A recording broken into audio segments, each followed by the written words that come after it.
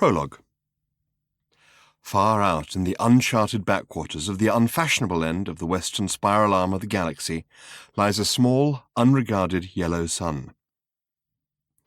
Orbiting this at a distance of roughly 92 million miles is an utterly insignificant little blue-green planet whose ape-descended life forms are so amazingly primitive that they still think digital watches are a pretty neat idea. This planet has, or had, a problem, which was this. Most of the people living on it were unhappy for pretty much of the time. Many solutions were suggested for this problem, but most of these were largely concerned with the movements of small green pieces of paper, which is odd because on the whole it wasn't the small green pieces of paper which were unhappy. And so the problem remained. Lots of the people were mean, and most of them were miserable, even the ones with digital watches. Many were increasingly of the opinion that they'd all made a big mistake in coming down from the trees in the first place, and some said that even the trees had been a bad move and that no one should ever have left the oceans. And then, one Thursday, nearly 2,000 years after one man had been nailed to a tree for saying how great it would be to be nice to people for a change, a girl sitting on her own in a small cafe in Rickmansworth suddenly realized what it was that had been going wrong all this time, and she finally knew how the world could be made a good and happy place. This time it was right, it would work, and no one would have to get nailed to anything. Sadly, however, before she could get to a phone to tell anyone about it, the Earth was unexpectedly demolished to make way for a new hyperspace bypass, and so the idea was lost, seemingly forever. This is her story. Chapter 1. That evening it was dark early, which was normal for the time of year. It was cold and windy, which was normal. It started to rain, which was particularly normal. A spacecraft landed, which was not. There was nobody around to see it except for some spectacularly stupid quadrupeds who hadn't the faintest idea what to make of it, and whether they were meant to make anything of it, or eat it, or what. So they did what they did to everything, which was to run away from it and try to hide under each other, which never worked. It slipped down out of the clouds, seemingly balanced on a single beam of light. From a distance you would scarcely have noticed it through the lightning and the storm clouds, but seen from close to, it was strangely beautiful, a grey craft of elegantly sculpted form, quite small. Of course, one never has the slightest notion what size or shape different species are going to turn out to be, but if you were to take the findings of the latest mid-galactic census report as any kind of accurate guide to statistical averages, you would probably guess that the craft would hold about 6 people, and you would be right. You'd probably guess that anyway. The census report, like most surveys, had cost an awful lot of money and didn't tell anybody anything they didn't already know, except that every single person in the galaxy had 2.4 legs and owned a hyena. Since this is clearly not true, the whole thing had eventually to be scrapped. The craft slid quietly down through the rain, its dim operating lights wrapping it in tasteful rainbows. It hummed very quietly, a hum which became gradually louder and deeper as it approached the ground, and which at an altitude of 6 inches became a heavy throb. At last it dropped and was quiet. A hatchway opened. A short flight of steps unfolded itself. A light appeared in the opening, a bright light streaming out into the wet night, and shadows moved within. A tall figure appeared in the light, looked round, flinched, and hurried down the steps, carrying a large shopping bag under its arm. It turned and gave a single abrupt wave back to the ship. Already the rain was streaming through its hair. "Thank you," he called out. "Thank you very—" He was interrupted by a sharp crack of thunder. He glanced up apprehensively, and in response to a sudden thought quickly started to rummage through the large plastic shopping bag, which he now discovered had a hole in the bottom. It had large characters printed on the side, which read, to anyone who could decipher the Centaurian alphabet, "Duty-free mega market, Port Brasta, Alpha Centauri. Be like the 22nd elephant with heated value in space. Bark." "Hold on," the figure called, waving at the ship. The steps, which had started to fold themselves back through the hatchway, stopped, re-unfolded, and allowed him back in. He emerged again a few seconds later, carrying a battered and threadbare towel, which he shoved into the bag. He waved again, hoisted the bag under his arm, and started to run for the shelter of some trees as behind him the spacecraft had already begun its ascent. Lightning flitted through the sky and made the figure pause for a moment, and then hurry onwards, revising his path to give the trees a wide berth. He moved swiftly across the ground, slipping here and there, hunching himself against the rain which was falling now with ever-increasing concentration, as if being pulled from the sky. His feet sloshed through the mud. Thunder grumbled over the hills. He pointlessly wiped the rain off his face and stumbled on. More lights. Not lightning this time, but more diffused and dimmer lights which played slowly over the horizon and faded. The figure paused again on seeing them, and then redoubled his steps, making directly towards the point on the horizon at which they had appeared. And now the ground was becoming steeper, sloping upwards, and after another 200 or 300 yards it led at last to an obstacle. The figure paused to examine the barrier, and then dropped the bag he was carrying over it before climbing over himself. Hardly had the figure touched the ground on the other side, when there came sweeping out of the rain towards him a machine, light streaming through the wall of water. The figure pressed back as the machine streaked towards him. It was a low, bulbous shape, like a small whale surfing, sleek, grey and rounded, and moving at terrifying speed. The figure instinctively threw up his hands to protect himself, but was hit only by a sluice of water as the machine swept past and off into the night.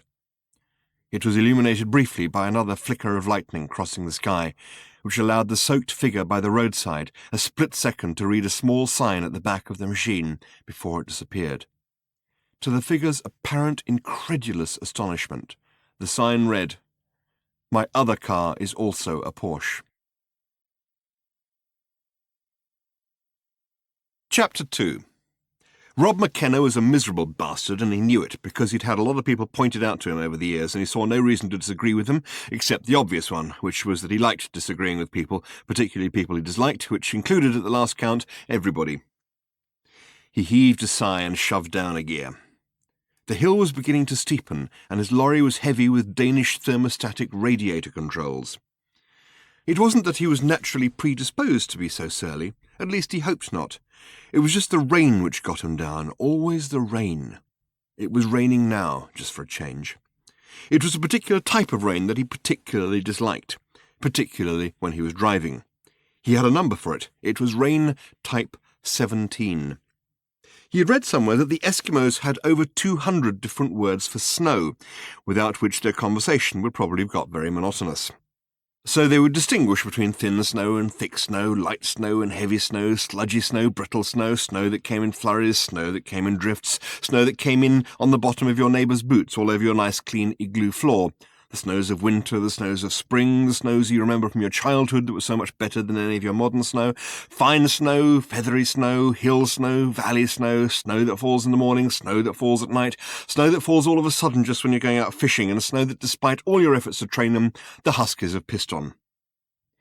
Rob McKenna had 231 different types of rain entered into his little book, and he didn't like any of them. He shifted down another gear, and the lorry heaved its revs up.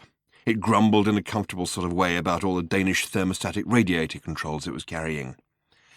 Since he had left Denmark the previous afternoon, he had been through types 33, light pricking drizzle which made the roads slippery, 39, heavy spotting, 47 to 51, vertical light drizzle through to sharply slanting light to moderate drizzle freshening, 87 and 88, two finely distinguished varieties of vertical torrential downpour, 100, post-downpour squalling, cold, all the sea storm types between 192 and 213 at once, 123, 124, 126, 127, mild and intermediate cold gusting, regular and syncopated cab drumming, 11, breezy droplets, and now his least favourite of all, 17.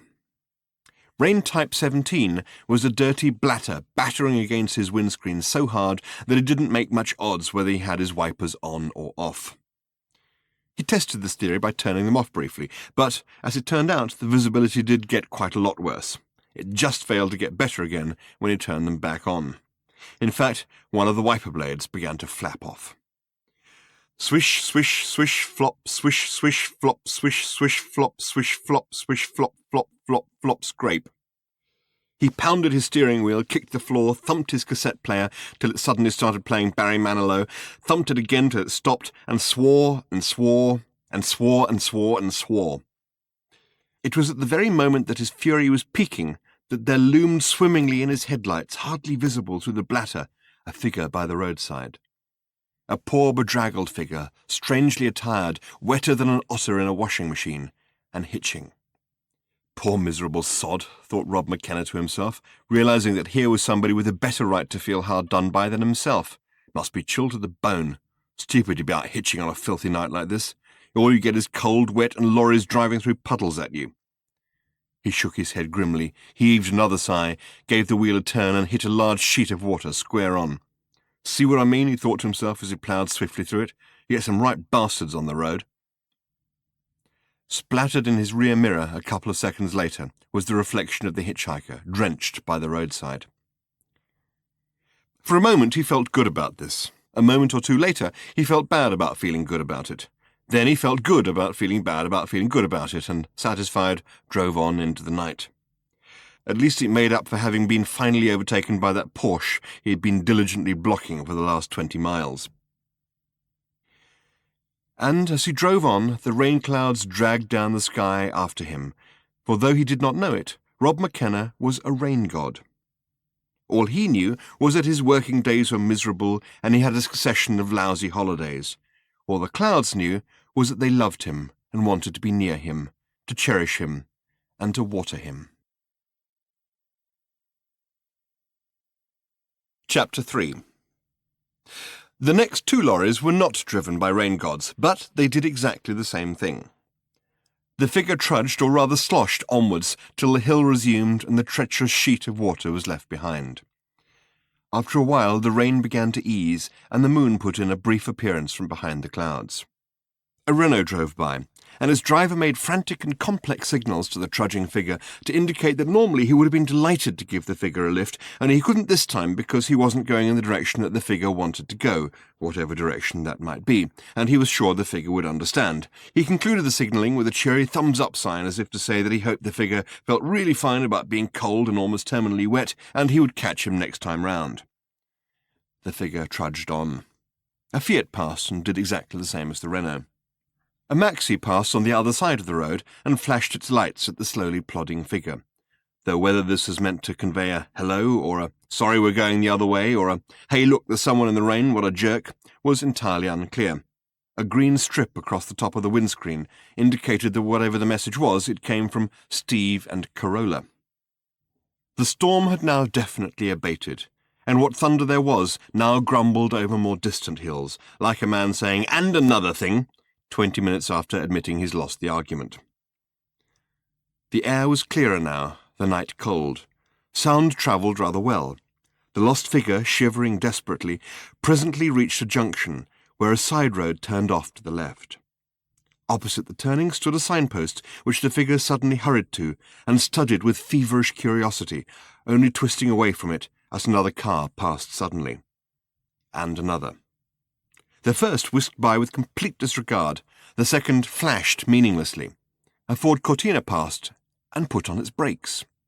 Lurching with surprise, the figure bundled his bag to his chest and hurried forward towards the car, but at the last moment the Cortina spun its wheels in the wet and careered off up the road, rather amusingly.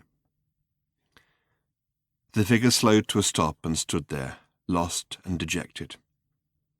As it chanced, the following day the driver of the Cortina went into hospital to have his appendix out, only due to a rather amusing mix-up, the surgeon removed his leg in error, and before the appendectomy could be rescheduled, the appendicitis complicated into an entertainingly serious case of peritonitis, and justice, in its way, was served.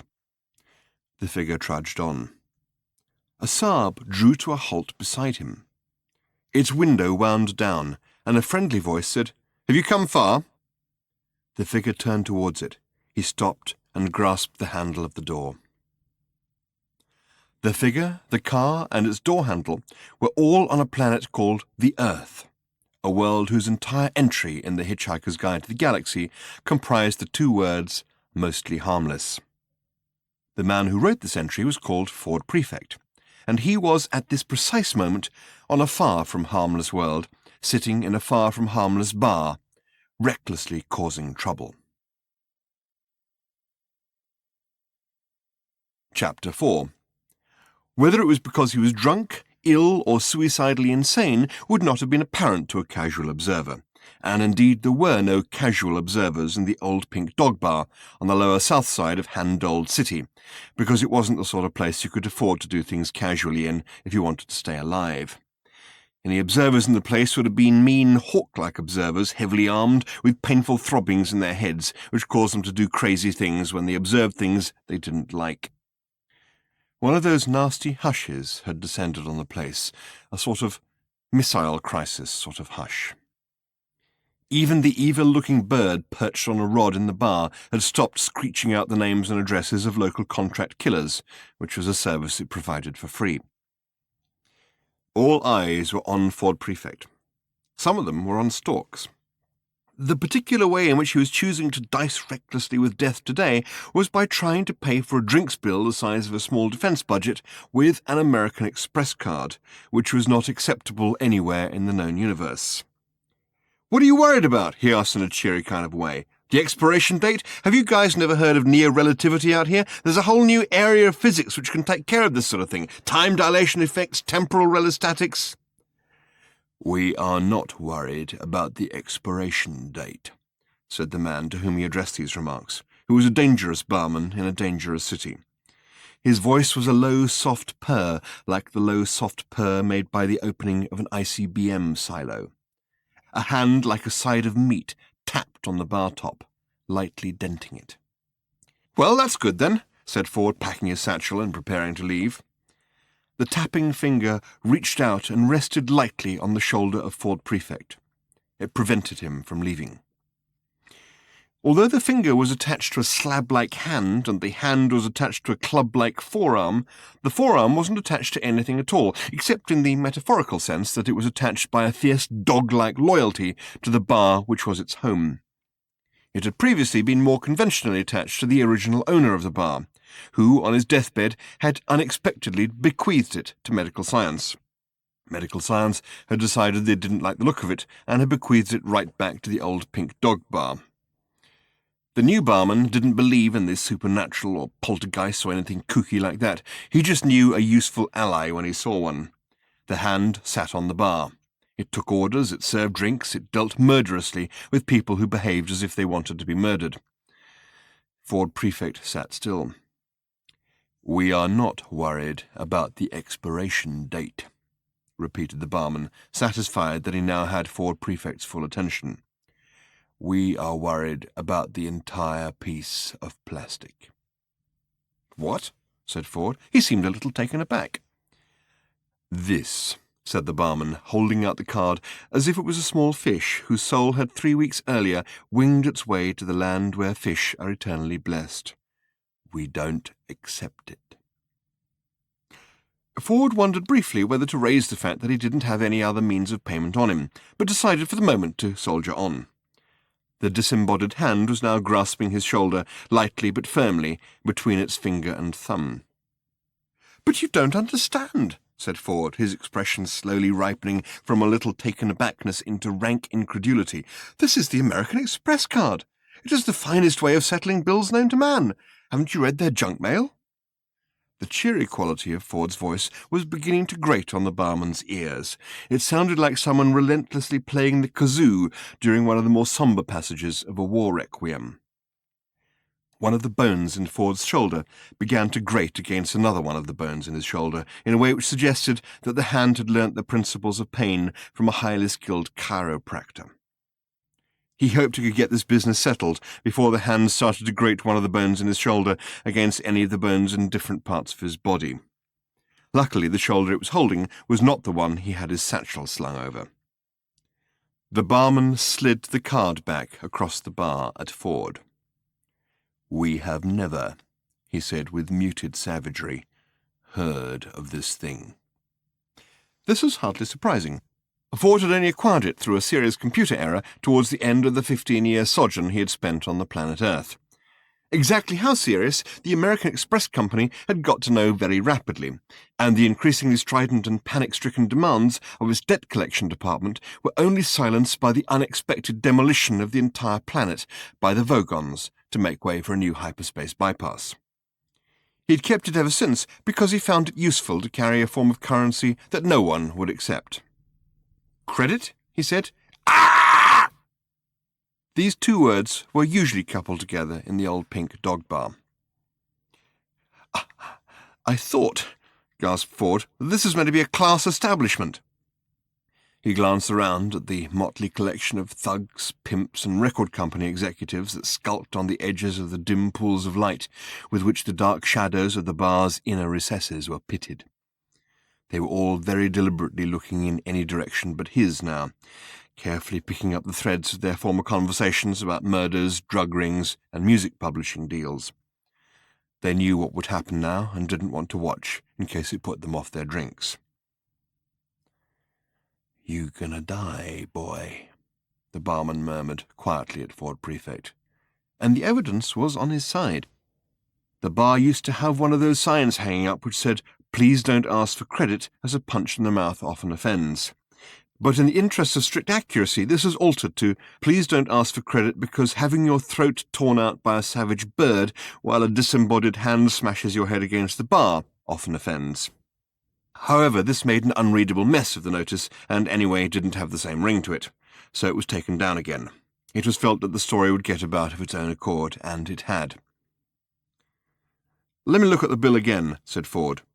He picked it up and studied it thoughtfully under the malevolent gaze of the barman, and the equally malevolent gaze of the bird, which was currently gouging great furrows in the bar top with its talons. It was a rather lengthy piece of paper. At the bottom of it was a number which looked like one of those serial numbers you find on the underside of stereo sets, which always take so long to copy onto the registration form. He had, after all, been in the bar all day. He had been drinking a lot of stuff with bubbles in it, and he had bought an awful lot of rounds for all the pimps, thugs, and record executives who suddenly couldn't remember who he was. He cleared his throat rather quietly and patted his pockets. There was, as he knew, nothing in them. He rested his left hand lightly but firmly on the half-opened flap of his satchel. The disembodied hand renewed its pressure on his right shoulder.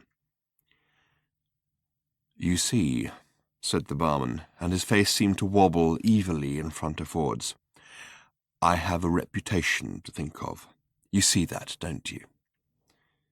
This is it, thought Ford. There was nothing else for it. He had obeyed the rules. He had made a bona fide attempt to pay his bill. It had been rejected. He was now in danger of his life. "Well," he said quietly, "if it's your reputation—" With a sudden flash of speed, he opened his satchel and slapped down on the bar top his copy of The Hitchhiker's Guide to the Galaxy, and the official card which said that he was a field researcher for the guide and absolutely not allowed to do what he was now doing. "Want a write-up?" The barman's face stopped in mid-wobble. The bird's talons stopped in mid-furrow. The hand slowly released its grip. "That," said the barman in a barely audible whisper from between dry lips, "will do nicely, sir." Chapter 5. The Hitchhiker's Guide to the Galaxy is a powerful organ. Indeed, its influence is so prodigious that strict rules have had to be drawn up by its editorial staff to prevent its misuse. So none of its field researchers are allowed to accept any kind of services, discounts, or preferential treatment of any kind in return for editorial favors, unless A. they have made a bona fide attempt to pay for a service in the normal way, B. their lives would otherwise be in danger, or C. they really want to.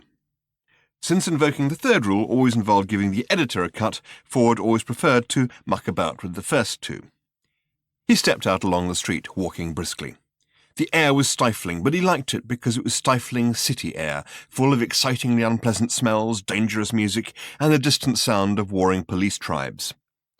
He carried his satchel with an easy swaying motion so that he could get a good swing at anybody who tried to take it from him without asking. It contained everything he owned, which at the moment wasn't much. A limousine careered down the street, dodging between the piles of burning garbage and frightening an old pack animal which lurched screeching out of its way, stumbled against the window of a herbal remedies shop, set off a wailing alarm, blundered off down the street, and then pretended to fall down the steps of a small pasta restaurant where it knew it would get photographed and fed. Ford was walking north. He thought he was probably on his way to the spaceport, but he had thought that before. He knew he was going through that part of the city where people's plans often changed quite abruptly. "Do you want to have a good time?" said a voice from the doorway. As far as I can tell," said Ford, "I'm having one, thanks." "Are you rich?" said another. This made Ford laugh. He turned and opened his arms in a wide gesture. "Do I look rich?" he said. "Don't know," said the girl. "Maybe, maybe not. Maybe you'll get rich. I have a very special service for rich people." "Oh, yes?" said Ford, intrigued but careful. "And what's that?" "I tell them it's okay to be rich." Gunfire erupted from a window high above them, but it was only a bass player getting shot for playing the wrong riff 3 times in a row, and bass players are 2 a penny in hand-doled city. Ford stopped and peered into the dark doorway. "You what?" he said. The girl laughed and stepped forward a little out of the shadow. She was tall and had that kind of self-possessed shyness which is a great trick if you can do it.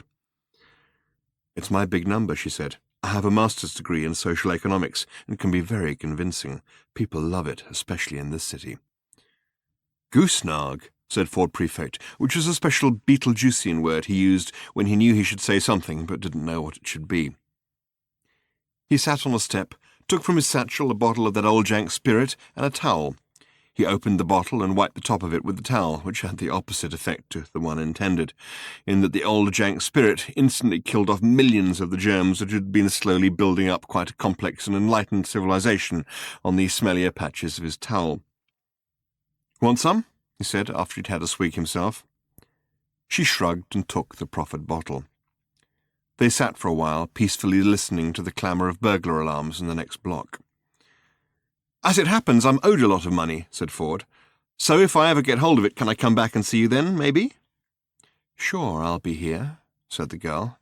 "How much is a lot?" 15 years back pay. "For?" "Writing 2 words.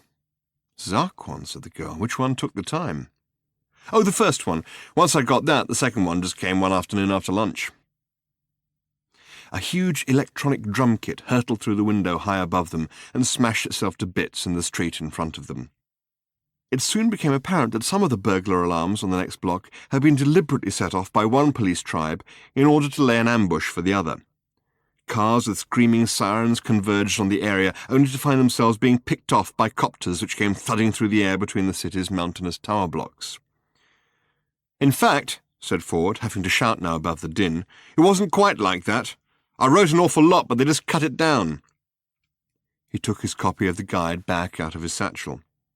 "Then the planet got demolished," he shouted. "Really worthwhile job, eh? They've still got to pay me, though." "You work for that thing?" the girl yelled back. "Yeah. Good number." "You want to see the stuff I wrote?" he shouted. "Before it gets erased? The new revisions are due to be released tonight over the net. Someone must have found out that the planet I spent 15 years on has been demolished by now. They missed it on the last few revisions, but it can't escape their notice forever." "It's getting impossible to talk, isn't it?" said the girl. "What?" She shrugged and pointed upwards. There was a copter above them now which seemed to be involved in a side skirmish with the band upstairs. Smoke was billowing from the building. The sound engineer was hanging out of the window by his fingertips, and a maddened guitarist was beating on his fingers with a burning guitar. The helicopter was firing at all of them. "Can we move?" They wandered down the street away from the noise. They ran into a street theatre group which tried to do a short play for them about the problems of the inner city, but then gave up and disappeared into the small restaurant most recently patronized by the pack animal. All the time, Ford was poking at the interface panel of the guide. They ducked into an alleyway. Ford squatted in a garbage can while information began to flood over the screen of the guide. He located his entry. Earth. Mostly harmless. Almost immediately, the screen became a mass of system messages. "Here it comes," he said. "Please wait," said the messages. "Entries are being updated over the sub-Ethernet. This entry is being revised. The system will be down for 10 seconds. At the end of the alley, a steel-grey limousine crawled past. "Hey, look," said the girl. "If you get paid, look me up. I'm a working girl and there are people over there who need me. I gotta go." She brushed aside Ford's half-articulated protests and left him sitting dejectedly on his garbage can, preparing to watch a large swathe of his working life being swept away electronically into the ether. Out in the streets, things had calmed down a little. The police battle had moved off to other sectors of the city. The few surviving members of the rock band had agreed to recognize their musical differences and pursue solo careers. The street theatre group were re-emerging from the pasta restaurant with the pack animal, telling it they would like to take it to a bar they knew where it would be treated with a little respect. And a little way further on, the steel-grey limousine was parked silently by the curbside. The girl hurried towards it. Behind her, in the darkness of the alley, a green, flickering glow was bathing Ford Prefect's face, and his eyes were slowly widening in astonishment.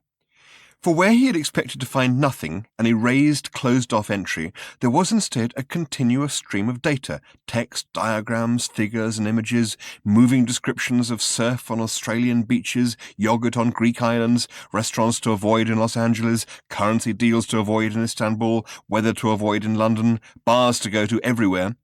Pages and pages of it. It was all there, everything he had written. With a deepening frown of blank incomprehension, he went backwards and forwards through it, stopping here and there at various entries. For instance, tips for aliens in New York. Land anywhere, Central Park anywhere, no one will care or indeed even notice. Surviving. Get a job as a cab driver immediately. A cab driver's job is to drive people anywhere they want to go to in big yellow machines called taxis. Don't worry if you don't know how the machine works and you can't speak the language, don't understand the geography or indeed the basic physics of the area, and have large green antennae growing out of your head. Believe me, this is the best way of staying inconspicuous. If your body is really weird, try showing it to people in the streets for money. Amphibious life forms from any of the worlds in these swelling, noxious, or nausealia systems will particularly enjoy the East River, which is said to be richer in those lovely life-giving nutrients than the finest and most virulent laboratory slime yet achieved. Having fun. This is the big section. It is impossible to have more fun without electrocuting your pleasure centres. Ford flipped the switch, which he saw was now marked Mode Execute Ready, instead of the now old-fashioned Access Standby, which had so long ago replaced the appallingly stone-aged Off. This was a planet he had seen completely destroyed, seen with his own two eyes, or rather blinded as he had been by the hellish disruption of air and light, felt with his own 2 feet as the ground had started to pound at him like a hammer. Bucking, roaring, gripped by tidal waves of energy pouring out of the loathsome yellow Vogon ships. And then at last, 5 seconds after the moment he had determined as being the last possible moment had already passed, the gently swinging nausea of dematerialization, as he and Arthur Dent had been beamed up through the atmosphere like a sports broadcast. There was no mistake, there couldn't have been. The Earth had definitely been destroyed, definitely. Boiled away into space. And yet here, he activated the guide again, was his own entry on how you would set about having a good time in Bournemouth, Dorset, England, which he had always prided himself on as being one of the most baroque pieces of invention he had ever delivered. He read it again and shook his head in sheer wonder. Suddenly he realized what the answer to the problem was, and it was this, that something very weird was happening. And as something very weird was happening, he thought he wanted it to be happening to him. He stashed the guide back in his satchel and hurried out onto the street again. Walking north again, he passed a steel-grey limousine parked by the curbside, and from a nearby doorway he heard a soft voice saying, "It's okay, honey. It's really okay. You've got to learn to feel good about it. Look at the way the whole economy is structured." Ford grinned, detoured round the next block, which was now in flames, found a police helicopter which was standing unattended in the street, broke into it, strapped himself in, crossed his fingers, and sent it hurtling inexpertly into the sky. He weaved terrifyingly up through the canyoned walls of the city, and, once clear of them, hurtled through the black and red pall of smoke which hung permanently above it. 10 minutes later, with all the copter's sirens blazing and its rapid-fire cannon blasting at random into the clouds, Fort Prefect brought it careering down among the gantries and landing lights at Handold Spaceport, where it settled like a gigantic, startled and very noisy gnat. Since he hadn't damaged it too much, he was able to trade it in for a first-class ticket on the next ship leaving the system, and settled into one of its huge, voluptuous, body-hugging seats. This is going to be fun, he thought to himself, as the ship blinked silently across the insane distances of deep space, and the cabin service got into its full, extravagant swing. "Yes, please," he said to the cabin attendants whenever they glided up to offer him anything at all. He smiled with a curious kind of manic joy as he flipped again through the mysteriously reinstated entry on the planet Earth. He had a major piece of unfinished business that he would now be able to attend to, and was terribly pleased that life had suddenly furnished him with a serious goal to achieve. It suddenly occurred to him to wonder where Arthur Dent was, and if he knew. Arthur Dent was 1,437 light-years away in a Saab, and anxious. Behind him in the back seat was a girl who had made him crack his head on the door as he climbed in. He didn't know if it was just because she was the first female of his own species that he'd laid eyes on in years, or what it was, but he felt stupefied with... "This is absurd," he told himself. "Calm down," he told himself. "You are not," he continued to himself in the firmest internal voice he could muster, "in a fit and rational state. You have just hitchhiked over 100,000 light-years across the galaxy. You are very tired, a little confused, and extremely vulnerable. Relax, don't panic, concentrate on breathing deeply." He twisted round in his seat. "Are you sure she's all right?" he said again. Beyond the fact that she was, to him, heart-thumpingly beautiful, he could make out very little: how tall she was, how old she was, the exact shading of her hair, nor could he ask her anything about herself, because, sadly, she was completely unconscious. "She's just drugged," said her brother, shrugging, not moving his eye from the road ahead. "And that's all right, is it?" said Arthur in alarm. "Suits me," he said. "Ah," said Arthur. He added after a moment's thought. The conversation so far had been going astoundingly badly. After an initial flurry of opening hellos, he and Russell, the wonderful girl's brother's name was Russell, a name which to Arthur's mind always suggested burly men with blonde moustaches and blow-dried hair, who would, at the slightest provocation, start wearing velvet tuxedos and frilly shirt fronts, and would then have to be forcibly restrained from commentating on snooker matches, had quickly discovered that they didn't like each other. Russell was a burly man. He had a blonde moustache. His hair was fine and blow-dried. To be fair to him, though Arthur didn't see any necessity for this beyond the sheer mental exercise of it, he, Arthur, was looking pretty grim himself. A man can't cross 100,000 light-years, mostly in other people's baggage compartments, without beginning to fray a little, and Arthur had frayed a lot. "She's not a junkie," said Russell suddenly, as if he clearly thought that someone else in the car might be. "She's under sedation." "But that's terrible," said Arthur, twisting round to look at her again. She seemed to stir slightly, and her head slipped sideways on her shoulder. Her dark hair fell across her face, obscuring it. What's the matter with her? Is she ill?" "No," said Russell, "merely barking mad." "What?" said Arthur, horrified. "Loopy, completely bananas. I'm taking her back to the hospital and telling him to have another go. They let her out while she still thought she was a hedgehog." "A hedgehog?" Russell hooted his horn fiercely at a car that came round the corner towards them, halfway on their side of the road, making them swerve. The anger seemed to make him feel better. "Well, maybe not a hedgehog," he said after he'd settled down again, "though it'd probably be simpler to deal with if she did. If somebody thinks they're a hedgehog, presumably you just give them a mirror and a few pictures of hedgehogs and tell them to sort it out for themselves. Come down again when they feel better. At least medical science could deal with it, that's the point. Seems that's not good enough for Fenny, though." "Fenny? You know what I got her for Christmas?" Well, no. Black's Medical Dictionary." "Nice present." "I thought so. Thousands of diseases in it, all in alphabetical order." "You say her name is Fenny?" "Yeah, take your pick," I said. "Anything in here can be dealt with. The proper drugs can be prescribed. But no, she has to have something different, just to make life difficult. She was like that at school, you know." "Oh, was she?" "She was. Fell over playing hockey and broke a bone nobody had ever heard of." "I can see how that would be irritating." said Arthur doubtfully. He was rather disappointed to discover her name was Fenny. It was a rather silly, dispiriting name, such as an unlovely maiden aunt might vote herself if she couldn't sustain the name Fenella properly. Not that I wasn't sympathetic, continued Russell, but it did get a bit irritating. She was limping for months. He slowed down. This is your turning, isn't it? No, said Arthur. 5 miles further on, if that's all right. OK, said Russell after a very tiny pause to indicate that it wasn't, and speeded up again. It was, in fact, Arthur's turning, but he couldn't leave without finding out something more about this girl who seemed to have taken such a grip on his mind without even waking up. He could take either of the next 2 turnings. They led back to the village that had been his home, though what he would find there he hesitated to imagine.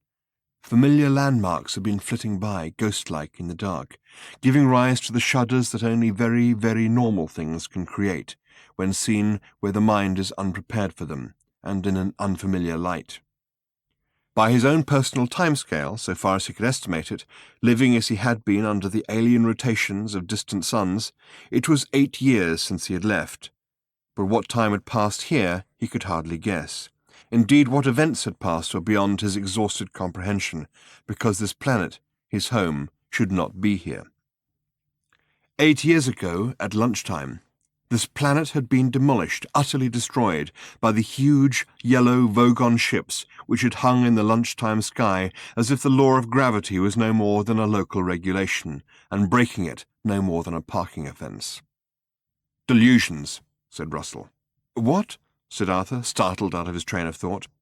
She says she suffers from strange delusions that she's living in the real world.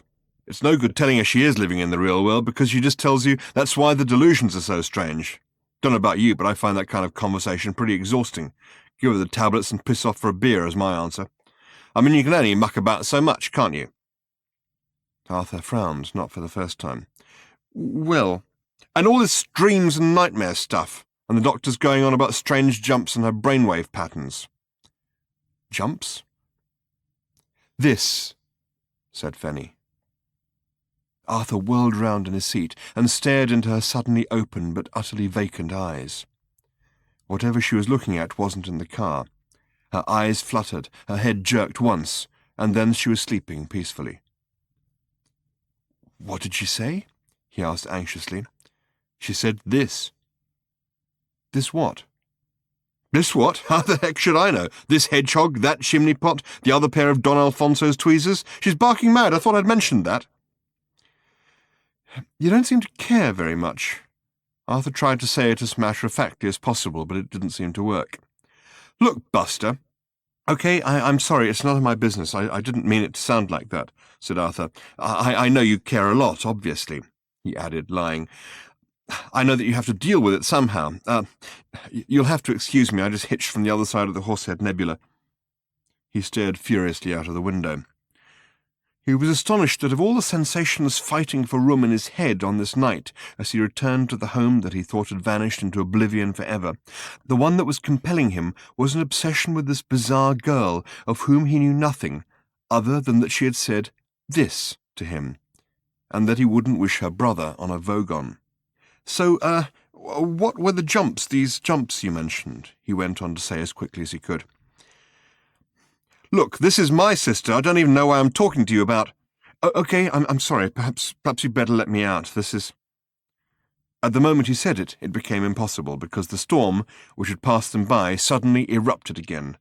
Lightning belted through the sky, and someone seemed to have been pouring something which closely resembled the Atlantic Ocean over them through a sieve. Russell swore and steered intently for a few seconds as the sky blattered at them. He worked out his anger by rashly accelerating to pass a lorry marked McKenna's All-Weather Haulage. The tension eased as the rain subsided. It started with all that business of the CIA agent they found in the reservoir, when everybody had the hallucinations and everything, you remember? Arthur wondered for a moment whether to mention again that he had just hitchhiked back from the other side of the Horsehead Nebula, and was for this and various other related and astounding reasons a little out of touch with recent events. But he decided it would only confuse matters further. No, he said. That was the moment she cracked up. She was in a cafe somewhere, Rickmansworth. Don't know what she was doing there, but that was where she cracked up. Apparently she stood up, calmly announced she had undergone some extraordinary revelation or something, wobbled a bit, looked confused, and finally collapsed screaming into an egg sandwich. Arthur winced. "I'm very sorry to hear that," he said, a little stiffly. Russell made a sort of grumping noise. "So what," said Arthur in an attempt to piece things together, "was the CIA agent doing in the reservoir?" "Well, bobbing up and down, of course. He was dead." "But what—" "Oh, come on, you remember all that stuff, the hallucinations. Everyone said it was a cock-up, the CIA trying experiments into drug warfare or something. Some crackpot theory that instead of invading a country it would be much cheaper and more effective to make everyone think they'd been invaded." What hallucinations were those exactly?" said Arthur in a rather quiet voice. "What do you mean, what hallucinations? I'm talking about all that stuff with the big yellow ships, everyone going crazy and saying we're going to die, and then pop, they vanished as the effect wore off. The CIA denied it, which meant it must be true." Arthur's head went a little swimmy. His hand grabbed at something to steady himself and gripped it tightly. His mouth made little opening and closing movements as if it was on his mind to say something, but nothing emerged. "Anyway," continued Russell, "whatever drug it was didn't seem to wear off so fast with Fenny. I was all for suing the CIA, but a lawyer friend of mine said it'd be like trying to attack a lunatic asylum with a banana, so—" He shrugged. "The Vogon—" squeaked Arthur. "The Vogon? The yellow ships vanished?" "Well, of course they did. They were hallucinations," said Russell, and he looked at Arthur oddly. "You're trying to say you don't remember any of this? Where have you been, for heaven's sake?" This was, to Arthur, such an astonishingly good question that he half leapt out of his seat with shock. "Christ!" yelled Russell, fighting to control the car, which was suddenly trying to skid. He pulled it out of the path of an oncoming lorry and swerved up onto a grass bank. As the car lurched to a halt, the girl in the back was thrown against Russell's seat and collapsed awkwardly. Arthur twisted round in horror. "Is she all right?" he blurted out. Russell swept his hands angrily back through his blow-dried hair. He tugged at his blonde moustache. He turned to Arthur. "Would you please," he said, "let go of the handbrake?" Chapter 6. From here it was a 4-mile walk to his village. A mile further to the turning, to which the abominable Russell had now fiercely declined to take him, and from there a further 3 miles of winding country lane. The Saab seethed off into the night. Arthur watched it go, as stunned as a man might be who, having believed himself to be totally blind for 5 years, suddenly discovers that he had merely been wearing too large a hat. He shook his head sharply in the hope that it might dislodge some salient fact which would fall into place and make some sense of an otherwise utterly bewildering universe. But since the salient fact, if there was one, entirely failed to do this, he set off up the road again, hoping that a good vigorous walk, and maybe even some good painful blisters, would help to reassure him of his own existence at least, if not his sanity. It was 10:30 when he arrived, a fact he discovered from the steamed and greasy window of the Horse and Groom pub, in which there had hung for many years a battered old Guinness clock, which featured a picture of an emu with a pint glass jammed rather amusingly down its throat. This was the pub at which he had passed the fateful lunchtime, during which first his house and then the entire planet Earth had been demolished, or rather, had seemed to be demolished. No, damn it, had been demolished, because if it hadn't, then where the bloody heck had he been for the last 8 years, and how had he got there if not in one of those big yellow Vogon ships which the appalling Russell had just been telling him were merely drug-induced hallucinations, and yet if it had been demolished, what was he currently standing on? He jammed the brake on this line of thought because it wasn't going to get him any further than it had the last 20 times he'd been over it. He started again. This was the pub at which he had passed the fateful lunchtime during which whatever it was had happened, that he was going to have to sort out later, had happened. And it still didn't make sense. He started again. This was the pub in which... This was a pub. Pubs served drinks, and he couldn't half do with one. Satisfied that his jumbled thought processes had at last arrived at a conclusion, and a conclusion he was happy with, even if it wasn't the one he'd set out to achieve, he strode towards the door. And stopped. A small, black, wire-haired terrier ran out from behind a low wall, and then, catching sight of Arthur, began to snarl. Now, Arthur knew this dog, and he knew it well.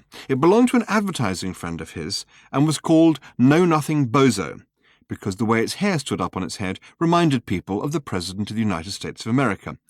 And the dog knew Arthur, or at least should do. It was a stupid dog, could not even read an autocue, which is why some people had protested about its name. But it should at least have been able to recognize Arthur instead of standing there, hackles raised, as if Arthur was the most fearful apparition ever to intrude upon its feeble-witted life. This prompted Arthur to go and peer at the window again, this time with an eye not for the asphyxiating emu, but for himself. Seeing himself for the first time, suddenly in a familiar context, he had to admit that the dog had a point. He looked a lot like something a farmer would use to scare birds with, and there was no doubt but that to go into the pub in his present condition would excite comment of a raucous kind. And worse still, there would doubtless be several people in there at the moment whom he knew, all of whom would be bound to bombard him with questions which, at the moment, he felt ill-equipped to deal with. Will Smithers, for instance, the owner of Know-Nothing Bozo, the non-wonder dog, an animal so stupid that it had been sacked from one of Will's own commercials for being incapable of knowing which dog food it was supposed to prefer, despite the fact that the meat in all the other bowls had had engine oil poured over it. Will would definitely be in there. Here was his dog, there was his car, a grey Porsche 928S, with a sign in the back window which read, "My other car is also a Porsche." Damn him. He stared at it and realised that he had just learnt something he hadn't known before. Will Smithers, like most of the overpaid and underscrupulous bastards Arthur knew in advertising, made a point of changing his car every August, so that he could tell people his accountant made him do it, though the truth was that his accountant was trying like hell to stop him, what with all the alimony he had to pay and so on. And this was the same car Arthur remembered him having before. The number plate proclaimed its year. Given that it was now winter, and that the event which had caused Arthur so much trouble 8 of his personal years ago had occurred at the beginning of September, less than 6 or 7 months could have passed here. He stood terribly still for a moment, and let Know-Nothing Bozo jump up and down yapping at him. He was suddenly stunned by a realization he could no longer avoid, which was this. He was now an alien on his own world. Try as they might, no one was even going to be able to believe his story. Not only did it sound perfectly potty, but it was flatly contradicted by the simplest observable facts. Was this really the Earth? Was there the slightest possibility that he'd made some extraordinary mistake? The pub in front of him was unbearably familiar to him in every detail, every brick, every piece of peeling paint, and inside he could sense its familiar, stuffy, noisy warmth, its exposed beams, its unauthentic cast-iron light fittings, its bar sticky with beer that people he knew had put their elbows in, overlooked by cardboard cutouts of girls with packets of peanuts stapled all over their breasts. It was all the stuff of his home, his world. He even knew this blasted dog. "Hey, Know-Nothing!"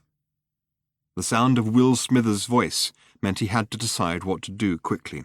If he stood his ground, he would be discovered, and the whole circus would begin. To hide would only postpone the moment, and it was bitterly cold now. The fact that it was Will made the choice easier. It wasn't that Arthur disliked him as such. Will was quite fun. It was just that he was fun in such an exhausting way, because, being in advertising, he always wanted you to know how much fun he was having, and where he'd got his jacket from. Mindful of this, Arthur hid behind a van. "Hey, Know-Nothing, what's up?" The door opened and Will came out, wearing a leather flying jacket that he'd got a mate of his at the Road Research Laboratory to crash a car into specially, in order to get that battered look. Know-Nothing yelped with delight, and having got the attention it wanted, was happy to forget Arthur. Will was with some friends, and they had a game they played with the dog. "Commies!" they all shouted at the dog in chorus. "Commies! Commies! Commies!" The dog went berserk with barking, prancing up and down, yapping its little heart out, beside itself, in transports of ecstatic rage. They all laughed and cheered it on, then gradually dispersed to their various cars and disappeared into the night. "Well, that clears one thing up," thought Arthur from behind the van. "This is quite definitely the planet I remember."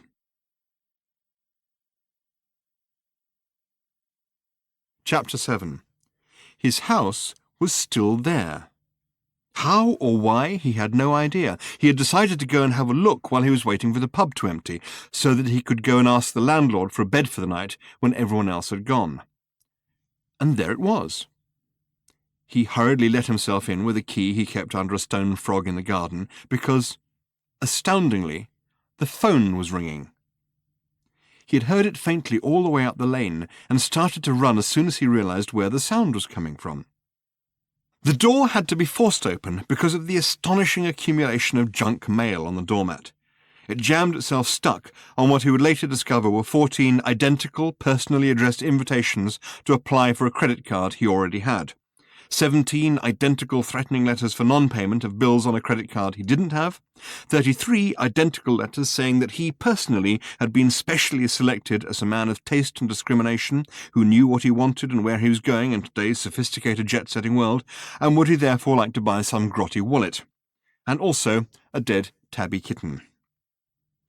He rammed himself through the relatively narrow opening afforded by all this, stumbled through a pile of wine offers that no discriminating connoisseur would want to miss, slithered over a heap of beach villa holidays, blundered up the dark stairs to his bedroom, and got to the phone just as it stopped ringing. He collapsed panting onto his cold, musty-smelling bed, and for a few minutes stopped trying to prevent the world from spinning round his head in the way it obviously wanted to. When it had enjoyed its little spin and had calmed down a bit, Arthur reached out for his bedside light, not expecting it to come on. To his surprise, it did. This appealed to Arthur's sense of logic. Since the electricity board cut him off without fail every time he paid his bill, it seemed only reasonable that they should leave him connected when he didn't. Sending them money obviously only drew attention to yourself. The room was much as he had left it, i.e. festeringly untidy, though the effect was muted a little by a thick layer of dust. Half-read books and magazines nestled amongst piles of half-used towels. Half pairs of socks reclined in half-drunk cups of coffee. What was once a half-eaten sandwich had now half-turned into something that Arthur entirely didn't want to know about. Bang a fork of lightning through this lot, he thought to himself, and you'd start the evolution of life off all over again. There was only one thing in the room that was different. For a moment or so he couldn't see what the one thing was that was different, because it too was covered in a film of disgusting dust. Then his eyes caught it and stopped. It was next to a battered old television, on which it was only possible to watch Open University study courses, because if it tried to show anything more exciting, it would break down. It was a box. Arthur pushed himself up on his elbows and peered at it. It was a grey box with a kind of dull lustre to it. It was a cubic grey box, just over a foot on a side. It was tied with a single grey ribbon, knotted into a neat bow on the top. He got up, walked over, and touched it in surprise. Whatever it was clearly gift-wrapped, neatly and beautifully, and was waiting for him to open it. Cautiously he picked it up and carried it back to the bed. He brushed the dust off the top and loosened the ribbon. The top of the box was a lid, with a flap tucked into the body of the box. He untucked it and looked into the box. In it was a glass globe, nestling in fine grey tissue paper. He drew it out carefully. It wasn't a proper globe because it was open at the bottom, or, as Arthur realized turning it over, at the top, with a thick rim. It was a bowl, a fish bowl. It was made of the most wonderful glass, perfectly transparent, yet with an extraordinary silver-grey quality, as if crystal and slate had gone into its making. Arthur slowly turned it over and over in his hands. It was one of the most beautiful objects he had ever seen, but he was entirely perplexed by it. He looked into the box, but other than the tissue paper, there was nothing. On the outside of the box, there was nothing. He turned the bowl round again. It was wonderful. It was exquisite. But it was a fish bowl. He tapped it with his thumbnail, and it rang with a deep and glorious chime, which was sustained for longer than seemed possible.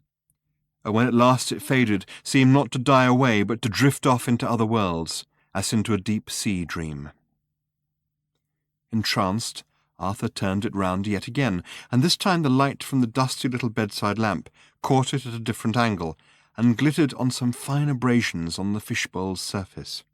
He held it up, adjusting the angle to the light, and suddenly saw clearly the finely engraved shapes of words shadowed on the glass. "So long," they said, "and thanks." And that was all. He blinked and understood nothing. For fully 5 more minutes he turned the object round and around. held it to the light at different angles, tapped it for its mesmerizing chime, and pondered on the meaning of the shadowy letters, but could find none.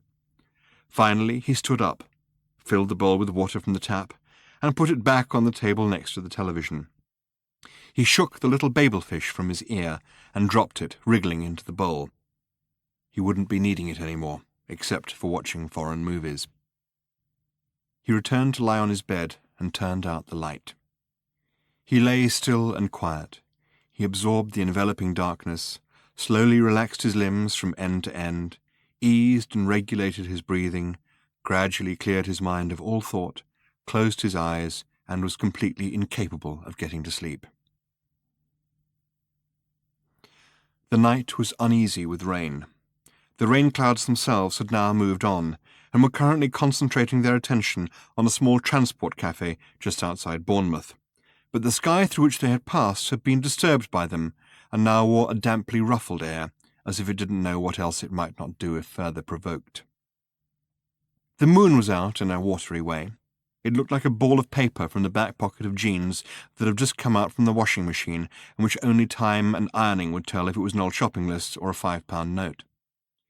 The wind flicked about a little, like the tail of a horse that's trying to decide what sort of mood it's in tonight, and a bell somewhere chimed midnight. A skylight creaked open. It was stiff and had to be jiggled and persuaded a little because the frame was slightly rotten and the hinge had at some time in its life been rather sensibly painted over. But eventually it was open.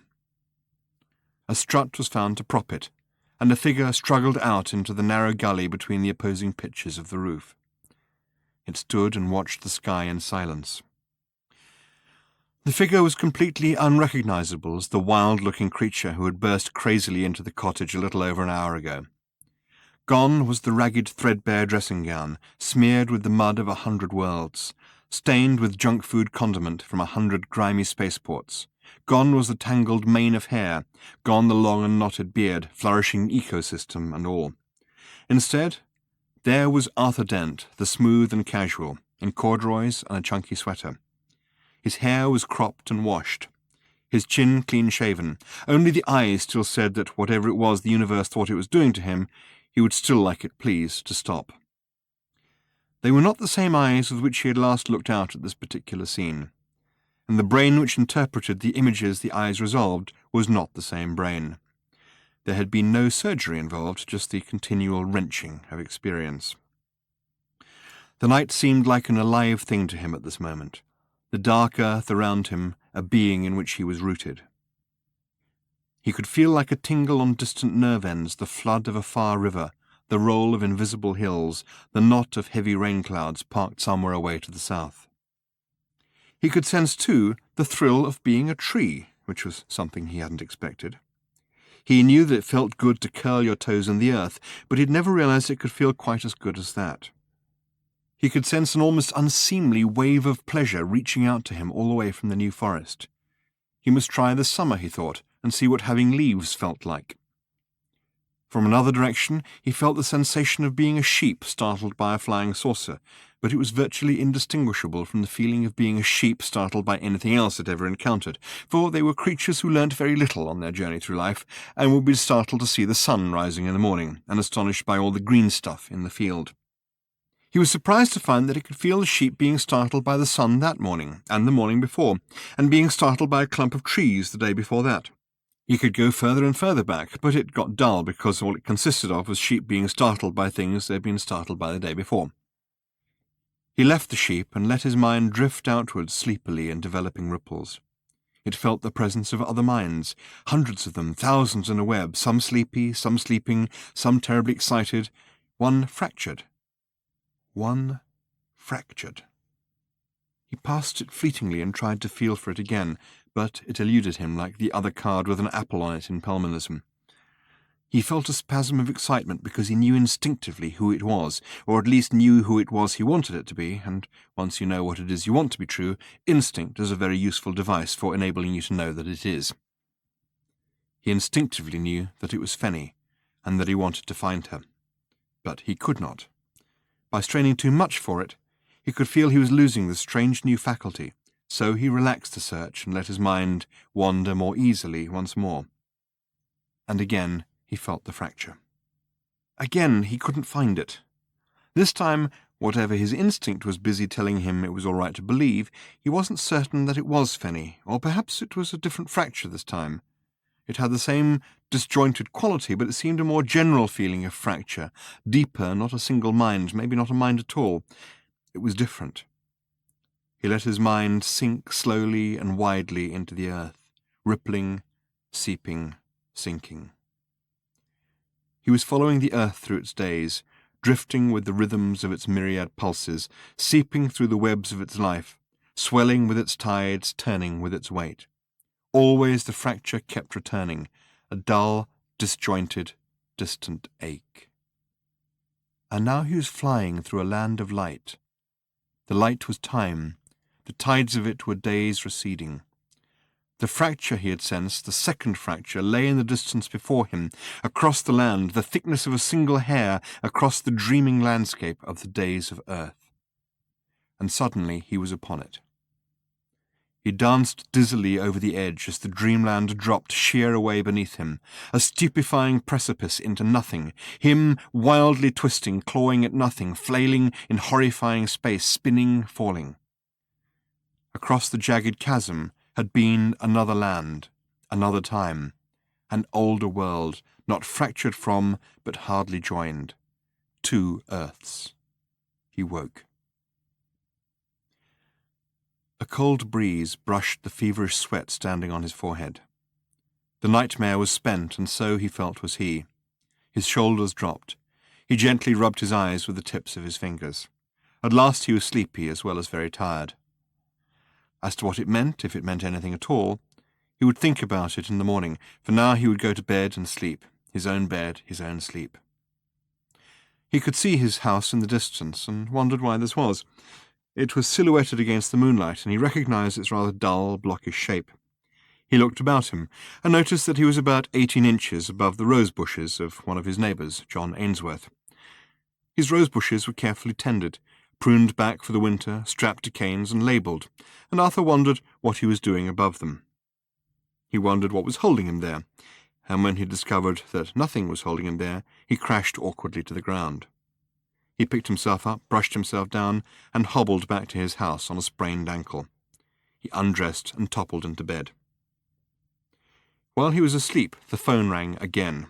It rang for fully 15 minutes, and caused him to turn over twice.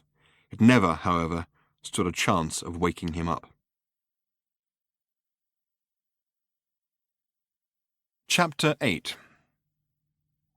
Arthur awoke feeling wonderful, absolutely fabulous, refreshed, overjoyed to be home, bouncing with energy, hardly disappointed at all to discover it was the middle of February. He almost danced to the fridge, found the 3 least hairy things in it, put them on a plate, and watched them intently for 2 minutes. Since they made no attempt to move within that time, he called them breakfast and ate them.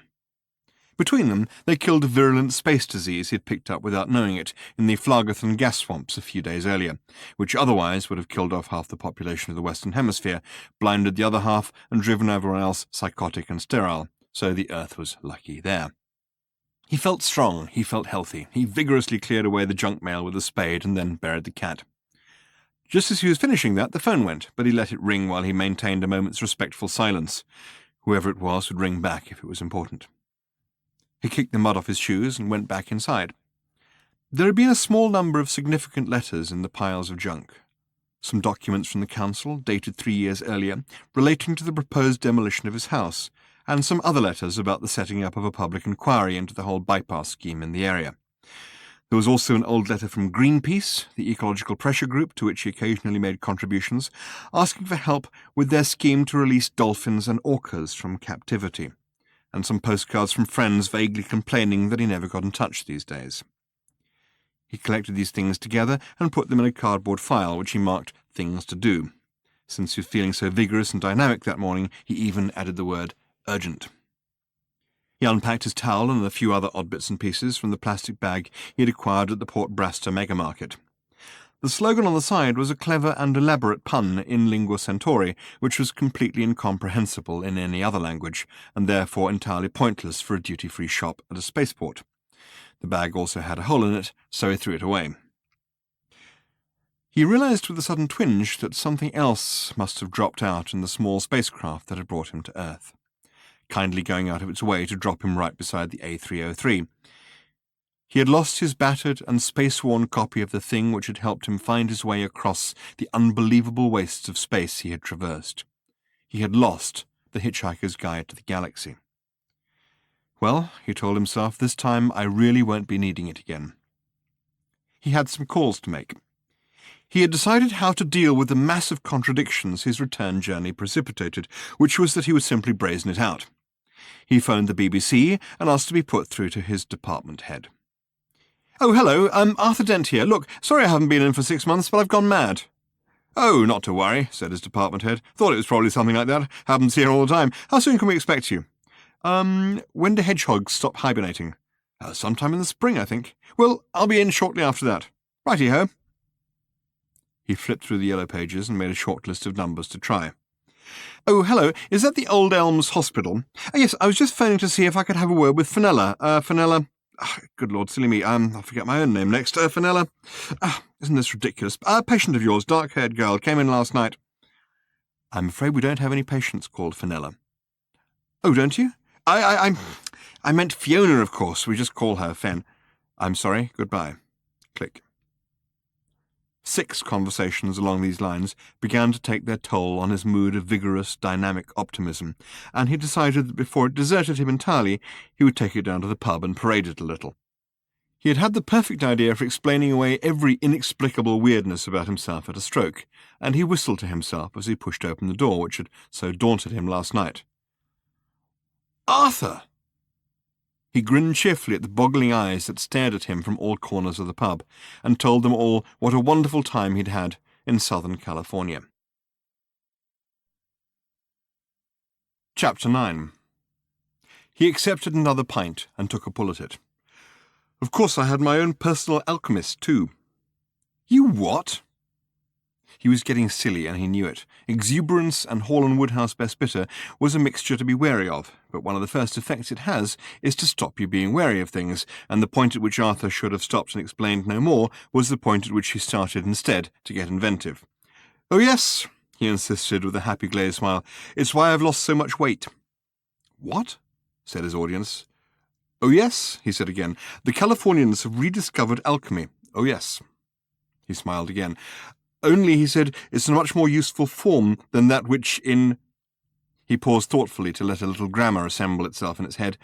"In which the ancients used to practice it. Or at least," he added, "failed to practice it. They couldn't get it to work, you know. Nostradamus and that lot couldn't cut it." "Nostradamus?" said one of his audience. "I didn't think he was an alchemist," said another. "I thought," said a third, "he was a seer." "He became a seer," said Arthur to his audience, the component parts of which were beginning to bob and blur a little, "because he was such a lousy alchemist. You should know that." He took another pull at his beer. It was something he had not tasted for 8 years. He tasted it and tasted it. "What has alchemy got to do," asked a bit of the audience, "with losing weight?" "I'm glad you asked that," said Arthur, "very glad, and I will now tell you what the connection is between—" He paused. "Between those two things, the things you mentioned, I'll tell you." He paused and manoeuvred his thoughts. It was like watching oil tankers doing 3-point turns in the English Channel. "They've discovered how to turn excess body fat into gold," he said in a sudden blurt of coherence. "You're kidding." "Oh, yes," he said. "No," he corrected himself. "They have." He rounded on the doubting part of his audience, which was all of it, so it took a little while to round on it completely.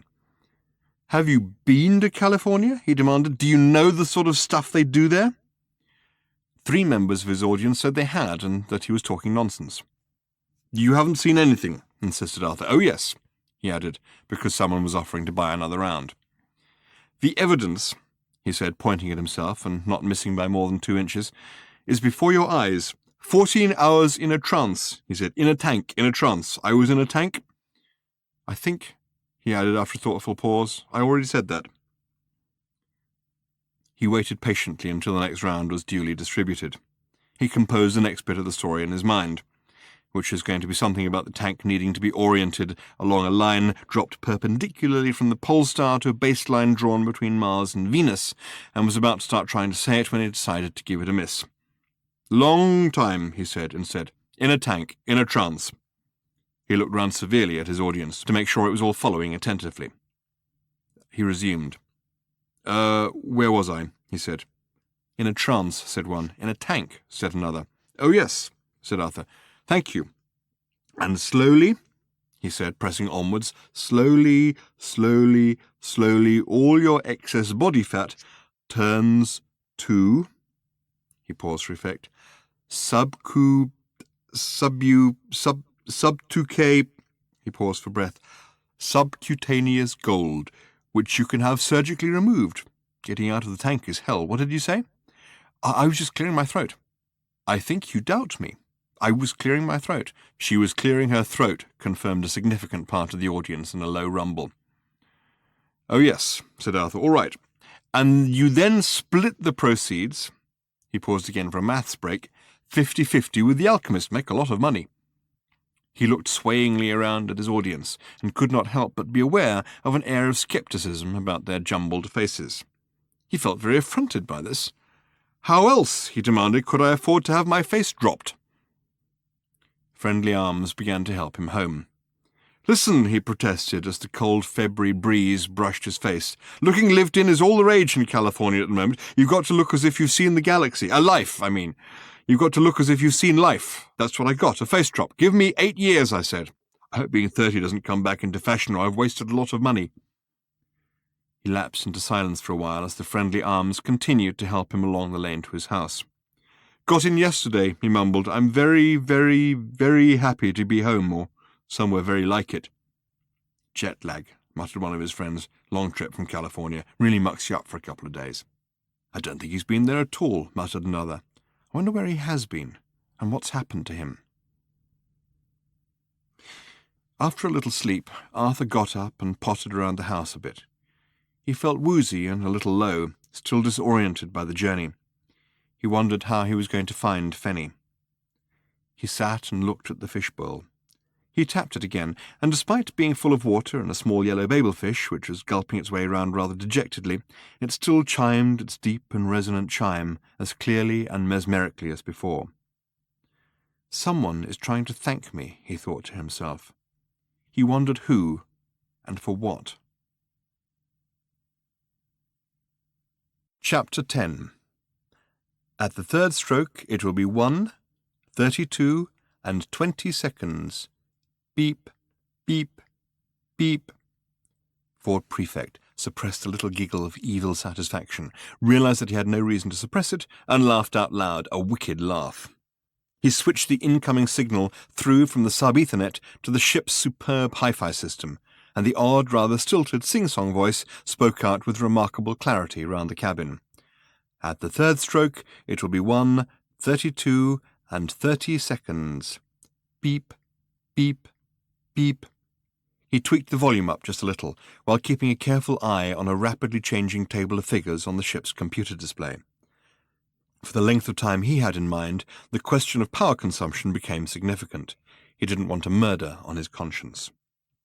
At the third stroke, it will be 1, 32, and 40 seconds. Beep, beep, beep. He checked around the small ship. He walked down the short corridor. At the third stroke, he stuck his head into a small, functional, gleaming steel bathroom. It will be... It sounded fine in there. He looked into the tiny sleeping quarters. 1, 32. It sounded a bit muffled. There was a towel hanging over one of the speakers. He took down the towel. And 50 seconds. Fine. He checked out the packed cargo hold and wasn't at all satisfied with the sound. There was altogether too much crated junk in the way. He stepped back out and waited for the door to seal. He broke open a closed control panel and pushed the jettison button. He didn't know why he hadn't thought of that before. A whooshing, rumbling noise died away quickly into silence. After a pause, a slight hiss could be heard again. It stopped. He waited for the green light to show and then opened the door again on the now empty cargo hold. 1, 33, and 50 seconds. Very nice. Beep, beep, beep. He then went and had a last thorough examination of the emergency suspended animation chamber, which was where he particularly wanted it to be heard. At the third stroke, it will be 1:34 precisely. He shivered as he peered down through the heavily frosted covering at the dim bulk of the form within. One day, who knew when, it would wake, and when it did, it would know what time it was. Not exactly local time, true, but what the heck. He double-checked the computer display above the freezer bed, dimmed the lights, and checked it again. At the third stroke, it will be... He tiptoed out and returned to the control cabin. 1:34 and 20 seconds. The voice sounded as clear as if he was hearing it over a phone in London, which he wasn't, not by a long way. He gazed out into the inky night. The star, the size of a brilliant biscuit crumb he could see in the distance, was Zondostina, or, as it was known in the world from which the rather stilted sing-song voice was being received, Pleiades Zeta. The bright orange curve that filled over half the visible area was the giant gas planet Sessophorus Magna, where the Zaxitian battleships docked, and rising over its horizon was a small, cool blue moon, Epon. At the third stroke, it will be... For 20 minutes he sat and watched as the gap between the ship and Epon closed, as the ship's computer teased and kneaded the numbers that would bring it into a loop around the little moon, close the loop, and keep it there, orbiting in perpetual obscurity. 1:59. His original plan had been to close down all external signaling and radiation from the ship, to render it as nearly invisible as possible, unless you were actually looking at it. But then he'd had an idea he preferred. It would now emit one single continuous beam, pencil-thin, broadcasting the incoming time signal to the planet of the signal's origin, which it would not reach for 400 years, travelling at light speed, but where it would probably cause something of a stir when it did. Beep, beep, beep. He sniggered. He didn't like to think of himself as the sort of person who giggled or sniggered, but he had to admit that he had been giggling and sniggering almost continuously for well over half an hour now. At the third stroke, the ship was now locked almost perfectly into its perpetual orbit round a little-known and never-visited moon. Almost perfect. One thing only remained. He ran again the computer simulation of the launching of the ship's little escapo buggy, balancing actions, reactions, tangential forces, all the mathematical poetry of motion, and saw that it was good. Before he left, he turned out the lights. As his tiny little cigar tube of an escape craft zipped out on the beginning of its 3-day journey to the orbiting space station Port Sessophron, it rode for a few seconds a long, pencil-thin beam of radiation that was starting out on a longer journey still. At the third stroke, it will be 2:13 and 50 seconds. He giggled and sniggered. He would have laughed out loud, but he didn't have room. Beep, beep, beep. Chapter 11. April showers I hate especially. However non-committally Arthur grunted, the man seemed determined to talk to him. He wondered if he should get up and move to another table, but there didn't seem to be one free in the whole cafeteria. He stirred his coffee fiercely. Bloody April showers, hate, hate, hate. Arthur stared, frowning, out of the window. A light, sunny spray of rain hung over the motorway. 2 months he'd been back now. Slipping back into his old life had in fact been laughably easy. People had such extraordinarily short memories, including him. 8 years of crazed wanderings around the galaxy now seemed to him not so much like a bad dream as like a film he had videotaped from the TV and now kept in the back of a cupboard without bothering to watch. One effect that still lingered, though, was his joy at being back. Now that the Earth's atmosphere had closed over its head for good, he thought, wrongly, everything within it gave him extraordinary pleasure. Looking at the silvery sparkle of the raindrops, he felt he had to protest. "Well, I like them," he said suddenly, "and for all the obvious reasons. They're light and refreshing. They sparkle and make you feel good." The man snorted derisively. "That's what they all say," he said, and glowered darkly from his corner seat. He was a lorry driver. Arthur knew this because his opening, unprovoked remark had been, "I'm a lorry driver. I hate driving in the rain. Ironic, isn't it? Bloody ironic." If there was a sequitur hidden in this remark, Arthur had not been able to divine it, and had merely given a little grunt, affable but not encouraging. But the man had not been deterred then, and was not deterred now. "They all say that about bloody April showers," he said. "So bloody nice, so bloody refreshing, such charming bloody weather." He leaned forward, screwing his face up as if he was going to say something extraordinary about the government. "What I want to know is this," he said. "If it's going to be nice weather, why," he almost spat, "can't it be nice without bloody raining?" Arthur gave up. He had decided to leave his coffee, which was too hot to drink quickly, and too nasty to drink cold. "Well, there you go," he said, and instead got up himself. "Bye." He stopped off at the service station shop, then walked back through the car park, making a point of enjoying the fine play of rain on his face. There was even, he noticed, a faint rainbow glistening over the Devon hills. He enjoyed that too. He climbed into his battered but adored old black Golf GTI, squealed the tyres, and headed out past the islands of petrol pumps and onto the slip road back towards the motorway.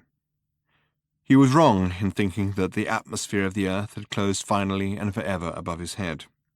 He was wrong to think that it would ever be possible to put behind him the tangled web of irresolutions into which his galactic travels had dragged him.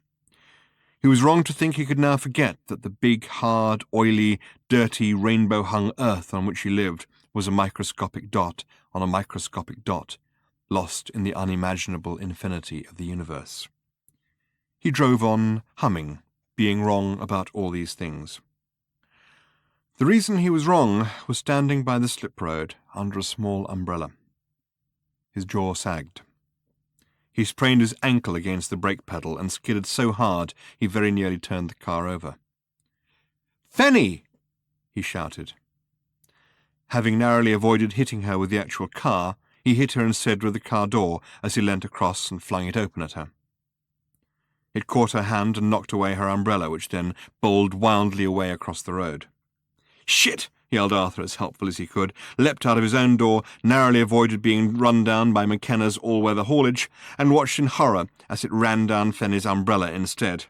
The lorry swept along the motorway and away. The umbrella lay like a recently swatted daddy-long-legs, expiring sadly on the ground. Tiny gusts of wind made it twitch a little. He picked it up. He said. There didn't seem to be a lot of point in offering the thing back to her. "How did you know my name?" she said. "Oh, well," he said, "look, I'll get you another one." He looked at her and tailed off. She was tallish, with dark hair which fell in waves around a pale and serious face. Standing still, alone, she seemed almost sombre, like a statue to some important but unpopular virtue in a formal garden. She seemed to be looking at something other than what she looked as if she was looking at. But when she smiled, as she did now, it was as if she suddenly arrived from somewhere. Warmth and life flooded into her face, an impossibly graceful movement into her body. The effect was very disconcerting, and it disconcerted Arthur like hell. She grinned, tossed her bag into the back, and swiveled herself into the front seat. "Don't worry about the umbrella," she said to him as she climbed in. "It was my brother's, and he can't have liked it, or he wouldn't have given it to me." She laughed and pulled on her seatbelt. "You're not a friend of my brother's, are you?" "No." Her voice was the only part of her which didn't say good. Her physical presence there in the car, his car, was quite extraordinary to Arthur. He felt, as he let the car pull slowly away, that he could hardly think or breathe, and hoped that neither of these functions were vital to his driving, or they were in trouble. So what he had experienced in the other car, her brother's car, the night he had returned exhausted and bewildered from his nightmare years in the stars, had not been the unbalance of the moment. Or, if it had been, he was at least twice as unbalanced now, and quite liable to fall off whatever it is that well-balanced people are supposed to be balancing on. "So," he said, hoping to kick the conversation off to an exciting start. "He was supposed to pick me up, my brother, but phoned to say he couldn't make it. I asked about buses, but the man started to look at a calendar rather than a timetable, so I decided to hitch. So, said Arthur. So here I am, and what I would like to know is how you know my name." "Perhaps we ought to first sort out," said Arthur, looking back over his shoulder as he eased his car into the motorway traffic, "where I'm taking you." Very close, he hoped, or a long way. Close would mean she lived near him. A long way would mean he could drive her there. "I'd like to go to Taunton," she said. "Please, if that's all right. It's not far. You can drop me at—" "You live in Taunton?" he said, hoping that he'd managed to sound merely curious rather than ecstatic. Taunton was wonderfully close to him. He could— "No, London," she said. "There's a train in just under an hour." It was the worst thing possible. Taunton was only minutes away up the motorway. He wondered what to do, and while he was wondering, with horror, heard himself saying, "Oh, I can take you to London, and let me take you to London." Bungling idiot. Why on earth had he said "let" in that stupid way? He was behaving like a 12-year-old. "Are you going to London?" she asked. I wasn't," he said, "but—" Bungling idiot. "It's very kind of you," she said, "but really, no. I like to go by train." And suddenly she was gone. Or rather, that part of her which brought her to life was gone.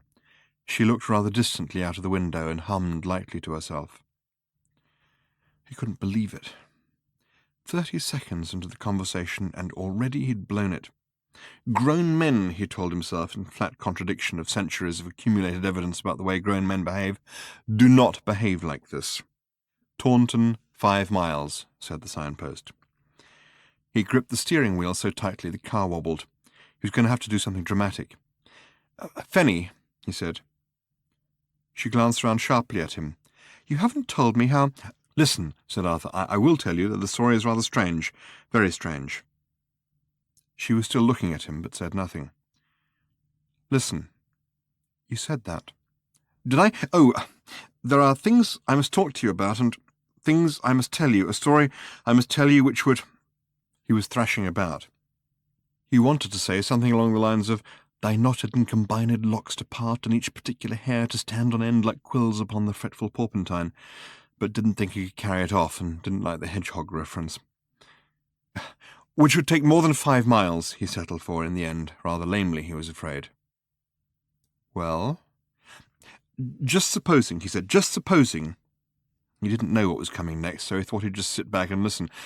"That there was some extraordinary way in which you were very important to me, and that, though you didn't know it, I was very important to you, but it all went for nothing because we only had 5 miles, and I was a stupid idiot at not knowing how to say something very important to someone I'd only just met and not crash into lorries at the same time. What would you say," he paused helplessly and looked at her, "I should do?" "Watch the road!" she yelped. "Shit!" He narrowly avoided careering into the side of 100 Italian washing machines and a German lorry. "I think," she said with a momentary sigh of relief, "you should buy me a drink before my train goes." Chapter 12. There is, for some reason, something especially grim about pubs near stations. A very particular kind of grubbiness, a special kind of pallor to the pork pies. Worse than the pork pies, though, are the sandwiches. There is a feeling which persists in England that making a sandwich interesting, attractive, or in any way pleasant to eat is something sinful that only foreigners do. "Make 'em dry," is the instruction buried somewhere in the collective national consciousness. "Make 'em rubbery. If you have to keep the buggers fresh, do it by washing 'em once a week." It is by eating sandwiches in pubs on Saturday lunchtimes that the British seek to atone for whatever their national sins have been. They're not altogether clear what those sins are, and don't want to know either. Sins are not the sort of things one wants to know about, but whatever sins there are amply atoned for by the sandwiches they make themselves eat. If there is anything worse than the sandwiches, it is the sausages which sit next to them, joyless tubes full of gristle, floating in a sea of something hot and sad, stuck with a plastic pin in the shape of a chef's hat. A memorial, one feels, for some chef who hated the world and died forgotten and alone among his cats in a back stair in Stepney. The sausages are for the ones who know what their sins are and wish to atone for something specific. "There must be somewhere better," said Arthur. "No time," said Fanny, glancing at her watch. "My train leaves in half an hour." They sat at a small wobbly table. On it were some dirty glasses and some soggy beer mats with jokes printed on them. Arthur got Fanny a tomato juice and himself a pint of yellow water with gas in it, and a couple of sausages. He didn't know why. He bought them for something to do while the gas settled in his glass. The barman dunked Arthur's change in a pool of beer on the bar, for which Arthur thanked him. "All right," said Fanny, glancing at her watch. "Tell me what it is you have to tell me." She sounded, as well she might, extremely sceptical, and Arthur's heart sank. Hardly, he felt, the most conducive setting to try to explain to her, as she sat there, suddenly cool and defensive, that in a sort of out-of-body dream he had had a telepathic sense that the mental breakdown she had suffered had been connected with the fact that, appearances to the contrary notwithstanding, the Earth had been demolished to make way for a new hyperspace bypass, something which he alone on Earth knew anything about, having virtually witnessed it from a Vogon spaceship, and that furthermore both his body and soul ached for her unbearably, and he needed to go to bed with her as soon as was humanly possible. "Fanny," he started, "I wonder if you'd like to buy some tickets for our raffle. It's just a little one." He glanced up sharply. "To raise money for Angie, who's retiring." "What?" "And needs a kidney machine." He was being leant over by a rather stiffly slim, middle-aged woman with a prim knitted suit, a prim little perm, and a prim little smile that probably got licked by prim little dogs a lot. She was holding out a small book of cloakroom tickets and a collecting tin. "Only 10p each," she said, "so you could probably even buy 2, without breaking the bank." She gave a tinkly little laugh and then a curiously long sigh. Saying "without breaking the bank" had obviously given her more pleasure than anything since some GIs had been billeted on her during the war. Yes, all right," said Arthur, hurriedly digging in his pocket and producing a couple of coins. With infuriating slowness and prim theatricality, if there was such a thing, the woman tore off 2 tickets and handed them to Arthur. "I do hope you win," she said with a smile that suddenly snapped together like a piece of advanced origami. "The prizes are so nice." Yes, thank you," said Arthur, pocketing the tickets rather brusquely and glancing at his watch. He turned towards Fanny. So did the woman with the raffle tickets. "And what about you, young lady?" she said. "It's for Angie's kidney machine. She's retiring, you see." "Yes." She hoisted the little smile even further up her face. She would have to stop and let it go soon, or the skin would surely split. Look, here you are," said Arthur, and pushed a 50p piece at her in the hope that that would see her off. "Oh, we are in the money, aren't we?" said the woman with a long, smiling sigh. "Down from London, are we?" Arthur wished she wouldn't talk so bloody slowly. "No, that's all right, really," he said with a wave of his hand, as she started with awful deliberation to peel off 5 tickets, one by one. "Oh, but you must have our tickets," insisted the woman, "or you won't be able to claim your prize. They're very nice prizes, you know, very suitable." Arthur snatched the tickets and said thank you as sharply as he could. The woman turned to Fanny once again. "And now what about—" "No!" Arthur nearly yelled. "These are for her," he explained, brandishing the 5 new tickets. "Oh, I see. How nice." She smiled sickeningly at both of them. "Well, I do hope—" "Yes," snapped Arthur, "thank you." The woman finally departed to the table next to theirs. Arthur turned desperately to Fanny, and was relieved to see that she was rocking with silent laughter. He smiled and sighed. "Where were we?" he said. "You were calling me Fanny, and I was about to ask you not to." "What do you mean?" She twirled the little wooden cocktail stick in her tomato juice. "It's why I asked if you were a friend of my brother's, or half-brother, really. He's the only one who calls me Fanny, and I'm not fond of him for it." "So what's—" "Fenchurch." "What?" "Fenchurch." "Fenchurch?" She looked at him sternly. "Yes," she said, "and I'm watching you like a lynx to see if you're going to ask the same silly question that everyone asks me till I want to scream. I shall be cross and disappointed if you do. Plus, I shall scream, so watch it." She smiled, shook her hair a little forward over her face, and peered at him from behind it. "Oh," he said, "that's a little unfair, isn't it?" "Yes." "Fine." "All right," she said with a laugh. "You can ask me. Might as well get it over with. Better than have you call me Fanny the whole time." "Presumably," said Arthur. "We've only got 2 tickets left, you see, and since you were so generous when I spoke to you before—" "What?" snapped Arthur. The woman with the perm and the smile and the now nearly empty book of cloakroom tickets was now waving the 2 last ones under his nose. "I thought I'd give the opportunity to you because the prizes are so nice." She wrinkled up her nose a little confidentially. "Very tasteful. I know you like them, and it is for Angie's retirement present, you see. We want to give her—" "A kidney machine, yes," said Arthur. "Here." He held out 2 more 10-pence pieces to her and took the tickets. A thought seemed to strike the woman. It struck her very slowly. You could watch it coming in like a long wave on a sandy beach. "Oh dear," she said, "I'm not interrupting anything, am I?" She peered anxiously at both of them. "No, it's fine," said Arthur. "Everything that could possibly be fine," he insisted, "is fine." "Thank you," he added. "I say," she said, in a delighted ecstasy of worry, "you're not in love, are you?" "It's very hard to say," said Arthur. "We haven't had a chance to talk yet." He glanced at Fenchurch. She was grinning. The woman nodded with knowing confidentiality. "I'll let you see the prizes in a minute," she said, and left. Arthur turned with a sigh back to the girl that he found it hard to say whether he was in love with. "You were about to ask me," she said, "a question." "Yes," said Arthur. "We can do it together, if you like," said Fenchurch. "Was I found in a handbag," joined in Arthur, "in the left luggage office," they said together, "at Fenchurch Street Station," they finished. "And the answer," said Fenchurch, "is no." "Fine," said Arthur. "I was conceived there." "What? In the left luggage office?" hooted Arthur. "No, of course not. Don't be silly. What would my parents be doing in the left luggage office?" she said, rather taken aback by the suggestion. "Well, I don't know," spluttered Arthur. "Or rather, it was in the ticket queue." The ticket queue, or so they claim. They refuse to elaborate. They only say you wouldn't believe how bored it is possible to get in the ticket queue at Fenchurch Street Station." She sipped demurely at her tomato juice and looked at her watch. Arthur continued to gurgle for a moment or two. "I'm going to have to go in a minute or two," said Fenchurch, "and you haven't begun to tell me whatever this terrifically extraordinary thing is that you're so keen to get off your chest." "Why don't you let me drive you to London?" said Arthur. "It's Saturday. I've got nothing particular to do. "No," said Fenchurch. "Thank you. It's sweet of you, but no.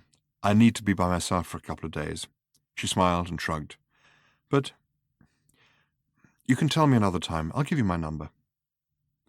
Arthur's heart went boom, boom, churn, churn, as she scribbled 7 figures in pencil on a scrap of paper and handed it to him. "Now we can relax," she said with a slow smile, which filled Arthur till he thought he would burst. "Fenchurch," he said, enjoying the name as he said it. "A box," said a trailing voice, "of cherry liqueurs, and also, and I know you like this, a gramophone record of Scottish bagpipe music." "Yes, thank you, very nice," insisted Arthur. "I just thought I'd let you have a look at them," said the permed woman, "as you're down from London." She was holding them out proudly for Arthur to see. He could see that they were indeed a box of cherry brandy liqueurs and a record of bagpipe music. That was what they were. "I'll let you have your drink in peace now," she said, patting Arthur lightly on his seething shoulder, "but I knew you'd like to see." Arthur re-engaged his eyes with Fenchurch's once again, and suddenly was at a loss for something to say. A moment had come and gone between the two of them, but the whole rhythm of it had been wrecked by that stupid blasted woman. "Don't worry," said Fenchurch, looking at him steadily from over the top of her glass. "We will talk again." She took a sip. "Perhaps," she added, "it wouldn't have gone so well if it wasn't for her." She gave a wry smile and dropped her hair forward over her face again. It was perfectly true. He had to admit it was perfectly true. Chapter 13. That night, at home, as he was prancing around the house, pretending to be tripping through cornfields in slow motion and continually exploding with sudden laughter, Arthur thought he could even bear to listen to the album of bagpipe music he had won. It was 8 o'clock, and he decided he would force himself to listen to the whole record before he phoned her. Maybe he should even leave it till tomorrow. That'd be the cool thing to do. Or next week sometime. Nope. No games. He wanted her and didn't care who knew it. He definitely and absolutely wanted her, adored her, longed for her, wanted to do more things than there were names for with her.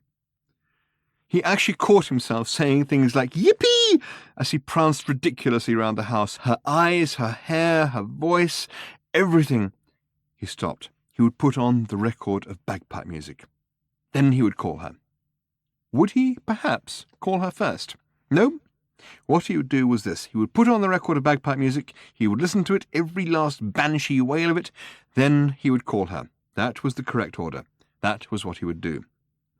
He was worried about touching things in case they blew up when he did so. He picked up the record. It failed to blow up. He slipped it out of its cover, he opened the record player, he turned on the amp. They both survived. He giggled foolishly as he lowered the stylus onto the disc. He sat and listened solemnly to A Scottish Soldier. He listened to Amazing Grace. He listened to something about some glen or other. He thought about his miraculous lunchtime. They had just been on the point of leaving when they were distracted by an awful outbreak of yoo-hooing. The appallingly permed woman was waving to them across the room like some stupid bird with a broken wing. Everyone in the pub turned to them and seemed to be expecting some kind of response.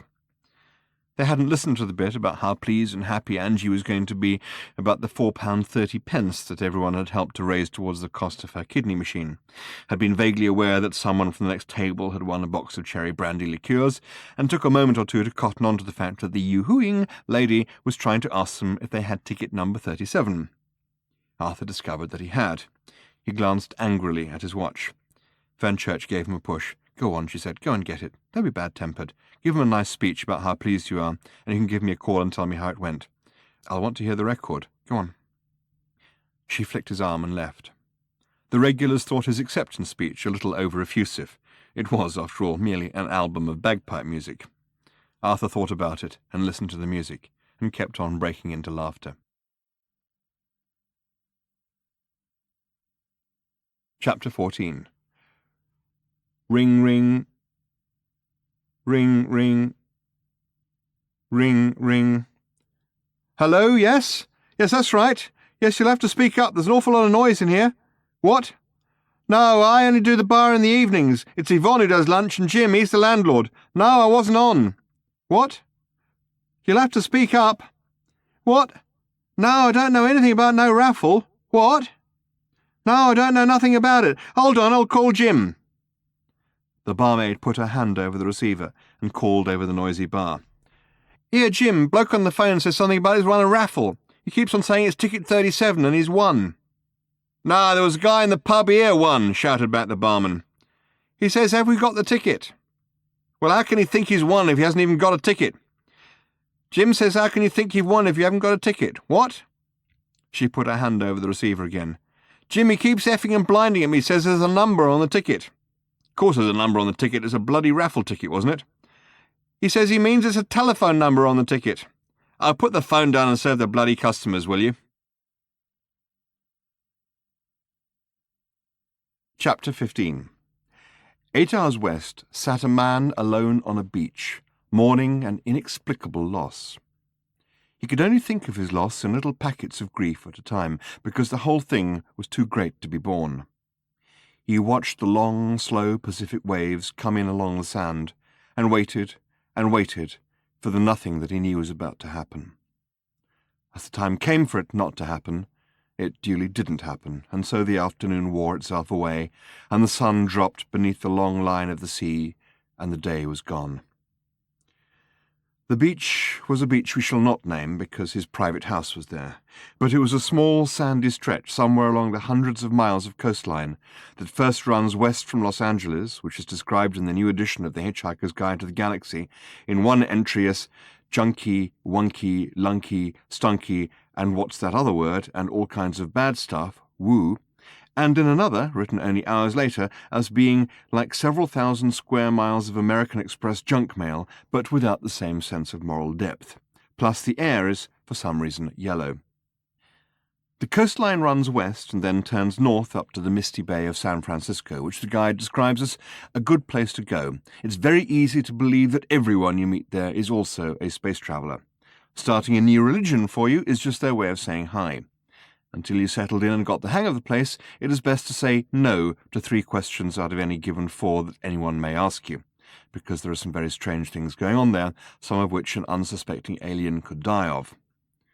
The hundreds of curling miles of cliffs and sand, palm trees, breakers, and sunsets are described in the guide as boffo, a good one. And somewhere on this good boffo stretch of coastline lay the house of this inconsolable man, a man whom many regarded as being insane, but this was only, as he would tell people, because he was. One of the many, many reasons why people thought him insane was because of the peculiarity of his house, which even in a land where most people's houses were peculiar in one way or another, was quite extreme in its peculiarness. His house was called the outside of the asylum. His name was simply John Watson, though he preferred to be called, and some of his friends had now reluctantly agreed to do this, Wonko the Sane. In his house were a number of strange things, including a grey glass bowl with 8 words engraved upon it. We can talk of him much later on. This is just an interlude to watch the sun go down, and to say that he was there watching it. He had lost everything he cared for, and was now simply waiting for the end of the world, little realizing that it had already been and gone.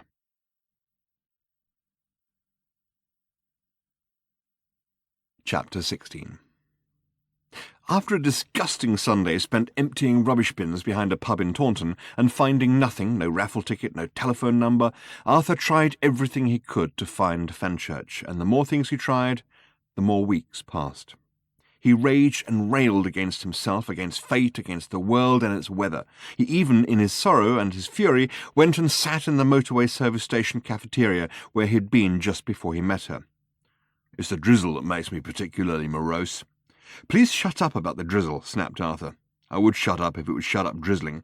Look, but I'll tell you what it'll do when it shuts up drizzling, shall I?" "No." "Blatter." "What?" "It will blatter." Arthur stared over the rim of his coffee cup at the grisly outside world. It was a completely pointless place to be, he realized, and he had driven there by superstition rather than logic. However, as if to bait him with the knowledge that such coincidences could in fact happen, fate had chosen to reunite him with the lorry driver he had encountered there last time. The more he tried to ignore him, the more he found himself being dragged back into the gravitic whirlpool of the man's exasperating conversation. "I think," said Arthur vaguely, cursing himself for even bothering to say this, "that it's easing off." "Ha!" Arthur just shrugged. He should go. That's what he should do. He should just go. "It never stops raining," ranted the lorry driver. He thumped the table, spilt his tea, and actually for a moment appeared to be steaming. You can't just walk off without responding to a remark like that. "Of course it stops raining," said Arthur. It was hardly an elegant refutation, but it had to be said. "It rains all the time," raved the man, thumping the table again in time to the words. Arthur shook his head. "Stupid to say it rains all the time," he said. The man's eyebrows shot up, affronted. "Stupid? Why is it stupid? Why is it stupid to say it rains all the time if it rains the whole time?" "Didn't rain yesterday." "Did in Darlington." Arthur paused wearily. "You going to ask me where I was yesterday?" asked the man. "Eh?" "No," said Arthur. "But I expect you can guess." "Do you?" "Yeah, it begins with a D." "Does it? And it was pissing down there, I can tell you." "You don't want to sit there, mate," said a passing stranger in overalls to Arthur cheerily. "That's Thundercloud Corner, that is. Specially reserved for old raindrops keep falling on me head here. There's one reserved in every motorway caff between here and sunny Denmark. Steer clear is my advice. It's what we all do. How's it going, Rob? Keeping busy? Got your wet weather tyres on? Ha ha!" He breezed by and went to tell a joke about Britt Ekland to someone at a nearby table. "See, none of them bastards take me seriously," said Rob McKenna. "But," he added darkly, leaning forward and screwing up his eyes, "they all know it's true." Arthur frowned. "Like my wife," hissed the sole owner and driver of McKenna's all-weather haulage. "She says it's nonsense and I make a fuss and complain about nothing. But," he paused dramatically and darted out dangerous looks from his eyes, "she always brings the washing in when I phone to say I'm on me way home." He brandished his coffee spoon. "What do you make of that?" Well, I have a book," he went on. "I have a book, a diary. Kept it for 15 years. Shows every single place I've ever been, every day, and also what the weather was like. And it was uniformly," he snarled, "horrible. All over England, Scotland, Wales I've been, all around the continent, Italy, Germany, back and forth to Denmark, been to Yugoslavia. It's all marked in and charted. Even when I went to visit my brother," he added, "in Seattle." "Well," said Arthur, getting up to leave at last, "perhaps you'd better show it to someone." "I will," said Rob McKenna. And he did. Chapter 17. Misery. Dejection. More misery and more dejection. He needed a project, and he gave himself one. He would find where his cave had been. On prehistoric Earth, he had lived in a cave. Not a nice cave, a lousy cave, but there was no but. It had been a totally lousy cave, and he had hated it. But he had lived in it for 5 years, which made it home of some kind. And a person likes to keep track of his homes. Arthur Dent was such a person, and he went to Exeter to buy a computer.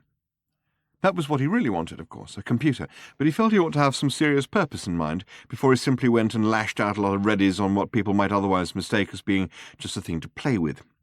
So that was his serious purpose, to pinpoint the exact location of a cave on prehistoric Earth. He explained this to the man in the shop. "Why?" said the man in the shop. "This is a tricky one." "Okay, skip that," said the man in the shop. "How?" Well, I was hoping you could help me with that." The man sighed and his shoulders dropped. "Have you much experience of computers?"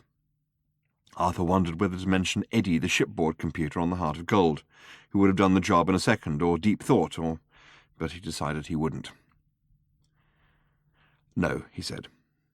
"Looks like a fun afternoon," said the man in the shop, but he said it only to himself. Arthur bought the apple anyway. Over a few days he also acquired some astronomical software, plotted the movements of stars, drew rough little diagrams of how he seemed to remember the stars to have been in the sky when he looked up out of his cave at night, and worked away busily at it for weeks, cheerfully putting off the conclusion he knew he would inevitably have to come to, which was that the whole project was completely ludicrous. Rough drawings from memory were futile. He didn't even know how long it had been beyond Ford Prefect's rough guess at the time that it was a couple of million years, and he simply didn't have the maths. Still, in the end, he worked out a method which would at least produce a result. He decided not to mind the fact that with the extraordinary jumbles of rules of thumb, wild approximations, and arcane guesswork he was using, he'd be lucky to hit the right galaxy. He just went ahead and got a result. He would call it the right result, who would know? As it happened, through the myriad and unfathomable chances of fate, he got it exactly right, though of course he would never know that. He just went up to London and knocked on the appropriate door. "Oh, I thought you were going to phone me first." Arthur gaped in astonishment. "You can only come in for a few minutes," said Fenchurch. "I'm just going out." Chapter 18. A summer's day in Islington, full of the mournful wail of antique restoring machinery. Fenchurch was unavoidably busy for the afternoon, so Arthur wandered in a blissed-out haze and looked at all the shops, which in Islington are quite a useful bunch, as anyone who regularly needs old woodworking tools, Boer War helmets, drag, office furniture, or fish will readily confirm. The sun beat down over the roof gardens. It beat on architects and plumbers. It beat on barristers and burglars. It beat on pizzas. It beat on estate agents' particulars. It beat on Arthur as he went into a restored furniture shop. "It's an interesting building," said the proprietor cheerfully. "There's a cellar with a secret passage which connects with a nearby pub. It was built for the Prince Regent, apparently, so he could make his escape when he needed to." "You mean in case anyone might catch him buying strip pine furniture?" said Arthur. "No," said the proprietor, "not for that reason." "You'll have to excuse me," said Arthur. "I'm terribly happy." "I see." He wandered hazily on and found himself outside the offices of Greenpeace. He remembered the contents of his file marked "Things to Do, Urgent," which he hadn't opened again in the meantime. He marched in with a cheery smile and said he'd come to give them some money to help free the dolphins. "Very funny," they told him. "Go away." This wasn't quite the response he'd expected, so he tried again. This time they got quite angry with him, so he just left some money anyway and went back out into the sunshine. Just after 6, he returned to Fenchurch's house in the alleyway, clutching a bottle of champagne. "Hold this," she said, shoved a stout rope in his hands, and disappeared inside the large white wooden doors from which dangled a fat padlock off a black iron bar. The house was a small converted stable in a light industrial alleyway behind the derelict Royal Agricultural Hall of Islington. As well as its large stable doors, it also had a normal-looking front door of smartly glazed panelled wood with a black dolphin door knocker. The one odd thing about this door was its doorstep, which was 9 feet high, since the door was set into the upper of the 2 floors and presumably had been originally used to haul in hay for hungry horses. An old pulley jutted out of the brickwork above the doorway, and it was over this that the rope Arthur was holding was slung. The other end of the rope held a suspended cello. The door opened above his head. "Okay," said Fenchurch. "Pull on the rope, steady the cello, pass it up to me." He pulled on the rope, he steadied the cello. "I can't pull on the rope again," he said, "without letting go of the cello." Fenchurch leant down. "I'm steadying the cello," she said. "You pull on the rope." The cello eased up level with the doorway, swinging slightly, and Fenchurch manoeuvred it inside. "Come on up yourself," she called down. Arthur picked up his bag of goodies and went in through the stable doors, tingling. The bottom room, which he had seen briefly before, was pretty rough and full of junk. A large old cast-iron mangle stood there. A surprising number of kitchen sinks were piled in a corner. There was also, Arthur was momentarily alarmed to see, a pram, but it was very old and uncomplicatedly full of books. The floor was old, stained concrete, excitingly cracked, and this was the measure of Arthur's mood as he started up the rickety wooden steps in the far corner. Even a cracked concrete floor seemed to him an almost unbearably sensual thing. "An architect friend of mine keeps on telling me how he can do wonderful things with this place," said Fenchurch chattily, as Arthur emerged through the floor. "He keeps on coming round, standing in stunned amazement, muttering about space and objects and events and marvellous qualities of light, then says he needs a pencil and disappears for weeks. Wonderful things have therefore so far failed to happen." In fact, thought Arthur as he looked about, the upper room was at least reasonably wonderful anyway. It was simply decorated, furnished with things made out of cushions, and also a stereo set with speakers which would have impressed the guys who put up Stonehenge. There were flowers which were pale, and pictures which were interesting. There was a sort of gallery structure in the roof space which held a bed and also a bathroom which, Fenchurch explained, you could actually swing a cat in, but, she added, only if it was a reasonably patient cat and didn't mind a few nasty cracks about the head. "So, here you are." "Yes." They looked at each other for a moment. The moment became a longer moment, and suddenly it was a very long moment, so long one could hardly tell where all the time was coming from. For Arthur, who could usually contrive to feel self-conscious if left alone for long enough with a Swiss cheese plant, the moment was one of sustained revelation. He felt on the sudden like a cramped and zoo-born animal who awakes one morning to find the door to his cage hanging quietly open, and the savannah stretching grey and pink to the distant rising sun, while all around new sounds are waking. He wondered what the new sounds were as he gazed at her openly wondering face, and her eyes that smiled with a shared surprise. He hadn't realized that life speaks with a voice to you, a voice that brings you answers to the questions you continually ask of it, had never consciously detected it or recognized its tones, till it now said something it had never said to him before, which was, "Yes." Fenchurch dropped her eyes away at last with a tiny shake of her head. "I know," she said. "I shall have to remember," she added, "that you are the sort of person who cannot hold on to a simple piece of paper for 2 minutes without winning a raffle with it." She turned away. "Let's go for a walk," she said quickly. "Hyde Park. I'll change into something less suitable." She was dressed in a rather severe dark dress, not a particularly shapely one, and it didn't really suit her.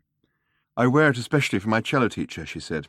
"He's a nice old boy, but I sometimes think all that bowing gets him a bit excited. I'll be down in a minute." She ran lightly up the steps to the gallery above and called down, "Put the bottle in the fridge for later."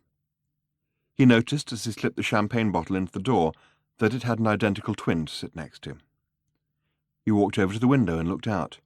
He turned and started to look at her records. From above he heard the rustle of her dress falling to the ground. He talked to himself about the sort of person he was. He told himself very firmly that for this moment at least he would keep his eyes very firmly and steadfastly locked on the spines of her records. Read the titles, nod appreciatively, count the blasted things if he had to. He would keep his head down. This he completely, utterly, and abjectly failed to do. She was staring down at him with such intensity that she seemed hardly to notice that he was looking up at her. Then suddenly she shook her head, dropped the light sundress down over herself, and disappeared quickly into the bathroom. She emerged a moment later, all smiles, and with a sun hat, and came tripping down the steps with extraordinary lightness. It was a strange kind of dancing motion she had. She saw that he noticed it and put her head slightly on one side. "Like it?" she said. "You look gorgeous," he said simply because she did. She said, as if he hadn't really answered her question. She closed the upstairs front door, which had stood open all this time, and looked around the little room to see that it was all in a fit state to be left on its own for a while. Arthur's eyes followed hers around, and while he was looking in the other direction, She slipped something out of a drawer and into the canvas bag she was carrying. Arthur looked back at her. "Ready?" "Did you know," she said with a slightly puzzled smile, "that there's something wrong with me?" Her directness caught Arthur unprepared. "Well," he said, "I'd heard some vague sort of—" "I wonder how much you do know about me," she said. "If you heard from where I think you heard, then that's not it. Russell just sort of makes stuff up, because he can't deal with what it really is." A pang of worry went through Arthur. "Then what is it?" he said. "Can you tell me?" "Don't worry," she said. "It's nothing bad at all, just unusual, very, very unusual." She touched his hand, then leant forward and kissed him briefly. "I should be very interested to know," she said, "if you manage to work out what it is this evening." Arthur felt that if someone had tapped him at that point, he would have chimed, like the deep, sustained, rolling chime his grey fishbowl made when he flicked it with his thumbnail. Chapter 19. Ford Prefect was irritated to be continually wakened by the sound of gunfire.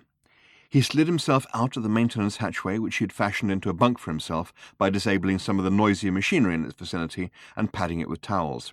He slung himself down the access ladder and prowled the corridors moodily. They were claustrophobic and ill-lit, and what light there was continually flickering and dimming as power surged this way and that through the ship, causing heavy vibrations and rasping humming noises. That wasn't it, though. He paused and leaned back against the wall as something that looked like a small silver power drill flew past him down the dim corridor with a nasty searing screech. That wasn't it either. He clambered listlessly through a bulkhead door and found himself in a larger corridor, though still ill-lit. The ship lurched. It had been doing this a fair bit, but this was heavier. A small platoon of robots went by, making a terrible clattering. Still not it, though. Acrid smoke was drifting up from one end of the corridor, so he walked along it in the other direction. He passed a series of observation monitors let into the walls behind plates of toughened but still badly scratched perspex. One of them showed some horrible green scaly reptilian figure ranting and raving about the single transferable vote system. It was hard to tell whether he was for it or against it, but he clearly felt very strongly about it. Ford turned the sound down. That wasn't it, though. He passed another monitor. It was showing a commercial for some brand of toothpaste that would apparently make you feel free if you used it. There was some nasty blaring music with it too, but that wasn't it.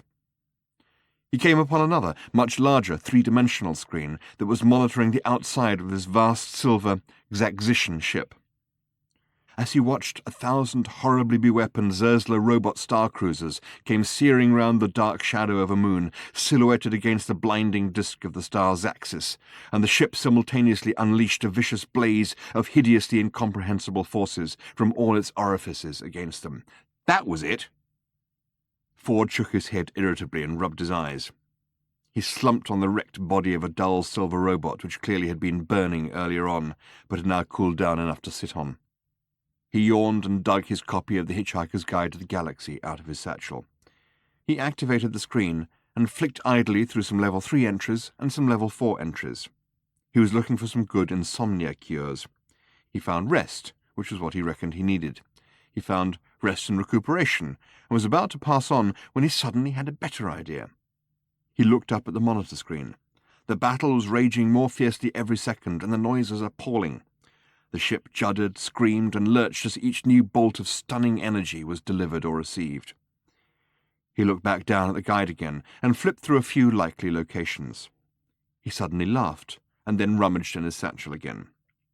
He pulled out a small memory dump module, wiped off the fluff and biscuit crumbs, and plugged it into an interface on the back of the guide. When all the information that he could think was relevant had been dumped into the module, he unplugged it again, tossed it lightly in the palm of his hand, put the guide away in his satchel, smirked, and went in search of the ship's computer databanks. Chapter 20. "The purpose of having the sun go low in the evenings, in the summer, especially in parks," said the voice earnestly, "is to make girls' breasts bob up and down more clearly to the eye. I'm convinced that this is the case." Arthur and Fenchurch giggled about this to each other as they passed. She hugged him more tightly for a moment. "And I'm certain," said the frizzy, ginger-haired youth with the long, thin nose, who was expostulating from his deck chair by the side of the Serpentine, that if one worked the argument through, one would find that it flowed with perfect naturalness and logic from everything, he insisted to his thin, dark-haired companion, who was slumped in the next-door deck chair, feeling dejected about his spots. That Darwin was going on about. This is certain, this is indisputable, and, he added, I love it. He turned sharply and squinted through his spectacles at Fenchurch. Arthur steered her away and could feel her silently quaking. Next guess, she said, when she had stopped giggling. Come on. All right, he said. Your elbow, your left elbow. There's something wrong with your left elbow. Wrong again, she said. Completely wrong. You're on completely the wrong track. The summer sun was sinking through the trees in the park, looking as if... Let's not mince words. Hyde Park is stunning. Everything about it is stunning except for the rubbish on Monday mornings. Even the ducks are stunning. Anyone who can go through Hyde Park on a summer's evening and not feel moved by it is probably going through in an ambulance with a sheet pulled over their face. It is a park in which people do more extraordinary things than they do elsewhere. Arthur and Fenchurch found a man in shorts practising the bagpipes to himself under a tree. The piper paused to chase off an American couple who had tried timidly to put some coins on the box his bagpipes came in. "No!" he shouted at them. "Go away! I'm only practising!" He started resolutely to re-inflate his bag, but even the noise this made could not disfigure their mood. Arthur put his arms around her and moved them slowly downwards. "I don't think it can be your bottom," he said after a while. "There doesn't seem to be anything wrong with that at all." "Yes," she agreed, "there's absolutely nothing wrong with my bottom." They kissed for so long that eventually the piper went and practised on the other side of the tree. "I'll tell you a story," said Arthur. "Good." They found a patch of grass which was relatively free of couples actually lying on top of each other, and sat and watched the stunning ducks and the low sunlight rippling on the water which ran beneath the stunning ducks. "A story," said Fenchurch, cuddling his arm to her, "which will tell something of the sort of things that happened to me. It's absolutely true," said Arthur. "You know, sometimes people tell you stories that are supposed to be something that happened to their wife's cousin's best friend, but actually probably got made up somewhere along the line. Well, it's like one of those stories, except that it actually happened, and I know it actually happened, because the person it actually happened to was me." "Like the raffle ticket," said Fenchurch. Arthur laughed. "Yes. I had a train to catch," he went on. "I arrived at the station—" "Did I ever tell you," interrupted Fenchurch, "what happened to my parents at a station?" "Yes," said Arthur, "you did. Just checking." Arthur glanced at his watch. "I suppose we could think of getting back," he said. "Tell me the story," said Fenchurch firmly. "You arrived at the station." "I was about 20 minutes early," said Arthur. "I'd got the time of the train wrong. I suppose it's at least equally possible," he added after a moment's reflection, "that British Rail had got the time of the train wrong. Hadn't occurred to me before." "Get on with it," Fenchurch laughed. "So I bought a newspaper to do the crossword and went to the buffet to get a cup of coffee." "You do the crossword?" "Yes." "Which one?" The Guardian, usually." I think it tries to be too cute. I prefer the Times. Did you solve it?" "What?" "The crossword in the Guardian." "I haven't had a chance to look at it yet," said Arthur. "I'm still trying to buy the coffee." "All right, then, buy the coffee." "I'm buying it. I'm also," said Arthur, "buying some biscuits." "What sort?" "Rich tea." "Good choice." "I like them. Laden with all these new possessions, I go and sit at a table. And don't ask me what the table was like, because this is some time ago and I can't remember. It was probably round." "All right." "So, let me give you the layout. Me sitting at the table. On my left, the newspaper. On my right, the cup of coffee. In the middle of the table, the packet of biscuits." "I see it perfectly," said Fenchurch. "What you don't see," said Arthur, "because I haven't mentioned him yet, is the guy sitting at the table already. He's sitting there opposite me." "What's he like?" "Oh, perfectly ordinary. Briefcase, business suit. He didn't look," said Arthur, "as if he was about to do anything weird." "Ah, I know the type. What did he do?" "He did this. He leaned across the table, picked up the packet of biscuits, tore it open, took one out, and—" "What?" "Ate it." "What?" "He ate it." Fenchurch looked at him in astonishment. "What on earth did you do?" "Well, in the circumstances, I did what any red-blooded Englishman would do. I was compelled," said Arthur, "to ignore it." "What? Why?" "Well, it's not the sort of thing you're trained for, is it? I searched my soul and discovered there was nothing anywhere in my upbringing, experience, or even primal instincts to tell me how to react to someone who has quite simply, calmly, sitting right there in front of me, stolen one of my biscuits." "Well, you could—" Fenchurch thought about it. "I must say I'm not sure what I would have done either. So what happened?" I stared furiously at the crossword, said Arthur. Couldn't do a single clue, took a sip of coffee, it was too hot to drink, so there was nothing for it. I braced myself, I took a biscuit, trying very hard not to notice, he added, that the packet was already mysteriously open. But you're fighting back, taking a tough line. After my fashion, yes. I ate the biscuit. I ate it very deliberately and visibly so that he would have no doubt as to what it was I was doing. When I eat a biscuit, Arthur said, it stays eaten. So what did he do? Took another one. Honestly, insisted Arthur. This is exactly what happened. He took another biscuit. He ate it. Clear as daylight. Certain as we are sitting on the ground. Fenchurch stirred uncomfortably. And the problem was, said Arthur, that having not said anything the first time, it was somehow even more difficult to broach the subject the second time around. I mean, what do you say? Excuse me, I couldn't help noticing. It doesn't work. No, I ignored it, if anything with more vigour than previously. My man, said Fenchurch. Stared at the crossword again, still couldn't budge a bit of it, so showing some of the spirit that Henry V did on St. Crispin's Day. What? I went into the breach again. I took, said Arthur, another biscuit, and for an instant our eyes met. Like this? Yes, well, no, not quite like that, but they met, just for an instant, and we both looked away. But I am here to tell you, said Arthur, there was a little electricity in the air, there was a little tension building up over the table at about this time. I can imagine. We went through the whole packet like this, him, me. The whole packet, said Fenchurch. Well, it was only 8 biscuits, but it seemed like a lifetime of biscuits we were getting through at this point. Gladiators could hardly have had a tougher time. Gladiators, said Fenchurch, would have had to do it in the sun, more physically gruelling. There is that.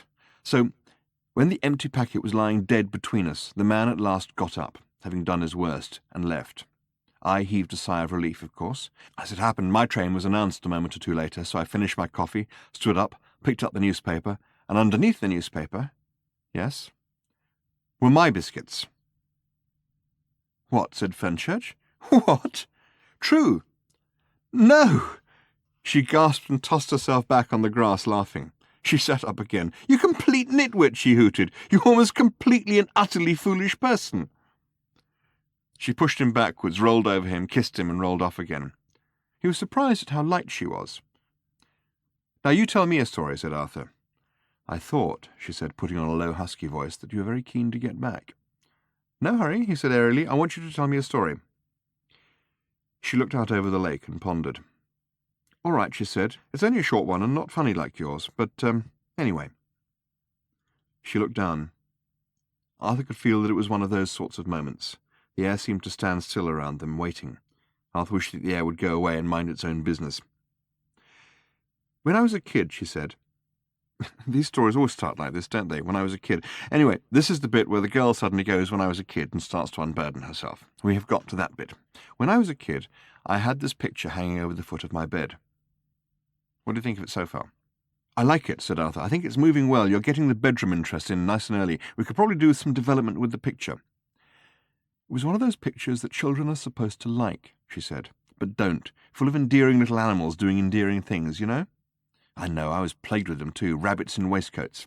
Exactly. These rabbits were in fact on a raft, just where assorted rats and owls. There may even have been a reindeer. On the raft? On the raft. And a boy was sitting on the raft. Among the rabbits and waistcoats and owls and the reindeer, said Arthur. Precisely there. A boy of the cheery, gypsy ragamuffin variety. Ugh. The picture worried me, I must say. There was an otter swimming in front of the raft, and I used to lie awake at night worrying about this otter having to pull the raft with all those wretched animals on it, who shouldn't even be on a raft, and the otter had such a thin tail to pull it with, I thought it must hurt pulling it all the time. Worried me. Not badly, but just vaguely, all the time. Then, one day, and remember I've been looking at this picture every night for years, I suddenly noticed that the raft had a sail. Never seen it before. The otter was fine. He was just swimming along. She shrugged. Good story? She said. Ends weakly, said Arthur. Leaves the audience crying, yes, but what of it? Fine up till there, but it needs a final sting before the credits. Fenchurch laughed and hugged her legs. It was just such a sudden revelation. Years of almost unnoticed worry just dropping away, like taking off heavy weights, like black and white becoming colour, like a dry stick suddenly being watered. The sudden shift of perspective that says, put away your worries, the world is a good and perfect place. It is in fact very easy.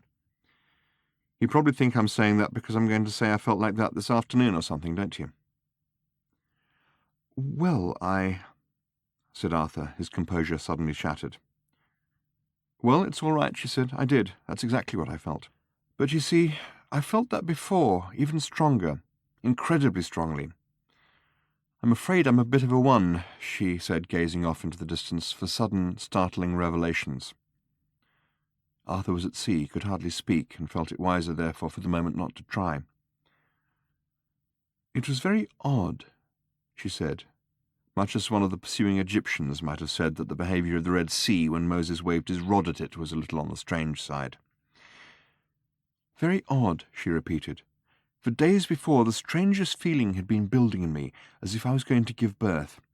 And it wasn't like that, in fact. It was more as if I was being connected into something, bit by bit. Not even that. It was as if the whole of the earth, through me, was going to... Does the number, said Arthur gently, 42 mean anything to you? What? Now, what are you talking about? Exclaimed Fenchurch. Just a thought, murmured Arthur. Arthur, I mean this. This is very real to me. This is serious. I was being perfectly serious, said Arthur. It's just the universe I'm never quite sure about. What do you mean by that? Tell me the rest of it, he said. Don't worry if it sounds odd. Believe me, you are talking to someone who has seen a lot of stuff, he added, that is odd. And I don't mean biscuits. She nodded and seemed to believe him. Suddenly she gripped his arm. It was so simple, she said, so wonderfully and extraordinarily simple when it came. What was it? Said Arthur quietly. Arthur, you see, she said, that's what I no longer know, and the loss is unbearable. If I try to think back to it, it all just goes flickery and jumpy, and if I try too hard, I get as far as the teacup and I just black out. What? Well, like your story, she said, the best bit happened in a cafe. I was sitting there having a cup of tea. This was after days of this build-up, the feeling of becoming connected up. I think I was buzzing gently, and there was some work going on at a building site opposite the cafe, and I was watching it through the window over the rim of my teacup, which I always find is the nicest way of watching other people working. And suddenly, there it was in my mind, this message from somewhere. And it was so simple. It made such sense of everything. I just sat up and thought, Oh, well, that's all right then. I was so startled I almost dropped my teacup. In fact, I think I did drop it. Yes, she added thoughtfully, I'm sure I did. How much sense am I making? It was fine up to the bit about the teacup. She shook her head and shook it again as if trying to clear it, which is what she was trying to do. Well, that's it, she said. Fine up to the bit about the teacup. That was the point at which it seemed to me quite literally as if the world exploded. What? I know it sounds crazy and everybody says it was hallucinations, but if that was hallucinations, then I have hallucinations in big screen 3D with 16-track Dolby stereo and should probably hire myself out to people who are bored with shark movies. It was as if the ground was literally ripped from under my feet and... She patted the grass lightly as if for reassurance and then seemed to change her mind about what she was going to say. And I woke up in hospital. I suppose I've been in and out ever since, and that's why I have an instinctive nervousness, she said, of sudden, startling revelations that everything's going to be all right. She looked up at him. Arthur had simply ceased to worry himself about the strange anomalies surrounding his return to his home world, or rather had consigned them to that part of his mind marked things to think about, urgent. Here is the world, he had told himself. Here, for whatever reason, is the world, and here it stays, with me on it. But now it seemed to go swimmy around him, as it had that night in the car when Fenchurch's brother had told him the silly stories of the CIA agent in the reservoir. The French embassy went swimmy, the trees went swimmy, the lake went swimmy, but this was perfectly natural and nothing to be alarmed by because a grey goose had just landed on it. The geese were having a great relaxed time and had no major answers they wished to know the questions to. Anyway, said Fenchurch suddenly and brightly with a wide-eyed smile, there is something wrong with part of me, and you've got to find out what it is. We'll go home. Arthur shook his head. What's the matter? She said. Arthur had shaken his head not to disagree with her suggestion, which he thought was a truly excellent one of the world's great suggestions, but because he was just for a moment trying to free himself of the recurring impression he had that just when he was least expecting it, the universe would suddenly leap out from behind a door and go boo at him. I'm just trying to get this entirely clear in my mind, said Arthur. You say you felt as if the earth actually exploded. Yes, said Fenchurch, more than felt. Which is what everybody says, he said hesitantly, is hallucinations? Yes, but Arthur, that's ridiculous. People think if you just say hallucinations, it explains anything you want it to explain, and eventually whatever it is you can't understand will just go away. It's just a word. It doesn't explain anything. It doesn't explain why the dolphins disappeared. No, said Arthur. No, he added thoughtfully. No, he added again, even more thoughtfully. What? He said at last. It doesn't explain the dolphins disappearing. No, said Arthur. I see that. Which dolphins do you mean? What do you mean, which dolphins? I'm talking about when all the dolphins disappeared. She put her hand on his knee, which made him realize that the tingling going up and down his spine was not her gently stroking his back, and must instead be one of those nasty, creepy feelings he so often got when people were trying to explain things to him. The dolphins? Yes. All the dolphins, said Arthur, disappeared? Yes. The dolphins? You're saying that the dolphins all disappeared. Is this, said Arthur, trying to be absolutely clear on this point, what you're saying? Arthur, where have you been, for heaven's sake? The dolphins all disappeared on the same day I... She stared at him intently in his startled eyes. What? No dolphins, all gone, vanished. She searched his face. Did you really not know that? It was clear from his startled expression that he did not. Where did they go? He asked. No one knows. That's what vanished means. She paused. Well, there is one man who says he knows about it, but everyone says he lives in California, she said, and is mad. I was thinking of going to see him because he seems the only lead I've got on what happened to me. She shrugged and then looked at him long and quietly. She laid her hand on the side of his face. I really would like to know where you've been, she said. I think something terrible happened to you then as well, and that's why we recognized each other. She glanced around the park, which was now being gathered into the clutches of dusk. Well, she said, now you've got someone you can tell. Arthur slowly let out a long year of a sigh. It is, he said, a very long story. Fenchurch leaned across him and drew over her canvas bag. Is it anything to do with this? She said. The thing she took out of her bag was battered and travel-worn, as it had been hurled into prehistoric rivers, baked under the sun that shines so redly on the deserts of Cacrifoon, half buried in the marbled sands that fringe the heady-vapoured oceans of Santraginus V, frozen on the glaciers of the moon of Jaglan Beta, sat on, kicked around spaceships, scuffed and generally abused, and since its makers had thought that these were exactly the sorts of things that might happen to it, they had thoughtfully encased it in a sturdy plastic cover, and written on it, in large friendly letters, the words, Don't panic. Where did you get this? Said Arthur, startled, taking it from her. Ah, she said, I thought it was yours. In Russell's car that night, you dropped it. Have you been to many of these places? Arthur drew The Hitchhiker's Guide to the Galaxy from its cover. It was like a small, thin, flexible lap computer. He tapped some buttons till the screen flared with text. A few, he said. Can we go to them? What? No, said Arthur abruptly, then relented, but relented warily. Do you want to? He said, hoping for the answer no. It was an act of great generosity on his part not to say, You don't want to, do you? Which expects it.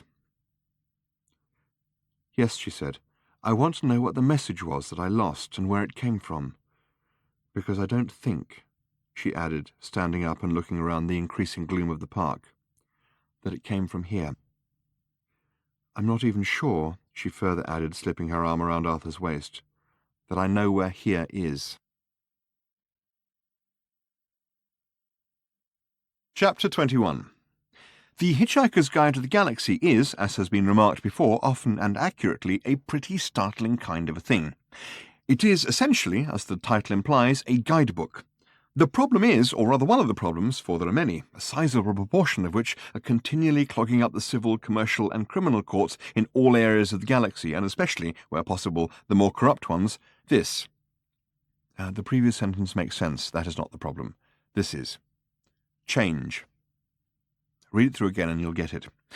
The galaxy is a rapidly changing place. There is, frankly, so much of it, every bit of which is continually on the move, continually changing. A bit of a nightmare, you might think, for a scrupulous and conscientious editor diligently striving to keep this massively detailed and complex electronic tome abreast of all the changing circumstances and conditions that the galaxy throws up every minute of every hour of every day, and you would be wrong.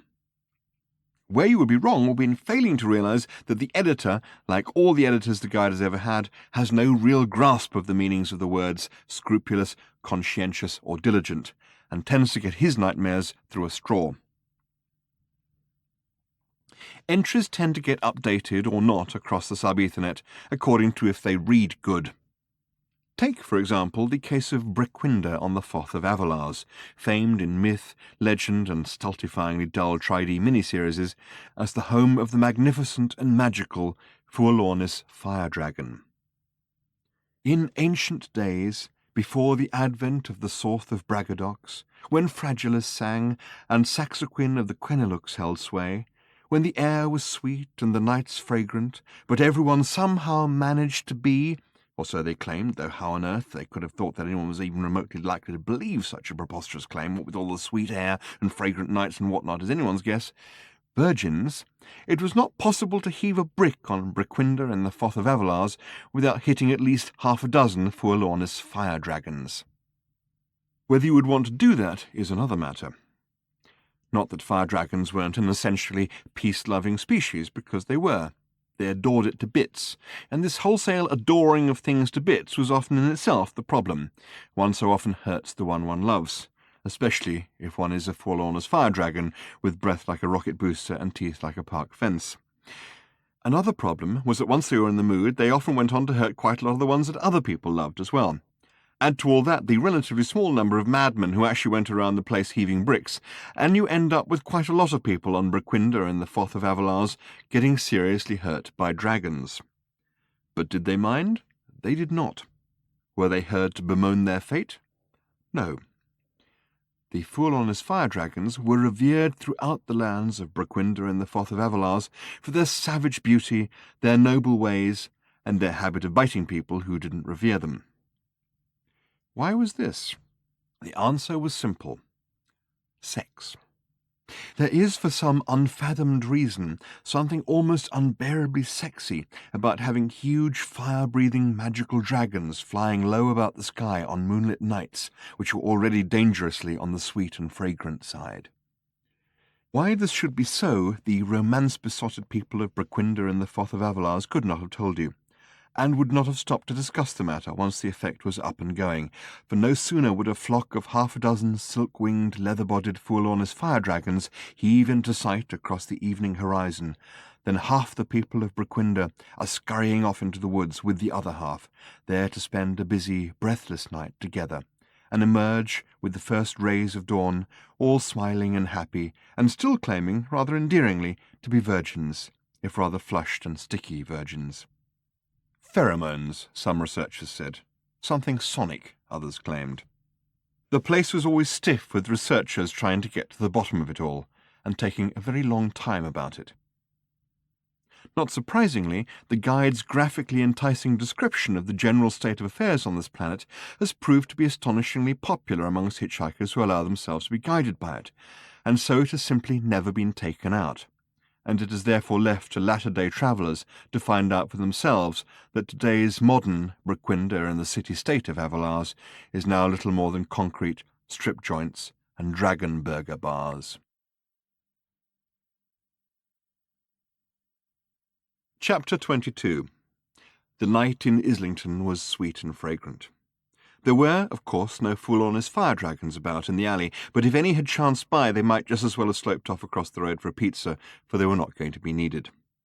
Had an emergency cropped up while they were still in the middle of their American hots with extra anchovy, they could always have sent across a message to put dire straits on the stereo, which is now known to have much the same effect. No, said Fenchurch, not yet. Arthur put Dire Straits on the stereo. Fenchurch pushed ajar the upstairs front door to let in a little more of the sweet, fragrant night air. They both sat on some of the furniture made out of cushions, very close to the open bottle of champagne. No, said Fenchurch, not till you found out what's wrong with me, which bit. But I suppose, she added, very, very quietly, that we may as well start where your hand is now. Arthur said, So which way do I go? Down, said Fenchurch on this occasion. He moved his hand. Down, she said, is in fact the other way. Oh, yes. Mark Knopfler has an extraordinary ability to make a Schecter Custom Stratocaster hoot and sing like angels on a Saturday night, exhausted from being good all week and needing a stiff beer, which is not strictly relevant at this point since the record hadn't yet got to that bit, but there will be too much else going on when it does, and furthermore the chronicler does not intend to sit here with a track list and a stopwatch, so it seems best to mention it now while things are still moving slowly. And so we come, said Arthur, to your knee. There is something terribly and tragically wrong with your left knee. My left knee, said Fenchurch, is absolutely fine. So it is, said Arthur. Did you know that— What? It's all right. I can tell you do. No, keep going. So it has to be something to do with your feet? She smiled in the dim light, and wriggled her shoulders non-committally against the cushions. Since there are cushions in the universe, on Squanchulus Beta to be exact, 2 worlds in from the swampland of the mattresses, that actively enjoy being wriggled against, particularly if it's non-committally because of the syncopated way in which the shoulders move, it's a pity they weren't there. They weren't, but such is life. Arthur held her left foot in his lap and looked it over carefully. All kinds of stuff about the way her dress fell away from her legs was making it difficult for him to think particularly clearly at this point. I have to admit, he said, that I really don't know what I'm looking for. You'll know when you find it, she said. Really you will. There was a slight catch in her voice. It's not that one. Feeling increasingly puzzled, Arthur let her left foot down onto the floor and moved himself around so that he could take her right foot. She moved forward, put her arms round and kissed him, because the record had got to that bit which, if you knew the record, you would know made it impossible not to do this. She gave him her right foot. He stroked it, ran his fingers round her ankle, under her toes, along her instep, could find nothing wrong with it. She watched him with great amusement, laughed and shook her head. No, don't stop, she said, but it's not that one now. Arthur stopped and frowned at her left foot on the floor. Don't stop. He stroked her right foot, ran his fingers round her ankle, under her toes, along her instep, and said, You mean it's something to do with which leg I'm holding? She did another of the shrugs which would have brought such joy into the life of a simple cushion from Squanchulus Beta. He frowned. Pick me up, she said quietly. He let her right foot down to the floor and stood up. So did she. He picked her up in his arms and they kissed again. This went on for a while, and then she said, Now put me down again. Still puzzled, he did so. Well? She looked at him almost challengingly. So what's wrong with my feet? She said. Arthur still did not understand. He sat on the floor, then got down on his hands and knees to look at her feet, in situ as it were, in their normal habitat. And as he looked closely, something odd struck him. He put his head right down to the ground and peered. There was a long pause. He sat back heavily. Yes, he said, I see what's wrong with your feet. They don't touch the ground. So, she said, what do you think? Arthur looked up quickly and saw the deep apprehension making her eyes suddenly dark. She bit her lip and was trembling. What do— she stammered. Are you— She shook the hair forward over her eyes that were filling with dark, fearful tears. He stood up quickly, put his arms around her, and gave her a single kiss. Perhaps you can do what I can do, he said, and walked straight out of her upstairs front door. The record got to the good bit.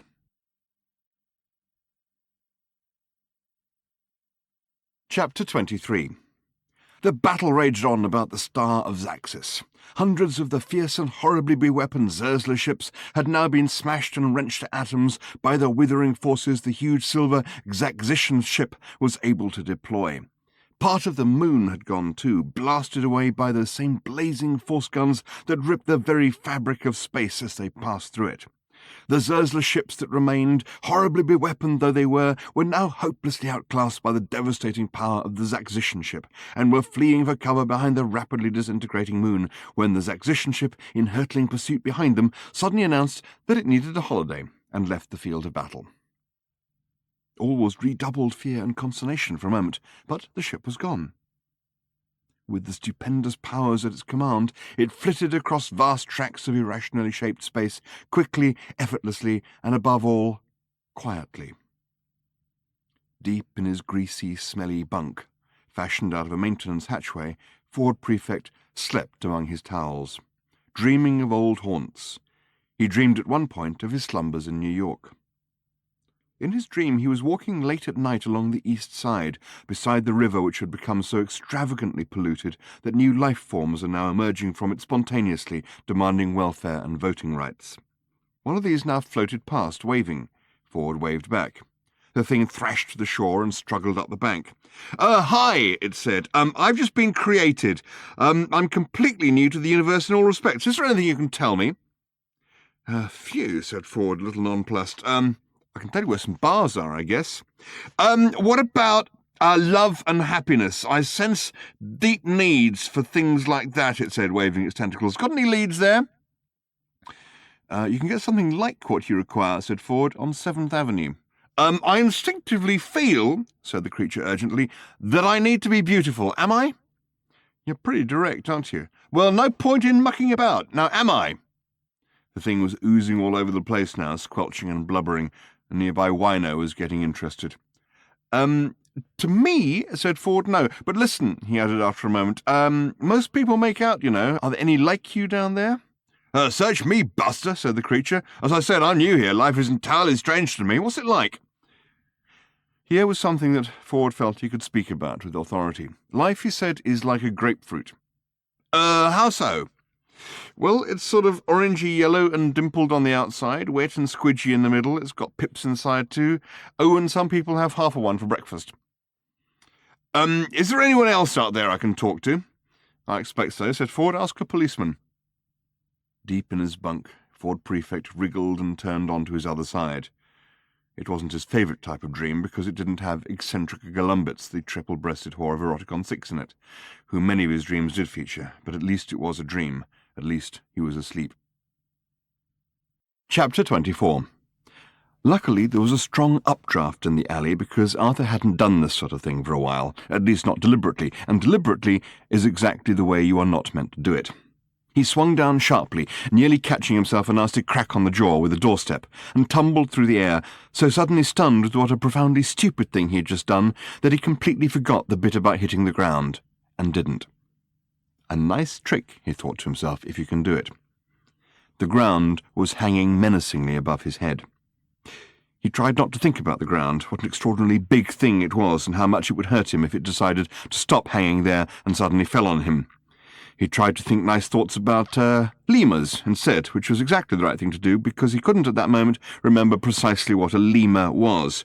If it was one of those things that sweep in great majestic herds across the plains of wherever it was, or if that was wildebeest. So it was a tricky kind of thing to think nice thoughts about without simply resorting to an icky sort of general well-disposedness towards things, and all this kept his mind well occupied while his body tried to adjust to the fact that it wasn't touching anything. A Mars bar wrapper fluttered down the alleyway. After a seeming moment of doubt and indecision, it eventually allowed the wind to ease it fluttering between him and the ground. Arthur? The ground was still hanging menacingly above his head, and he thought it was probably time to do something about that, such as fall away from it, which is what he did, slowly, very, very slowly. As he fell slowly, very, very slowly, he closed his eyes, carefully so as not to jolt anything. The feel of his eyes closing ran down his whole body.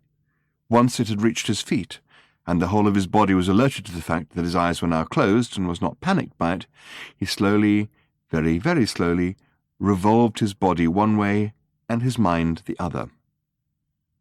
That should sort the ground out. He could feel the air clear about him now, breezing around him quite cheerfully, untroubled by his being there, and slowly, very, very slowly, as from a deep and distant sleep, he opened his eyes. He had flown before, of course, flown many times on cricket, until all the bird talk had driven him scatty, but this was different. Here he was, on his own world, quietly and without fuss, beyond a slight trembling which could have been attributable to a number of things, being in the air. 10 or 15 feet below him was the hard tarmac, and a few yards off to the right, the yellow streetlights of Upper Street. Luckily, the alleyway was dark, since the light, which was supposed to see it through the night, was on an ingenious time switch, which meant it came on just before lunchtime and went off again as the evening was beginning to draw in. He was therefore safely shrouded in a blanket of dark obscurity. He slowly, very, very slowly, lifted his head to Fenchurch, who was standing in silent, breathless amazement, silhouetted in her upstairs doorway. Her face was inches from his. "I was about to ask you," she said in a low, trembly voice, "what you were doing, but then I realized I could see what you were doing. You were flying. So it seemed," she went on after a slight wondering pause, "like a bit of a silly question." Arthur said, "Can you do it?" "No." "Would you like to try?" She bit her lip and shook her head, not so much to say no, but just in sheer bewilderment. She was shaking like a leaf. "It's quite easy," urged Arthur, "if you don't know how. That's the important bit. Be not at all sure how you're doing it." Just to demonstrate how easy it was, he floated away down the alleyway, fell upwards quite dramatically, and bobbed back down to her like a banknote on a breath of wind. "Ask me how I did that." "How did you do that?" "No idea, not a clue." She shrugged in bewilderment. "So how can I?" Arthur bobbed down a little lower and held out his hand. "I want you to try," he said, "to step onto my hand, just 1 foot." "What?" "Try it." Nervously, hesitantly, almost, she told herself, as if she was trying to step onto the hand of someone who was floating in front of her in mid-air, she stepped onto his hand. "Now the other," he said. "What?" "Take the weight off your back foot." "I can't." "Try it." "Like this?" "Like that." Nervously, hesitantly, almost, she told herself, as if... She stopped telling herself what she was doing was like, because she had a feeling she didn't altogether want to know. She fixed her eyes very, very firmly on the guttering of the roof of the decrepit warehouse opposite, which had been annoying her for weeks, because it was clearly going to fall off, and she wondered if anyone was going to do anything about it, or whether she ought to say something to somebody, and didn't think for a moment about the fact that she was standing on the hands of someone who wasn't standing on anything at all. "Now," said Arthur, "take your weight off your left foot." She thought that the warehouse belonged to the carpet company who had their offices round the corner, and took her weight off her left foot, so she should probably go and see them about the gutter.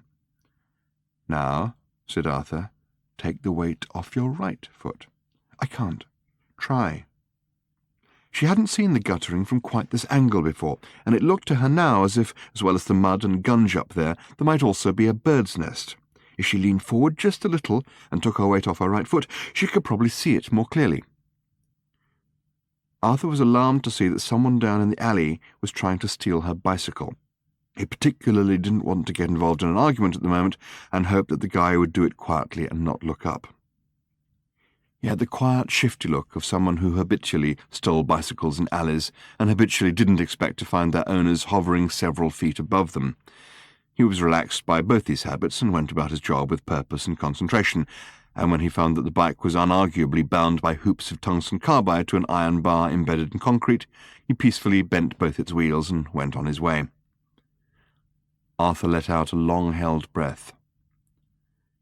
"See what a piece of eggshell I have found you," said Fenchurch in his ear. Chapter 25. Those who are regular followers of the doings of Arthur Dent may have received an impression of his character and habits which, while it includes the truth, and of course nothing but the truth, falls somewhat short in its composition of the whole truth in all its glorious aspects. And the reasons for this are obvious. Editing, selection, and the need to balance that which is interesting with that which is relevant and cut out all the tedious happenstance. Like this, for instance. Arthur Dent went to bed. He went up the stairs, all 15 of them, opened the door, went into his room, took off his shoes and socks, and then all the rest of his clothes one by one, and left them in a neatly crumpled heap on the floor. He put on his pyjamas, the blue ones with the stripe. He washed his face and hands, cleaned his teeth, went to the lavatory, realized that he'd once again got all this in the wrong order, had to wash his hands again, and went to bed. He read for 15 minutes, spending the first 10 minutes of that trying to work out where in the book he'd got to the previous night.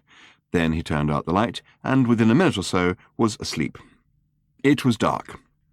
He lay on his left side for a good hour. After that he moved restlessly in his sleep for a moment, and then turned over to sleep on his right side. Another hour after that his eyes flickered briefly, and he slightly scratched his nose, though there was still a good 20 minutes to go before he turned back onto his left side, and so he whiled the night away, sleeping. At 4 he got up and went to the lavatory again. He opened the door to the lavatory, and so on. It's guff. It doesn't advance the action. It makes for nice fat books, such as the American market thrives on, but it doesn't actually get you anywhere. You don't, in short, want to know. But there are other omissions as well, besides the teeth-cleaning and trying to find fresh socks variety. And in some of these, people have often seemed inordinately interested. What, they want to know, about all the stuff off in the wings with Arthur and Trillian? Did that ever get anywhere? To which the answer is, of course, mind your own business. And what, they say, was he up to all those nights on the planet Cricket? Just because the planet didn't have full-on fire dragons or dire straits doesn't mean to say that everyone just sat up every night reading. Or, to take a more specific example, what about the night after the committee meeting party on prehistoric Earth, when Arthur found himself sitting on a hillside watching the moon rise over the softly burning trees in company with a beautiful young girl called Mella, recently escaped from a lifetime of staring every morning at 100 nearly identical photographs of moodily lit tubes of toothpaste in the art department of an advertising agency on the planet Golgafrinchen? What then? What happened next? And the answer is, of course, that the book ended. The next one didn't resume the story till 5 years later, and you can claim some take discretion too far. This Arthur Dent, comes the cry from the furthest reaches of the galaxy, and has even now been found inscribed on a mysterious deep space probe thought to originate from an alien galaxy at a distance too hideous to contemplate. What is he, man or mouse? Is he interested in nothing more than tea and the wider issues of life? Has he no spirit? Has he no passion? Does he not, to put it in a nutshell, fuck? Those who wish to know should read on. Others may wish to skip on to the last chapter, which is a good bit and has Marvin in it. Chapter 26. Arthur Dent allowed himself for an unworthy moment to think, as they drifted up, that he very much hoped that his friends who had always found him pleasant but dull, or more latterly odd but dull, were having a good time in the pub. But that was the last time, for a while, that he thought of them. They drifted up, spiralling slowly around each other, like sycamore seeds falling from sycamore trees in the autumn, except going the other way. And as they drifted up, their minds sang with the ecstatic knowledge that either what they were doing was completely and utterly and totally impossible, or that physics had a lot of catching up to do. Physics shook its head, and, looking the other way, concentrated on keeping the cars going along the Euston Road and out towards the Westway flyover, on keeping the streetlights lit, and on making sure that when somebody on Baker Street dropped a cheeseburger, it went splat upon the ground. Dwindling headily beneath them, the beaded strings of lights of London. London, Arthur had to keep reminding himself, not the strangely coloured fields of cricket on the remote fringes of the galaxy, lighted freckles of which faintly spanned the opening sky above them, but London, swayed, swaying, and turning, turned. "Try a swoop," he called to Fenchurch. "What?" Her voice seemed strangely clear but distant in all the vast empty air.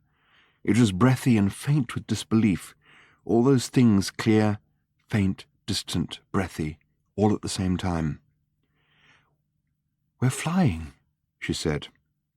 "A trifle," called Arthur. "Think nothing of it. Try a swoop." "A swoop?" Her hand caught his, and in a second her weight caught it too, and stunningly she was gone, tumbling beneath him, clawing wildly at nothing. Physics glanced at Arthur, and clotted with horror. He was gone too, sick with giddy dropping, every part of him screaming but his voice. They plummeted because this was London, and you really couldn't do this sort of thing here. He couldn't catch her because this was London, and not a million miles from here, 756 to be exact, in Pisa, Galileo had clearly demonstrated that two falling bodies fell at exactly the same rate of acceleration, irrespective of their relative weights. They fell. Arthur realized as he fell, giddily and sickeningly, that if he was going to hang around in the sky believing everything that the Italians had to say about physics when they couldn't even keep a simple tower straight, that they were in dead trouble, and damn well did fall faster than Fenchurch. He grappled her from above and fumbled for a tight grip on her shoulders. He got it. Fine. They were now falling together, which is all very sweet and romantic, but didn't solve the basic problem, which was that they were falling, and the ground wasn't waiting around to see if he had any more clever tricks up his sleeve, but was coming up to meet them like an express train. He couldn't support her weight. He hadn't anything he could support it with or against. The only thing he could think was that they were obviously going to die, and if he wanted anything other than the obvious to happen, he was going to have to do something other than the obvious. Here he felt he was on familiar territory. He let go of her, pushed her away, and when she turned her face to him in a gasp of stunned horror, caught her little finger with his little finger and swung her back upwards, tumbling clumsily up after her. "Shit," she said, as she sat panting and breathless on absolutely nothing at all. And when she'd recovered herself, they fled on up into the night. Just below cloud level, they paused and scanned where they had impossibly come. The ground was something not to regard with any too firm or steady an eye, but merely to glance at, as it were, in passing. Fenchurch tried some little swoops, daringly, and found that if she judged herself just right against a body of wind, she could pull off some really quite dazzling ones, with a little pirouette at the end. And this is where readers who are keen to know what Marvin and Ford Prefect have been up to all this while should look ahead to later chapters. It drifted down and away, whipped by the wind until it was a speck which finally vanished, and for various complicated reasons revolutionized the life of a family in Hounslow, over whose washing line it was discovered draped in the morning. In a mute embrace, they drifted up till they were swimming amongst the misty wraiths of moisture that you can see feathering around the wings of an aeroplane, but never feel because you are sitting warm inside the stuffy aeroplane and looking through the little scratchy perspex window while somebody else's son tries patiently to pour warm milk into your shirt. Arthur and Fenchurch could feel them, wispy, cold and thin, wreathing round their bodies, very cold, very thin. They felt, even Fenchurch, now protected from the elements by only a couple of fragments from Marks and Spencer, that if they were not going to let the force of gravity bother them, then mere cold or paucity of atmosphere could go and whistle. The two fragments from Marks and Spencer, which as Fenchurch rose now into the misty body of the clouds, Arthur removed very slowly, which is the only way it's possible to do when you're flying and also not using your hands, went on to create considerable havoc in the morning in, respectively, counting from top to bottom, Isleworth and Richmond. They were in the cloud for a long time, because it was stacked very high, and when finally they emerged wetly above it, Fenchurch slowly spinning like a starfish lapped by a rising tide pool, they found that above the clouds is where the night gets seriously moonlit. The light is darkly brilliant. There are different mountains up there, but they are mountains, with their own white Arctic snows. They had emerged at the top of the highest stacked cumulonimbus, and now began lazily to drift down its contours, as Fenchurch eased Arthur in turn from his clothes, prized him free of them till all were gone, winding their surprised way down into the enveloping whiteness. She kissed him, kissed his neck, his chest, and soon they were drifting on, turning slowly in a kind of speechless T-shape, which might have caused even a forlornest fire dragon, had one flown past replete with pizza, to flap its wings and cough a little. There were, however, no forlornest fire dragons in the clouds, nor could there be, for, like the dinosaurs, the dodos, and the greater drubbed wintwalk of Stegbartle Major in the constellation Fraz, and unlike the Boeing 747, which is in plentiful supply, they are sadly extinct, and the universe shall never know their like again. The reason that a Boeing 747 crops up rather unexpectedly in the above list is not unconnected with the fact that something very similar happened in the lives of Arthur and Fenchurch a moment or two later. They are big things, terrifyingly big. You know when one is in the air with you. There is a thunderous attack of air, a moving wall of screaming wind, and you get tossed aside if you are foolish enough to be doing anything remotely like what Arthur and Fenchurch were doing in its close vicinity, like butterflies in the Blitz. This time, however, there was a heart-sickening fall or loss of nerve, a regrouping moments later, and a wonderful new idea enthusiastically signalled through the buffeting noise. Mrs. E. Capelson of Boston, Massachusetts, was an elderly lady. Indeed, she felt her life was nearly at an end. She had seen a lot of it, been puzzled by some, but she was a little uneasy to feel at this late stage, bored by too much. It had all been very pleasant, but perhaps a little too explicable, a little too routine. With a sigh, she flipped up the little plastic window shutter and looked out over the wing. At first she thought she ought to call the stewardess, but then she thought, no, damn it, definitely not. This was for her, and her alone. By the time her two inexplicable people finally slipped back off the wing and tumbled into the slipstream, she had cheered up an awful lot. She was mostly immensely relieved to think that virtually everything that anybody had ever told her was wrong. The following morning, Arthur and Fenchurch slept very late in the alley, despite the continual wail of furniture being restored. The following night, they did it all over again, only this time with Sony Walkman. Chapter 27. "This is all very wonderful," said Fenchurch a few days later, "but I do need to know what's happened to me.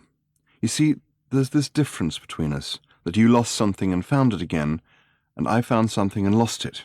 I need to find it again." She had to go out for the day, so Arthur settled down for a day of telephoning. Murray Bost Henson was a journalist on one of the papers with small pages and big print. It would be pleasant to be able to say he was none the worse for this, but sadly this was not the case. He happened to be the only journalist that Arthur knew, so Arthur phoned him anyway. "Arthur, my old soup spoon, my old silver tureen, how particularly stunning to hear from you. Someone told me you'd gone off into space or something." Murray had his own special kind of conversation language which he had invented for his own use and which no one else was able to speak or even to follow. Hardly any of it meant anything at all. The bits which did mean anything were often so wonderfully buried that no one could ever spot them slipping past in the avalanche of nonsense. The time when you did find out later which bits he did mean was often a bad time for all concerned. "What?" said Arthur. Just a rumour, my old elephant tusk, my little green baize card table, just a rumour. Probably means nothing at all, but I may need a quote from you." "Nothing to say, just pub talk," said Arthur. "We thrive on it, my old prosthetic limb, we thrive on it. Plus it would fit like a what's-it in one of those other things with the other stories of the week, so it could be enough just to have you denying it. Excuse me, something's just fallen out of my ear." There was a slight pause, at the end of which Murray Bost Henson came back on the line, sounding genuinely shaken. "I just remembered," he said, "what an odd evening I had last night. Anyway, my old I won't say what, how do you feel about having ridden on Halley's Comet?" "I haven't," said Arthur with a suppressed sigh, "ridden on Halley's Comet." "OK, how do you feel about not having ridden on Halley's Comet?" "Pretty relaxed, Murray." There was a pause while Murray wrote this down. Good enough for me, Arthur, good enough for Ethel and me and the chickens. Fits in with the general weirdness of the week. Week of the Weirdos, we're thinking of calling it. Good, eh?" "Very good. Got a ring to it. First we have this man it always rains on." "What?" It's the absolute stocking top truth, all documented in his little black book. It all checks out at every single fun-loving level. The Met Office is going ice-cold thick banana whips, and funny little men in white coats are flying in from all over the world with their little rulers and boxes and drip feeds. This man is the bee's knees, Arthur. He is the wasp's nipples. He is, I would go so far as to say, the entire set of erogenous zones of every major flying insect of the Western world. We're calling him the rain god, and I say—" "I think I've met him," said Arthur. "Good ring to it. What did you say?" "I may have met him. Complains all the time, yes." "Incredible! You met the rain god?" "Well, if it's the same guy, I told him to stop complaining and show someone his book." There was an impressed pause from Murray Bost Henson's end of the phone. "Well, you did a bundle. An absolute bundle has absolutely been done by you. Listen, do you know how much a tour operator is paying that guy not to go to Malaga this year? I mean, forget irrigating the Sahara and boring stuff like that. This guy has a whole new career ahead of him, just avoiding places for money. The man's turning into a monster, Arthur. We might even have to make him win the bingo. Listen, we may want to do a feature on you, Arthur, the man who made the rain god rain. Got a good ring to it, eh? A nice one, but we might need to photograph you under a garden shower, but that'll be okay. Where are you? I'm in Islington. Listen, Murray. Islington? Yes. Well, what about the real weirdness of the week? The real seriously loopy stuff? You know about these flying people? No. Oh, you must have. This is the really seethingly crazy one. This is the real meatballs in the batter. Locals are phoning in all the time to say there's this couple of go flying nights. We've got guys down in our photo labs working through the night to put together a genuine photograph. You must have heard. No. Arthur, where have you been? Oh, space, right, I got your quote. But that was months ago. Listen, it's night after night this week, my old cheese grater. Right on your patch, this couple just fly around the sky and start doing all kinds of stuff. And I don't mean looking through walls or pretending to be box-girded bridges. You know anything? No. Arthur, it's been almost inexpressibly delicious conversing with you, chum bum, but I have to go. I'll send the guy with the camera and the hose. Give me the address. I'm ready in writing. Listen, Murray, I called to ask you something. I'll have a lot to do. I just wanted to find out something about the dolphins. No story, last year's news. Forget them, they're gone. It's important. Listen, no one will touch it. You can't sustain a story, when the only news is the continuing absence of whatever it is the story's about. Not our territory, anyway. Try the Sundays. Maybe they'll run a little whatever happened to the dolphin story in a couple of years, around August. But what's anybody going to do now? Dolphins still gone? Continuing dolphin absence? Dolphins, further days without them? The story dies, Arthur. It lies down and kicks its little feet in the air and presently goes to the great golden spike in the sky, my old fruit bat. Murray, I'm not interested in whether it's a story. I just want to find out how I can get in touch with that guy in California who claims to know something about it. I thought you might know. Chapter 28. People are beginning to talk, said Fenchurch that evening after they'd hauled her cello in. Not only talk, said Arthur, but print in big bold letters under the bingo prizes, which is why I thought I'd better get these. He showed her the long, narrow booklets of airline tickets. Arthur, she said, hugging him, does that mean you've managed to talk to him? I have had a day, said Arthur, of extreme telephonic exhaustion. I have spoken to virtually every department of virtually every paper in Fleet Street, and I finally tracked his number down. You've obviously been working hard. You're drenched with sweat, poor darling. Not with sweat, said Arthur wearily. A photographer's just been. I tried to argue, but never mind.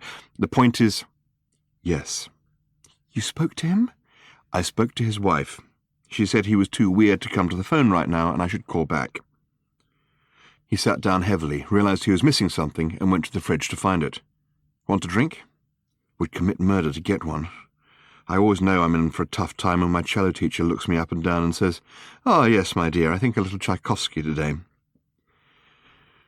I called again, said Arthur, and she said that he was 3.2 light years from the phone, and I should call back. Ah.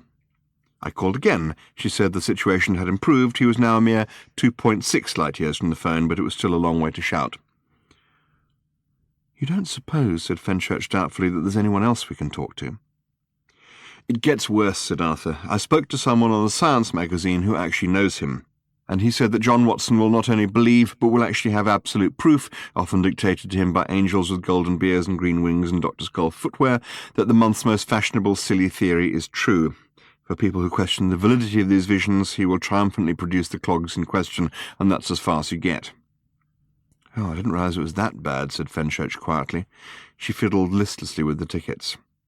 I phoned Mrs. Watson again, said Arthur. Her name, by the way, and you may wish to know this, is Arcane Jill. I see.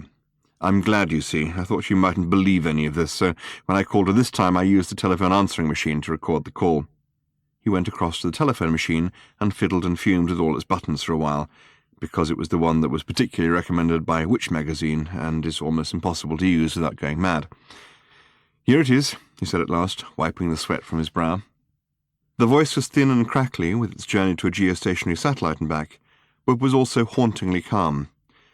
Perhaps I should explain, Arcane Jill Watson's voice said, that the phone is in fact in a room that he never comes into. It's in the asylum, you see. Wonka the Sane does not like to enter the asylum, and so he does not. I feel you should know this because it may save you phoning. If you'd like to meet him, this is very easily arranged. All you have to do is walk in. He will only meet people outside the asylum. Arthur's voice at its most mystified. I'm sorry, I don't understand. Where is the asylum? Where is the asylum? Archangel Watson again. Have you ever read the instructions on a packet of toothpicks? On the tape, Arthur's voice had to admit that he had not.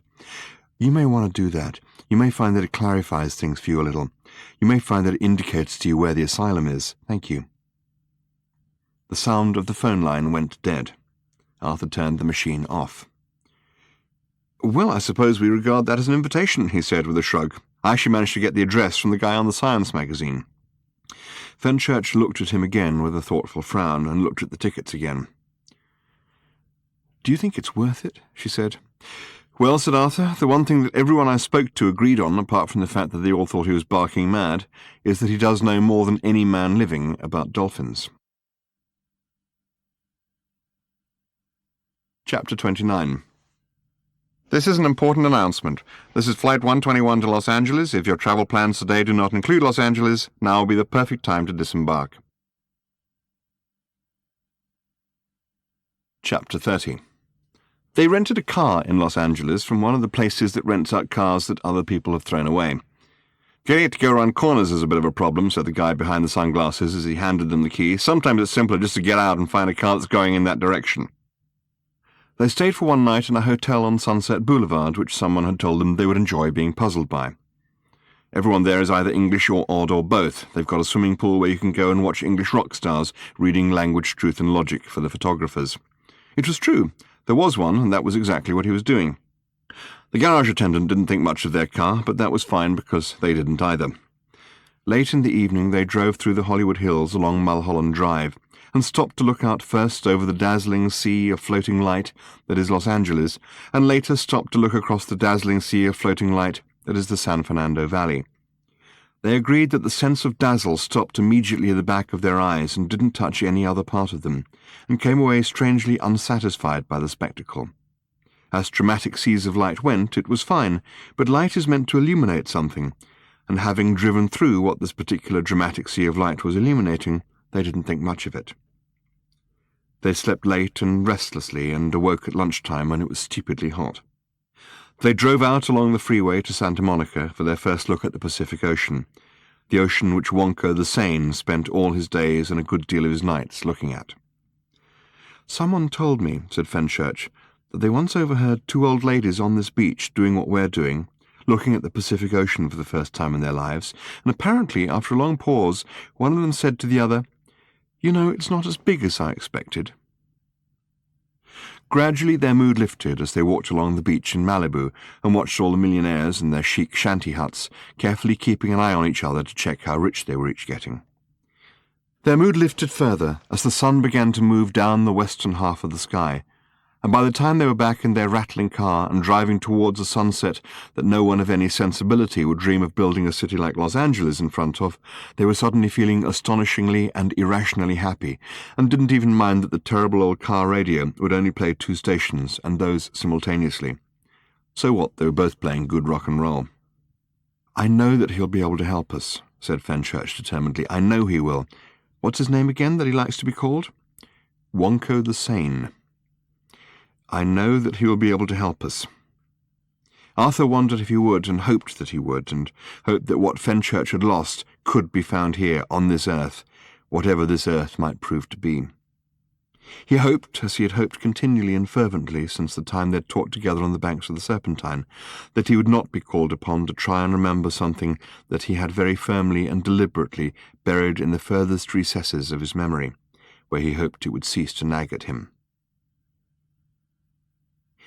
In Santa Barbara, they stopped at a fish restaurant in what seemed to be a converted warehouse.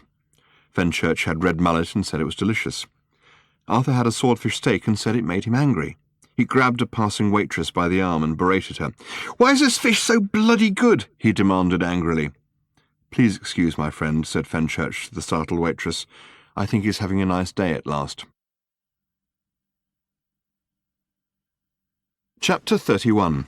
If you took a couple of David Bowies and stuck one of the David Bowies on top of the other David Bowie, and then attached another David Bowie to the end of each of the arms of the upper of the first 2 David Bowies, and wrapped the whole business up in a dirty beach robe, you would then have something which didn't exactly look like John Watson, but which those who knew him would find hauntingly familiar.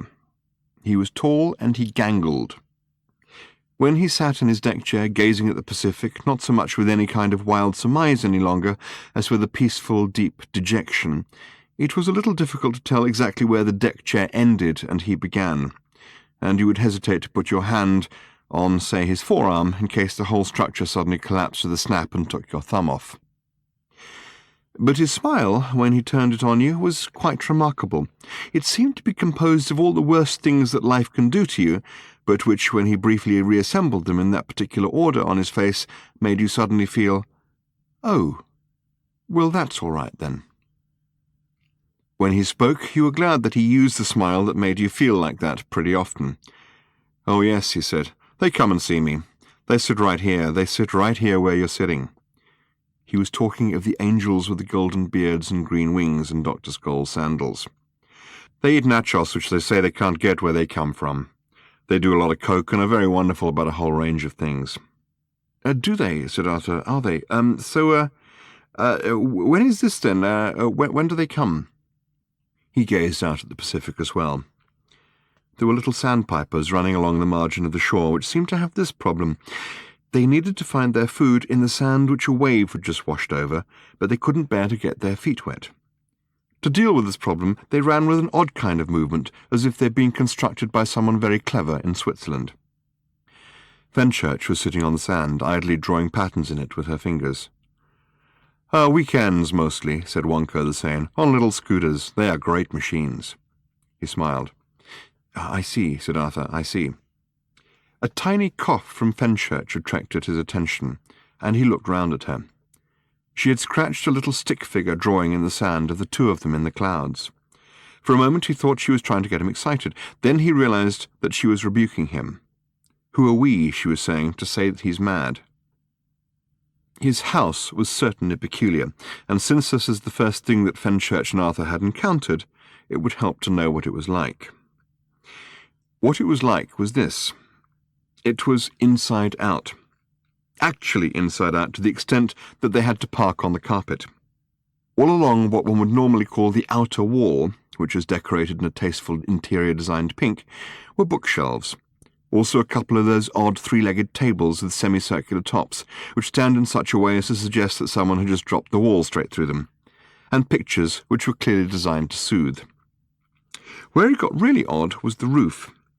It folded back on itself like something that Moritz Escher, had he been given to hard nights on the town, which it is no part of this narrative's purpose to suggest was the case, though it's sometimes hard looking at his pictures, particularly the ones with all the awkward steps, not to wonder, might have dreamt up after having been on one, for the little chandeliers, which should have been hanging inside, were on the outside, pointing up. Confusing.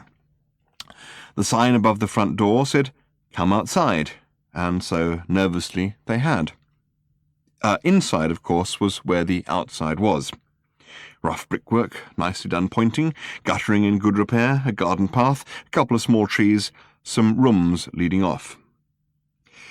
And the inner walls stretched down, folded curiously, and opened at the end, as if, by an optical illusion that would have had Moritz Escher frowning and wondering how it was done, to enclose the Pacific Ocean itself. "Hello," said John Watson, Wonko the Sane. "Good," they thought to themselves. "Hello is something we can cope with." "Hello," they said, and all surprisingly with smiles.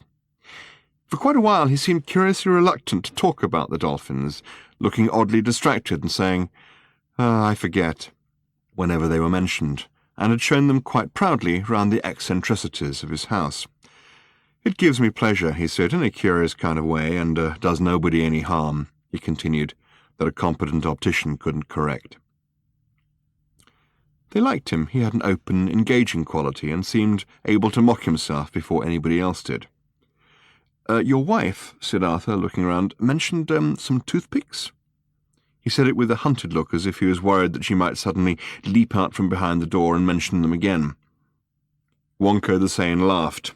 It was a light, easy laugh, and sounded like one he had used a lot before and was happy with. "Ah, yes," he said, That's to do with the day I finally realized that the world had gone totally mad, and I built the asylum to put it in, poor thing, and hoped it would get better. This is the point at which Arthur began to feel nervous again. Here, said Wonko the Sane, we are outside the asylum. He pointed again at the rough brickwork, the pointing and the guttering. Go through that door. He pointed at the first door through which they had originally entered, and you go into the asylum. I tried to decorate it nicely to keep the inmates happy, but there's very little one can do. I never go in there now myself. If ever I am tempted, which these days I rarely am, I simply look at the sign written over the door and I shy away. That one, said Fenchurch, pointing rather puzzled at a blue plaque with some instructions written on it. Yes, they are the words that finally turned me into the hermit I have now become. It was quite sudden. I saw them, and I knew what I had to do. The sign said, hold stick near centre of its length. Moisten pointed end in mouth. Insert in tooth space, blunt end next to gum. Use gentle in-out motion. It seemed to me, said Wonko the Sane, that any civilization that had so far lost its head as to need to include a set of detailed instructions for use in a packet of toothpicks was no longer a civilization in which I could live and stay sane. He gazed out at the Pacific again, as if daring it to rave and gibber at him, but it lay there calmly and played with the sandpipers. And in case it crossed your mind to wonder, as I can see how it possibly might, I am completely sane, which is why I call myself Wonko the Sane, just to reassure people on this point. Wonko is what my mother called me when I was a kid and clumsy and knocked things over, and sane is what I am, and how, he added with one of his smiles that made you feel, oh, well, that's all right then, I intend to remain. Shall we go on to the beach and see what we have to talk about? They went out onto the beach, which was where he started talking about angels with golden beards and green wings and Dr. Skull's sandals. About the dolphins, said Fenchurch gently, hopefully. I can show you the sandals, said Wonko the Sane. I wonder, do you know— Would you like me to show you? Said Wonko the Sane. The sandals, I have them, I'll get them.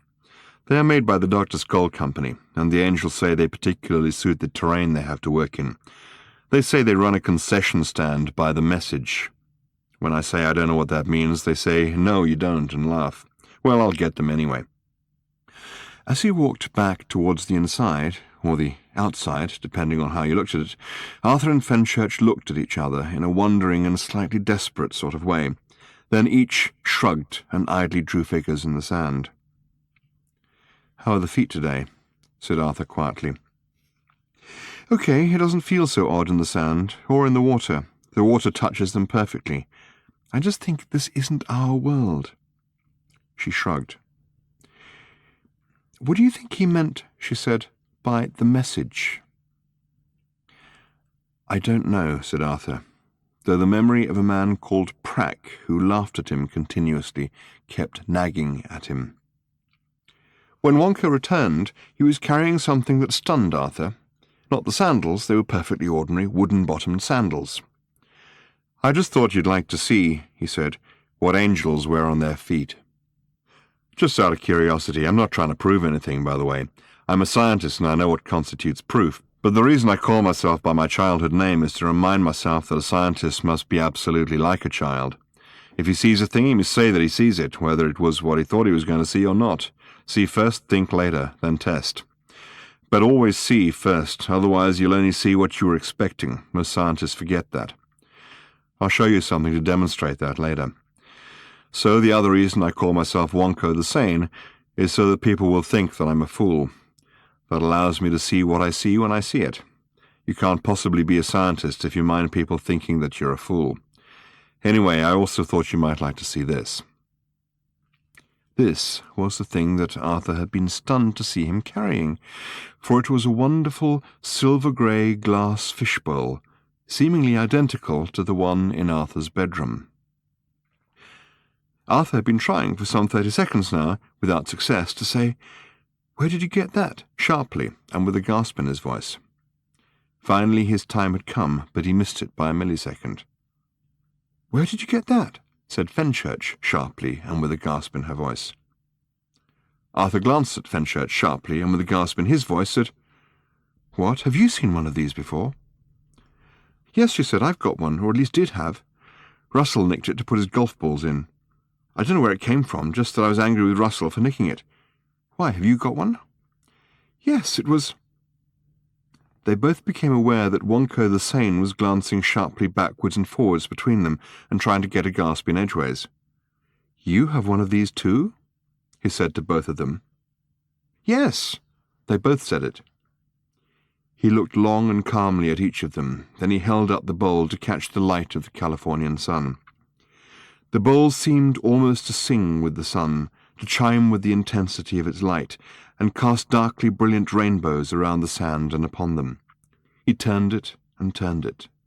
They could see quite clearly in the fine tracery of its etchwork the words, "So long, and thanks for all the fish." "Do you know," said Wonka quietly, "what it is?" They each shook their heads slowly and with wonder, almost hypnotized by the flashing of the lightning shadows in the grey glass.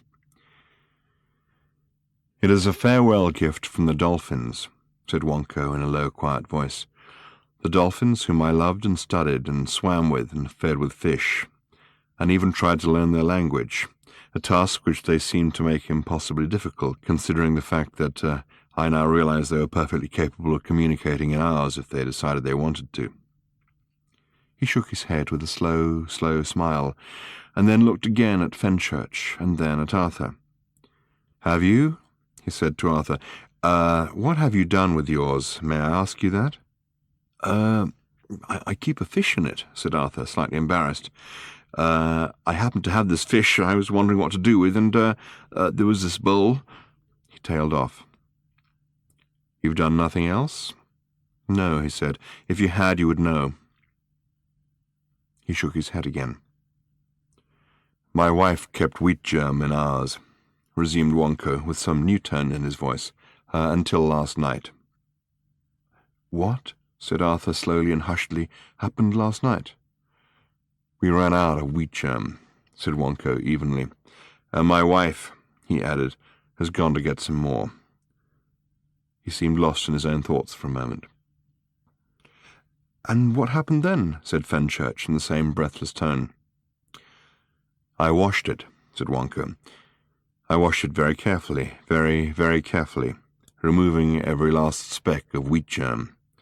Then I dried it slowly with the lint-free cloth, slowly, carefully, turning it over and over. Then I held it to my ear. Have you held one to your ear?" They both shook their heads, again slowly, again dumbly. "Perhaps," he said, "you should." Chapter 32. The deep roar of the ocean. The break of waves on further shores than thought can find. The silent thunders of the deep. And from among it, voices calling, and yet not voices. Humming trillings, wordlings, the half-articulated songs of thought. Greetings, waves of greetings sliding back down into the inarticulate, words breaking together. A crash of sorrow on the shores of earth. Waves of joy on... where? A world indescribably found, indescribably arrived at, indescribably wet, a song of water.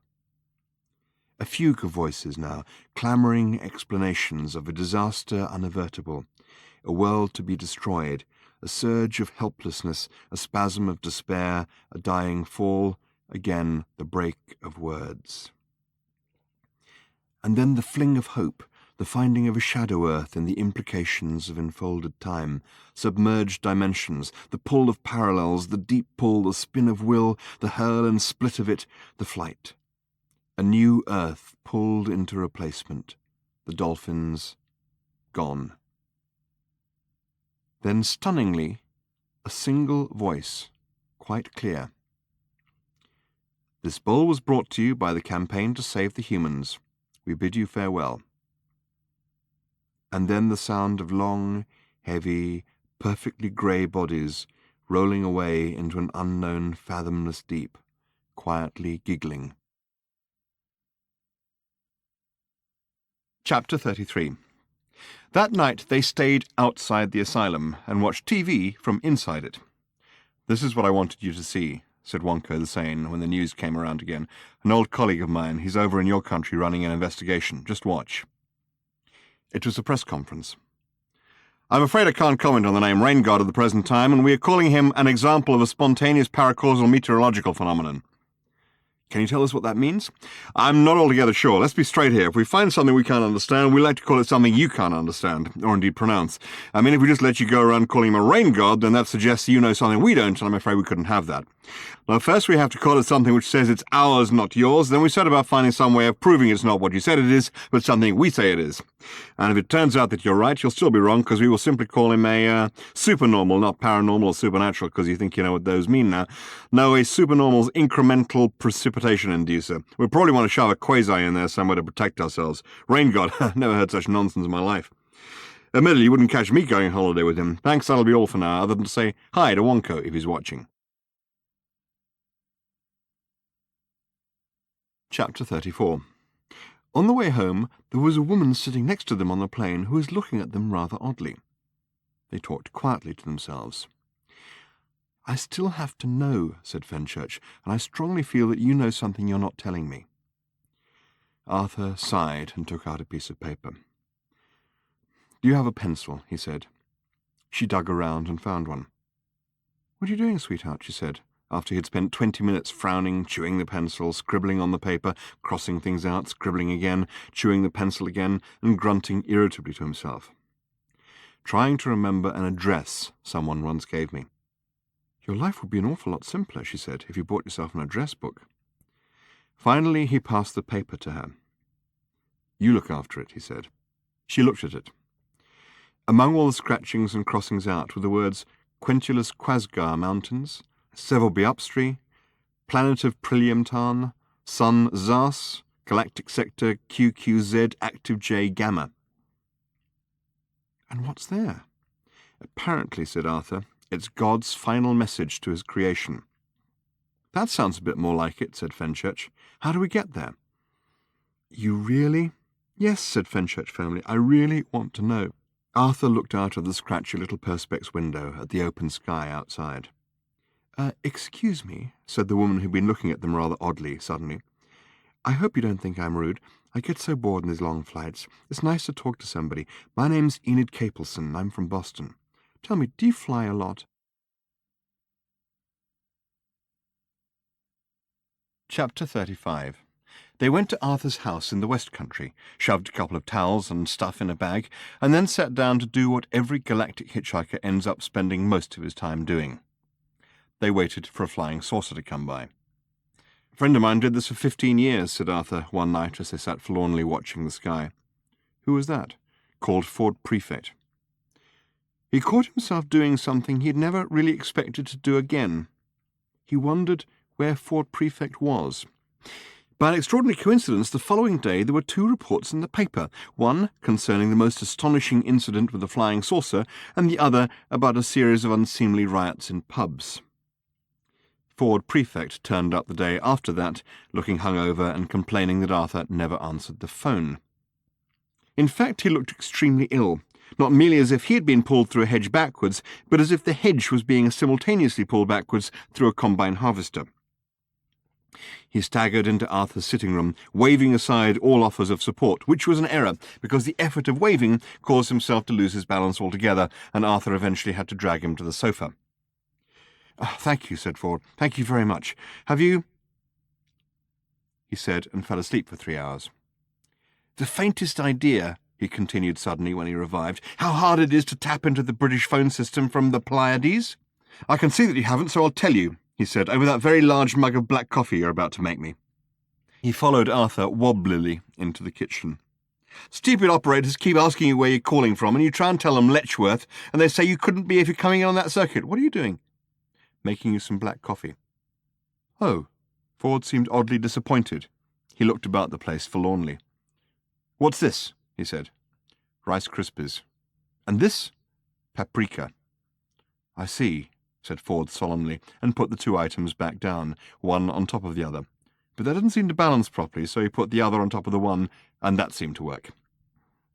A little space-lagged, he said. What was I saying? About not phoning from Letchworth. I wasn't. I explained this to the lady. Bugger Letchworth, I said, if that's your attitude. I am, in fact, calling from a sales scout ship of the Sirius Cybernetics Corporation, currently on the sub-light-speed leg of a journey between the stars known to your world, though not necessarily to you, dear lady. I said dear lady, explained Ford Prefect, because I didn't want her to be offended by my implication that she was an ignorant cretin. Tactful, said Arthur Dent. Exactly, said Ford. Tactful. He frowned. Space slag, he said, is very bad for subclauses. You'll have to assist me, he continued, by reminding me what I was talking about. Between the stars, said Arthur, known to your world, though not necessarily to you, dear lady, as Pleiades Epsilon and Pleiades Zeta, concluded Ford triumphantly. This conversation lark is quite a gas, isn't it? Have some coffee. Thank you, no. And the reason, I said, why I am bothering you with it, rather than just dialing direct as I could, because we have some pretty sophisticated telecommunications equipment out here in the Pleiades, I can tell you, is that the penny-pinching son of a star beast piloting this son of a star beast starship insists that I call collect. Can you believe that? And could she? I don't know, she'd hung up, said Ford by this time. So, what do you suppose, he asked fiercely, I did next? I've no idea, Ford, said Arthur. Pity, said Ford. I was hoping you could remind me. I really hate those guys, you know. They really are the creeps of the cosmos, buzzing around the celestial infinite with their junky little machines that never work properly, or when they do, perform functions that no sane man would require of them. And, he added savagely, go beep to tell you when they'd done it. This was perfectly true, and a very respectable view, widely held by right-thinking people, who are largely recognizable as being right-thinking people by the mere fact that they hold this view. The Hitchhiker's Guide to the Galaxy, in a moment of reasoned lucidity, which is almost unique amongst its current tally of 5,975,509 pages, says of the Sirius Cybernetics Corporation products that it is very easy to be blinded to the essential uselessness of them by the sense of achievement you get from getting them to work at all. In other words, and this is the rock-solid principle on which the whole of the corporation's galaxy-wide success is founded, their fundamental design flaws are completely hidden by their superficial design flaws. And this guy, ranted Ford, was on the drive to sell more of them. His 5-year mission to seek out and explore strange new worlds and sell advanced music substitute systems to their restaurants, elevators, and wine bars. Or if they didn't have restaurants, elevators, and wine bars yet, to artificially accelerate their civilization growth until they bloody well did have. Where's that coffee? I threw it away. Make some more. I've now remembered what I did next. I saved civilization as we know it. I knew it was something like that. He stumbled determinedly back into the sitting room, where he seemed to carry on talking to himself, tripping over the furniture and making beep-beep noises. A couple of minutes later, wearing his very placid face, Arthur followed him. Ford looked stunned. Where have you been? He demanded. Making some coffee, said Arthur, still wearing his very placid face. He had long ago realized that the only way of being in Ford's company successfully was to keep a large stock of very placid faces and wear them at all times. You missed the best bit, raged Ford. You missed the bit where I jumped the guy. Now, he said, I'll have to jump him all over again. He hurled himself recklessly at a chair and broke it. It was better, he said sullenly, last time, and waved vaguely in the direction of another broken chair which he had already got trussed up on the dining-room table. I see, said Arthur, casting a placid eye over the trussed-up wreckage. And, what are all the ice cubes for? What? Screamed Ford. What, you missed that bit too? That's the suspended animation facility. I put the guy in the suspended animation facility. Well, I had to, didn't I? So it would seem, said Arthur in his placid voice. Don't touch that! Yelled Ford. Arthur, who was about to replace the phone, which was for some mysterious reason lying on the table off the hook, paused placidly. Okay, said Ford, calming down. Listen to it. Arthur put the phone to his ear. It's the speaking clock, he said. Beep, beep, beep, said Ford, is exactly what is being heard all over that guy's ship, while he sleeps in the ice, going slowly round a little-known moon of Sessuphorus Magna, the London speaking clock. I see, said Arthur again, and decided that now was the time to ask the big one. Why? He said placidly. With a bit of luck, said Ford, the phone bill will bankrupt the buggers. He threw himself sweating onto the sofa. Anyway, he said, dramatic arrival, don't you think? Chapter 36. The flying saucer in which Ford Prefect had stowed away had stunned the world. Finally, there was no doubt, no possibility of mistake, no hallucinations, no mysterious CIA agents found floating in reservoirs. This time it was real, it was definite, it was definitely definite.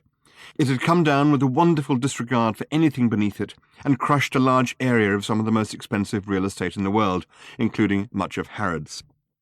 The thing was massive, nearly a mile across, some said, dull silver in colour, pitted, scorched, and disfigured with the scars of unnumbered vicious space battles fought with savage forces by the light of suns unknown to man. A hatchway opened, crashed down through the Harrods food halls, demolished Harvey Nichols, and with a final grinding scream of tortured architecture, toppled the Sheraton Park Tower. After a long, heart-stopping moment of internal crashes and grumbles of rending machinery, there marched from it down the ramp an immense silver robot, 100 feet tall. It held up a hand. "I come in peace," it said, adding after a long moment of further grinding, "Take me to your lizard." Ford Prefect, of course, had an explanation for this, as he sat with Arthur and watched the non-stop frenetic news reports on the television, none of which had anything to say other than to record that the thing had done this amount of damage, which was valued at that amount of billions of pounds, and had killed this totally other number of people, and then say it again, because the robot was doing nothing more than standing there, swaying very slightly, and emitting short, incomprehensible error messages. "It comes from a very ancient democracy, you see," said Ford. "You mean it comes from a world of lizards?" "No," said Ford, who by this time was a little more rational and coherent than he had been, having finally had the coffee forced down him. "Nothing so simple. Nothing anything like so straightforward. On its world, the people are people, the leaders are lizards. The people hate the lizards, and the lizards rule the people." "Odd," said Arthur. "I thought you said it was a democracy." "I did," said Ford. "It is." "So," said Arthur, hoping he wasn't sounding ridiculously obtuse, "why don't the people get rid of the lizards?" "It honestly doesn't occur to them," said Ford. "They've all got the vote, so they all pretty much assume that the government they voted in more or less approximates to the government they want." "You mean they actually vote for the lizards?" "Oh, yes," said Ford with a shrug, "of course." "But," said Arthur, going for the big one again, "why?" "Because if they didn't vote for a lizard," said Ford, "the wrong lizard might get in. Got any gin?" "What?" "I said," said Ford, with an increasing air of urgency creeping into his voice, "have you got any gin?" I'll look. Tell me about the lizards." Ford shrugged again. "Some people say that the lizards are the best thing that ever happened to them," he said. "They're completely wrong, of course, completely and utterly wrong, but someone's got to say it." "But that's terrible," said Arthur. "Listen, Bud," said Ford, "if I had $1 for every time I heard one bit of the universe look at another bit of the universe and say, 'That's terrible,' I wouldn't be sitting here like a lemon looking for a gin. But I haven't and I am. Anyway, what are you looking so placid and moon-eyed for? Are you in love?" Arthur said yes, he was, and said it placidly. "With someone who knows where the gin bottle is? Do I get to meet her?" He did, because Fenchurch came in at that moment with a pile of newspapers she'd been into the village to buy. She stopped in astonishment at the wreckage on the table and the wreckage from Beetlejuice on the sofa. "Where's the gin?" said Ford to Fenchurch, and to Arthur, "What happened to Trillion, by the way?" This is Fenchurch," said Arthur awkwardly. "There was nothing with Trillion. You must have seen her last." "Oh, yeah," said Ford. "She went off with Zaphod somewhere. They had some kids or something. At least," he added, "I think that's what they were. Zaphod's calmed down a lot, you know." "Really?" said Arthur, clustering hurriedly around Fenchurch to relieve her of the shopping. "Yeah," said Ford. "At least one of his heads is now saner than an emu on acid." "Arthur, who is this?" said Fenchurch. "Ford Prefect," said Arthur. "I may have mentioned him in passing." Chapter 37.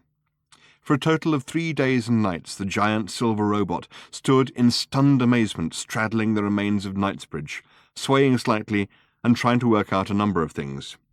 Government deputations came to see it, ranting journalists by the truckload each asked each other questions on the air about what they thought of it. Flights of fighter bombers tried pathetically to attack it, but no lizards appeared. It scanned the horizon slowly. At night it was at its most spectacular, floodlit by the teams of television crews who covered it continuously as it continuously did nothing. It thought, and eventually reached a conclusion. It would have to send out its service robots. It should have thought of that before, but it was having a number of problems. The tiny flying robots came screeching out of the hatchway one afternoon in a terrifying cloud of metal. They roamed the surrounding terrain, frantically attacking some things and defending others. One of them at last found a pet shop with some lizards, but it instantly defended the pet shop for democracy so savagely that little in the area survived. A turning point came when a crack team of flying screechers discovered the zoo in Regent's Park, and most particularly the reptile house.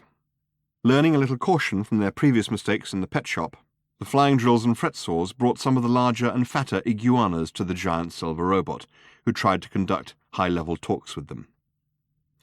Eventually, the robot announced to the world that despite the full, frank, and wide-ranging exchange of views, the high-level talks had broken down. The lizards had been retired, and that it, the robot, would take a short holiday somewhere, and for some reason selected Bournemouth.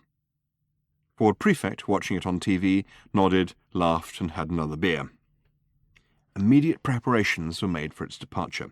The flying toolkit screeched and sawed and drilled and fried things with light throughout that day and all through the night time, and in the morning, stunningly, a giant mobile gantry started to roll westwards on several roads simultaneously, with the robot standing on it, supported within the gantry. Westward it crawled like a strange carnival buzzed around by its servants and helicopters and news coaches, scything through the land until at last it came to Bournemouth, where the robot slowly freed itself of its transport systems and braces and went and lay for 10 days on the beach. It was, of course, by far the most exciting thing that had ever happened to Bournemouth.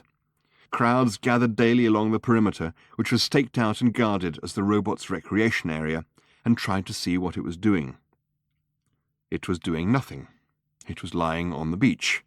It was lying a little awkwardly on its face. It was a journalist from a local paper who, late one night, managed to do what no one else in the world had so far managed, which was to strike up a brief, intelligible conversation with one of the service robots guarding the perimeter. It was an extraordinary breakthrough. "I think there's a story in it," confided the journalist over a cigarette shared through the steel link fence, "but it needs a good local angle. I've got a little list of questions here," he went on, rummaging awkwardly in an inner pocket. "Perhaps you could get him, whatever you call him, to run through them quickly." The little flying ratchet screwdriver said it would see what it could do and screeched off. A reply was never forthcoming. Curiously, however, the questions on the piece of paper more or less exactly matched the questions that were going through the massive, battle-scarred, industrial-quality circuits of the robot's mind. They were these: How do you feel about being a robot? How does it feel to be from outer space? And how do you like Bournemouth? Early the following day, things started to be packed up, and within a few days it became apparent that the robot was preparing to leave for good. "The point is," said Fenchurch to Ford, "can you get us on board?" Ford looked wildly at his watch. "I have some serious unfinished business to attend to," he exclaimed. Chapter 38. Crowds thronged as close as they could to the giant silver craft, which wasn't very. The immediate perimeter was fenced off and patrolled by the tiny flying service robots. Staked out around that was the army, who had been completely unable to breach that inner perimeter, but were damned if anybody was going to breach them. They, in turn, were surrounded by a cordon of police, though whether they were there to protect the public from the army, or the army from the public, or to guarantee the giant ship's diplomatic immunity and prevent it getting parking tickets, was entirely unclear and the subject of much debate. The inner perimeter fence was now being dismantled. The army stirred uncomfortably, uncertain of how to react to the fact that the reason for their being there seemed as if it was simply going to get up and go. The giant robot had lurched back aboard the ship at lunchtime, and now it was 5 o'clock in the afternoon, and no further sign had been seen of it. Much had been heard, more grindings and rumblings from deep within the craft, the music of a million hideous malfunctions, but the sense of tense expectation among the crowd was born of the fact that they tensely expected to be disappointed. This wonderful, extraordinary thing had come into their lives, and now was simply going to go without them. Two people were particularly aware of this sensation. Arthur and Fenchurch scanned the crowd anxiously, unable to find Ford Prefect in it anywhere, or any sign that he had the slightest intention of being there. "How reliable is he?" asked Fenchurch in a sinking voice. "How reliable?" said Arthur. He gave a hollow laugh. "How shallow is the ocean?" he said. "How cold is the sun?" The last parts of the robot's gantry transport were being carried on board, and the few remaining sections of the perimeter fence were now stacked at the bottom of the ramp, waiting to follow them. The soldiers on guard around the ramp bristled meaningfully. Orders were barked back and forth, hurried conferences were held, but nothing, of course, could be done about any of it. Hopelessly, and with no clear plan now, Arthur and Fenchurch pushed forward through the crowd. But since the whole crowd was also trying to push forward through the crowd, this got them nowhere. And within a few minutes more, nothing remained outside the ship. Every last link of the fence was aboard. A few flying fret saws and a spirit level seemed to do one last check around the site, and then screamed in through the giant hatchway themselves. A few seconds passed. The sounds of mechanical disarray from within changed in intensity, and slowly, heavily, the huge steel ramp began to lift itself back out of the Harrods' food halls. The sound that accompanied it was the sound of thousands of tense, excited people being completely ignored. "Hold it!" A megaphone barked from a taxi, which screeched to a halt on the edge of the milling crowd. "There has been," barked the megaphone, "a major scientific break-in. Break through, it corrected itself. The door flew open, and a small man from somewhere in the vicinity of Beetlejuice leapt out, wearing a white coat. "Hold it!" he shouted again, and this time brandished a short, squat black rod with lights on it. The lights winked briefly, the ramp paused in its ascent, and then, in obedience to the signals from the thumb, which half the electronic engineers in the galaxy are constantly trying to find fresh ways of jamming, while the other half are constantly trying to find fresh ways of jamming the jamming signals, slowly ground its way downwards again. Ford Prefect grabbed his megaphone from out of the taxi and started bawling at the crowd through it.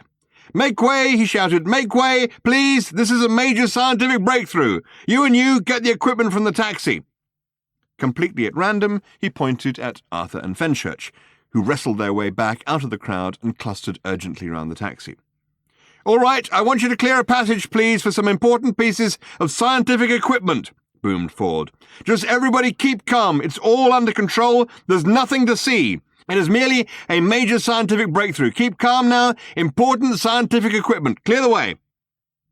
Hungry for new excitement, delighted at the sudden reprieve from disappointment, the crowd enthusiastically fell back and started to open up.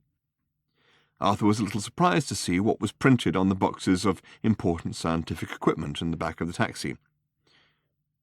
"Hang a coat over them," he muttered to Fenchurch as he heaved them out to her.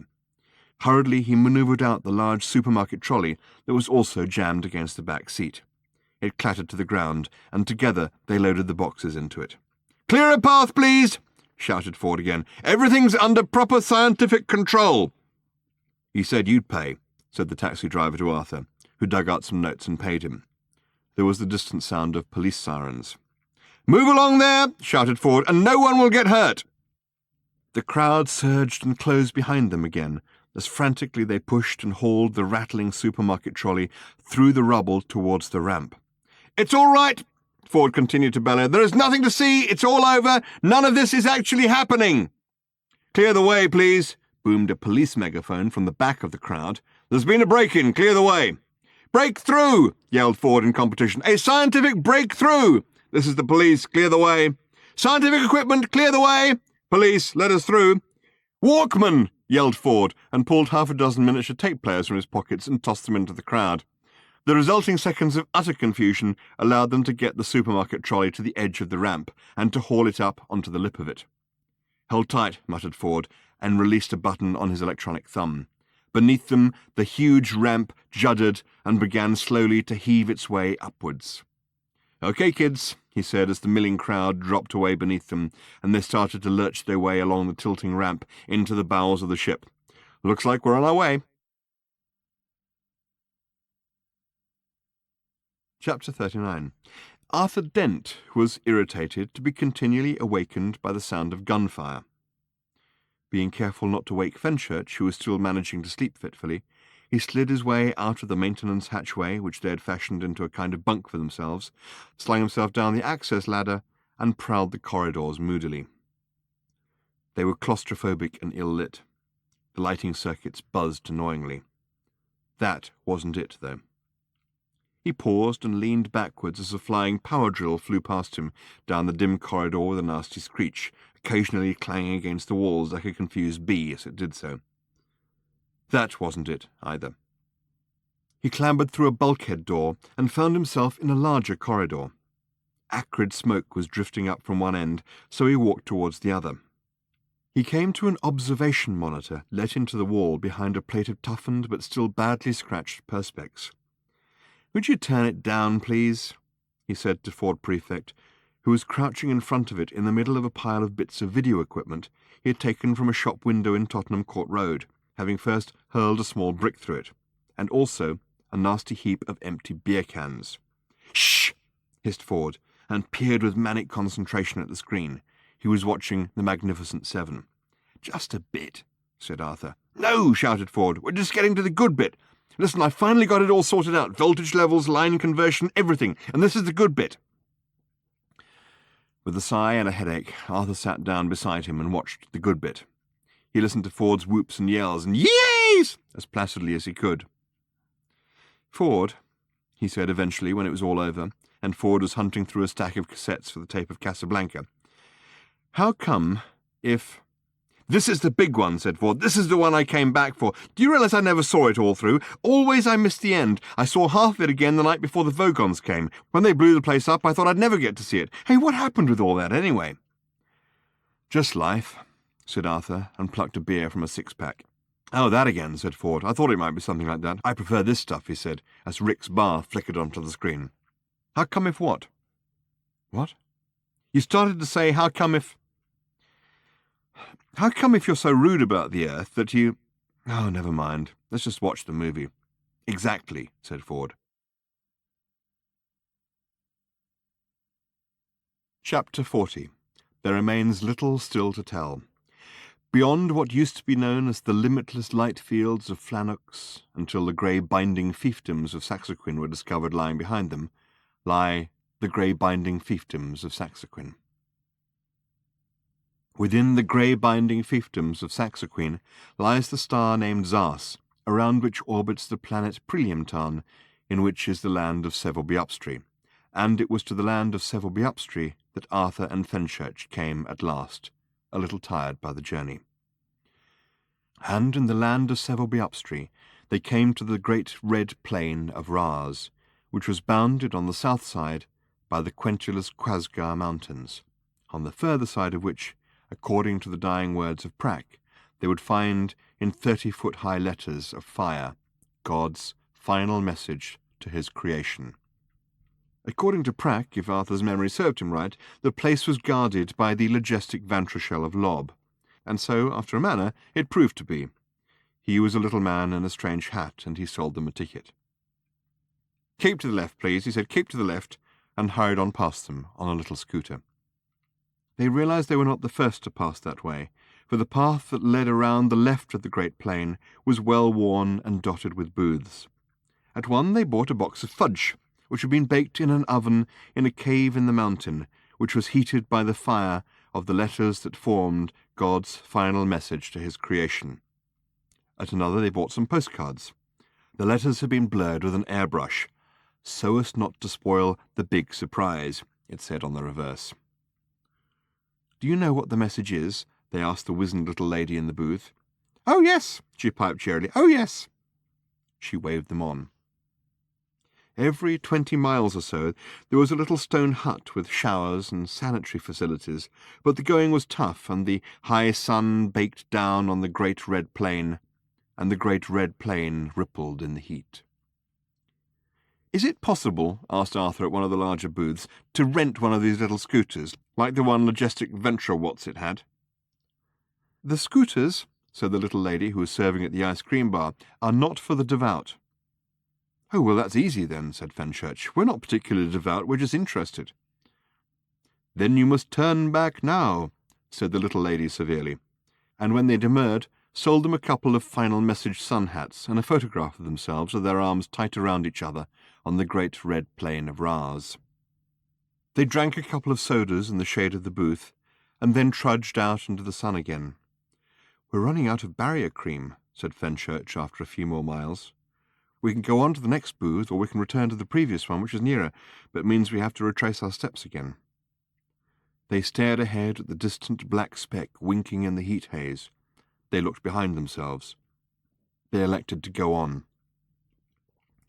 They then discovered that they were not only not the first to make this journey, but they were not the only ones making it now. Some way ahead of them, an awkward low shape was heaving itself wretchedly along the ground, stumbling painfully slowly, half limping, half crawling. It was moving so slowly that before too long they caught the creature up, and could see that it was made of worn, scarred, and twisted metal. It groaned at them as they approached it, collapsing in the hot, dry dust. "So much time," it groaned. "Oh, so much time, and pain as well, so much of that, and so much time to suffer it in, too. One or the other on its own I could probably manage. It's the two together that really get me down. Oh, hello, you again." "Marvin," said Arthur sharply, crouching down beside it. "Is that you?" "You were always one," groaned the aged husk of the robot, "for the super-intelligent question, weren't you?" "What is it?" whispered Fenchurch in alarm, crouching down behind Arthur and grasping onto his arm. "He's a sort of an old friend," said Arthur. "Friend," croaked the robot pathetically. The word died away in a kind of crackle, and flakes of rust fell out of his mouth. "You'll have to excuse me while I try and remember what the word means. My memory banks are not what they were, you know, and any word which falls into disuse for a few zillion years has to get shifted down into auxiliary memory backup. Ah, here it comes." The robot's battered head snapped up a bit, as if in thought. He said. "What a curious concept." He thought a little longer. "No," he said at last. "Don't think I ever came across one of those. Sorry, can't help you there." He scraped a knee along pathetically in the dust, and then tried to twist himself up onto his misshapen elbows. "Is there any last service you would like me to perform for you, perhaps?" he asked in a kind of hollow rattle. "A piece of paper that perhaps you would like me to pick up for you, or maybe you would like me," he continued, "to open a door." His head scratched around in its rusty neck bearings and seemed to scan the distant horizon. "Don't seem to be any doors around at present," he said, "but I'm sure that if we waited long enough, someone would build one. And then," he said, slowly twisting his head around to see Arthur again, "I could open it for you. I'm quite used to waiting, you know." "Arthur," hissed Fenchurch in his ear sharply, "you never told me of this. What have you done to this poor creature?" "Nothing," insisted Arthur sadly. "He's always like this." "Ha!" snapped Marvin. "Ha!" he repeated. "What do you know of always? You say always to me, who, because of the silly little errands your organic life forms keep on sending me through time on, am now 37 times older than the universe itself. Pick your words with a little more care," he coughed, "and tact." He rasped his way through a coughing fit and resumed. "Leave me," he said. "Go on ahead. Leave me to struggle painfully on my way. My time at last is nearly come. My race is nearly run. I fully expect," he said, feebly waving them on with a broken finger, "to come in last. It would be fitting. Here I am, brain the size." Between them, they picked him up, despite his feeble protests and insults.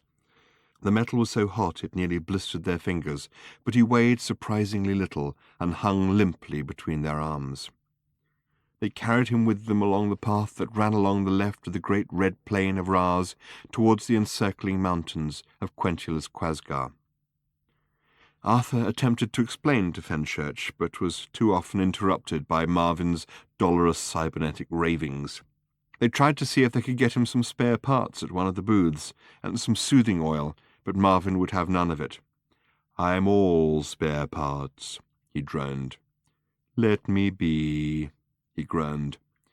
Every part of me, he moaned, has been replaced at least 50 times. Except... He seemed almost imperceptibly to brighten for a moment. His head bobbed between them with the effort of memory.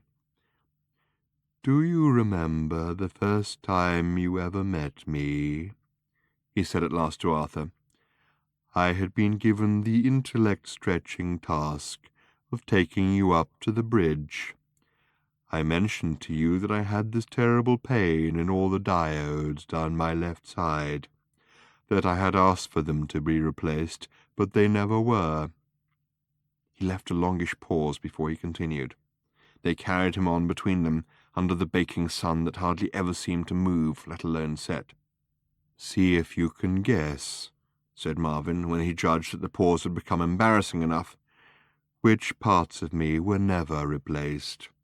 Go on, see if you can guess. Ouch, he added. Ouch, ouch, ouch, ouch, ouch, ouch. At last they reached the last of the little booths, set Marvin down between them, and rested in the shade. Fenchurch bought some cufflinks for Russell, cufflinks that had set in them little polished pebbles which had been picked up from the Quenchillas Mountains, directly underneath the letters of fire in which was written God's final message to his creation.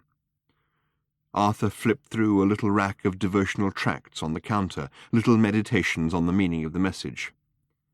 Ready? He said to Fenchurch, who nodded. They heaved up Marvin between them. They rounded the foot of the Quenchillas Mountains, and there was the message, written in blazing letters along the crest of the mountain. There was a little observation vantage point, with a rail built along the top of a large rock facing it, from which you could get a good view. It had a little pay telescope for looking at the letters in detail, but no one would ever use it, because the letters burned with the divine brilliance of the heavens, and would, if seen through a telescope, have severely damaged the retina and optic nerve. They gazed at God's final message in wonderment, and were slowly and ineffably filled with a great sense of peace and of final and complete understanding. Fenchurch sighed. Yes, she said. That was it. They had been staring at it for fully 10 minutes before they became aware that Marvin, hanging between their shoulders, was in difficulties. The robot could no longer lift his head, had not read the message. They lifted his head, but he complained that his vision circuits had almost gone. They found a coin and helped him to the telescope. He complained and insulted them, but they helped him look at each individual letter in turn. The first letter was a W, the second an E, then there was a gap. An A followed, then a P, an O, and an L. Marvin paused for a rest. After a few moments they resumed and let him see the O, the G, the I, the S, and the E. The next two words were for and the. The last one was a long one, and Marvin needed another rest before he could tackle it. It started with I, then N, then a C. Next came an O and an N, followed by a V, an E, another N, and an I. After a final pause, Marvin gathered his strength for the last stretch. He read the E, the N, the C, and at last the final E, and staggered back into their arms. I think, he murmured at last from deep within his corroding, rattling thorax. I feel good about it. The lights went out in his eyes for absolutely the very last time ever. Luckily, there was a stall nearby where you could rent scooters from guys with green wings. Epilogue. One of the greatest benefactors of all life kind was a man who couldn't keep his mind on the job in hand. Brilliant? Certainly. One of the foremost genetic engineers of his or any other generation, including a number he had designed himself? Without a doubt. The problem was that he was far too interested in things which he shouldn't be interested in, at least, as people would tell him, not now. He was also, partly because of this, of a rather irritable disposition. So, when his world was threatened by terrible invaders from a distant star, who were still a fair way off but travelling fast, he, Blart Versenweld III, his name was Blart Versenweld III, which is not strictly relevant, but quite interesting because, never mind, that was his name and we can talk about why it's interesting later, was sent into guarded seclusion by the masters of his race, with instructions to design a breed of fanatical super warriors to resist and vanquish the feared invaders, do it quickly, and, they told him, concentrate. So he sat by a window and looked out at a summer lawn and designed and designed and designed, but inevitably got a little distracted by things, and by the time the invaders were practically in orbit around them, had come up with a remarkable new breed of superfly that could, unaided, figure out how to fly through the open half of a half-open window, and also an off-switch for children. Celebrations of these remarkable achievements seemed doomed to be short-lived because disaster was imminent as the alien ships were landing. But astoundingly, the fearsome invaders, who, like most warlike races, were only on the rampage because they couldn't cope with things at home, were stunned by Versenwald's extraordinary breakthroughs, joined in the celebrations, and were instantly prevailed upon to sign a wide-ranging series of trading agreements and set up a program of cultural exchanges. And, in an astonishing reversal of normal practice in the conduct of such matters, everybody concerned lived happily ever after. There was a point to the story, but it has temporarily escaped the chronicler's mind.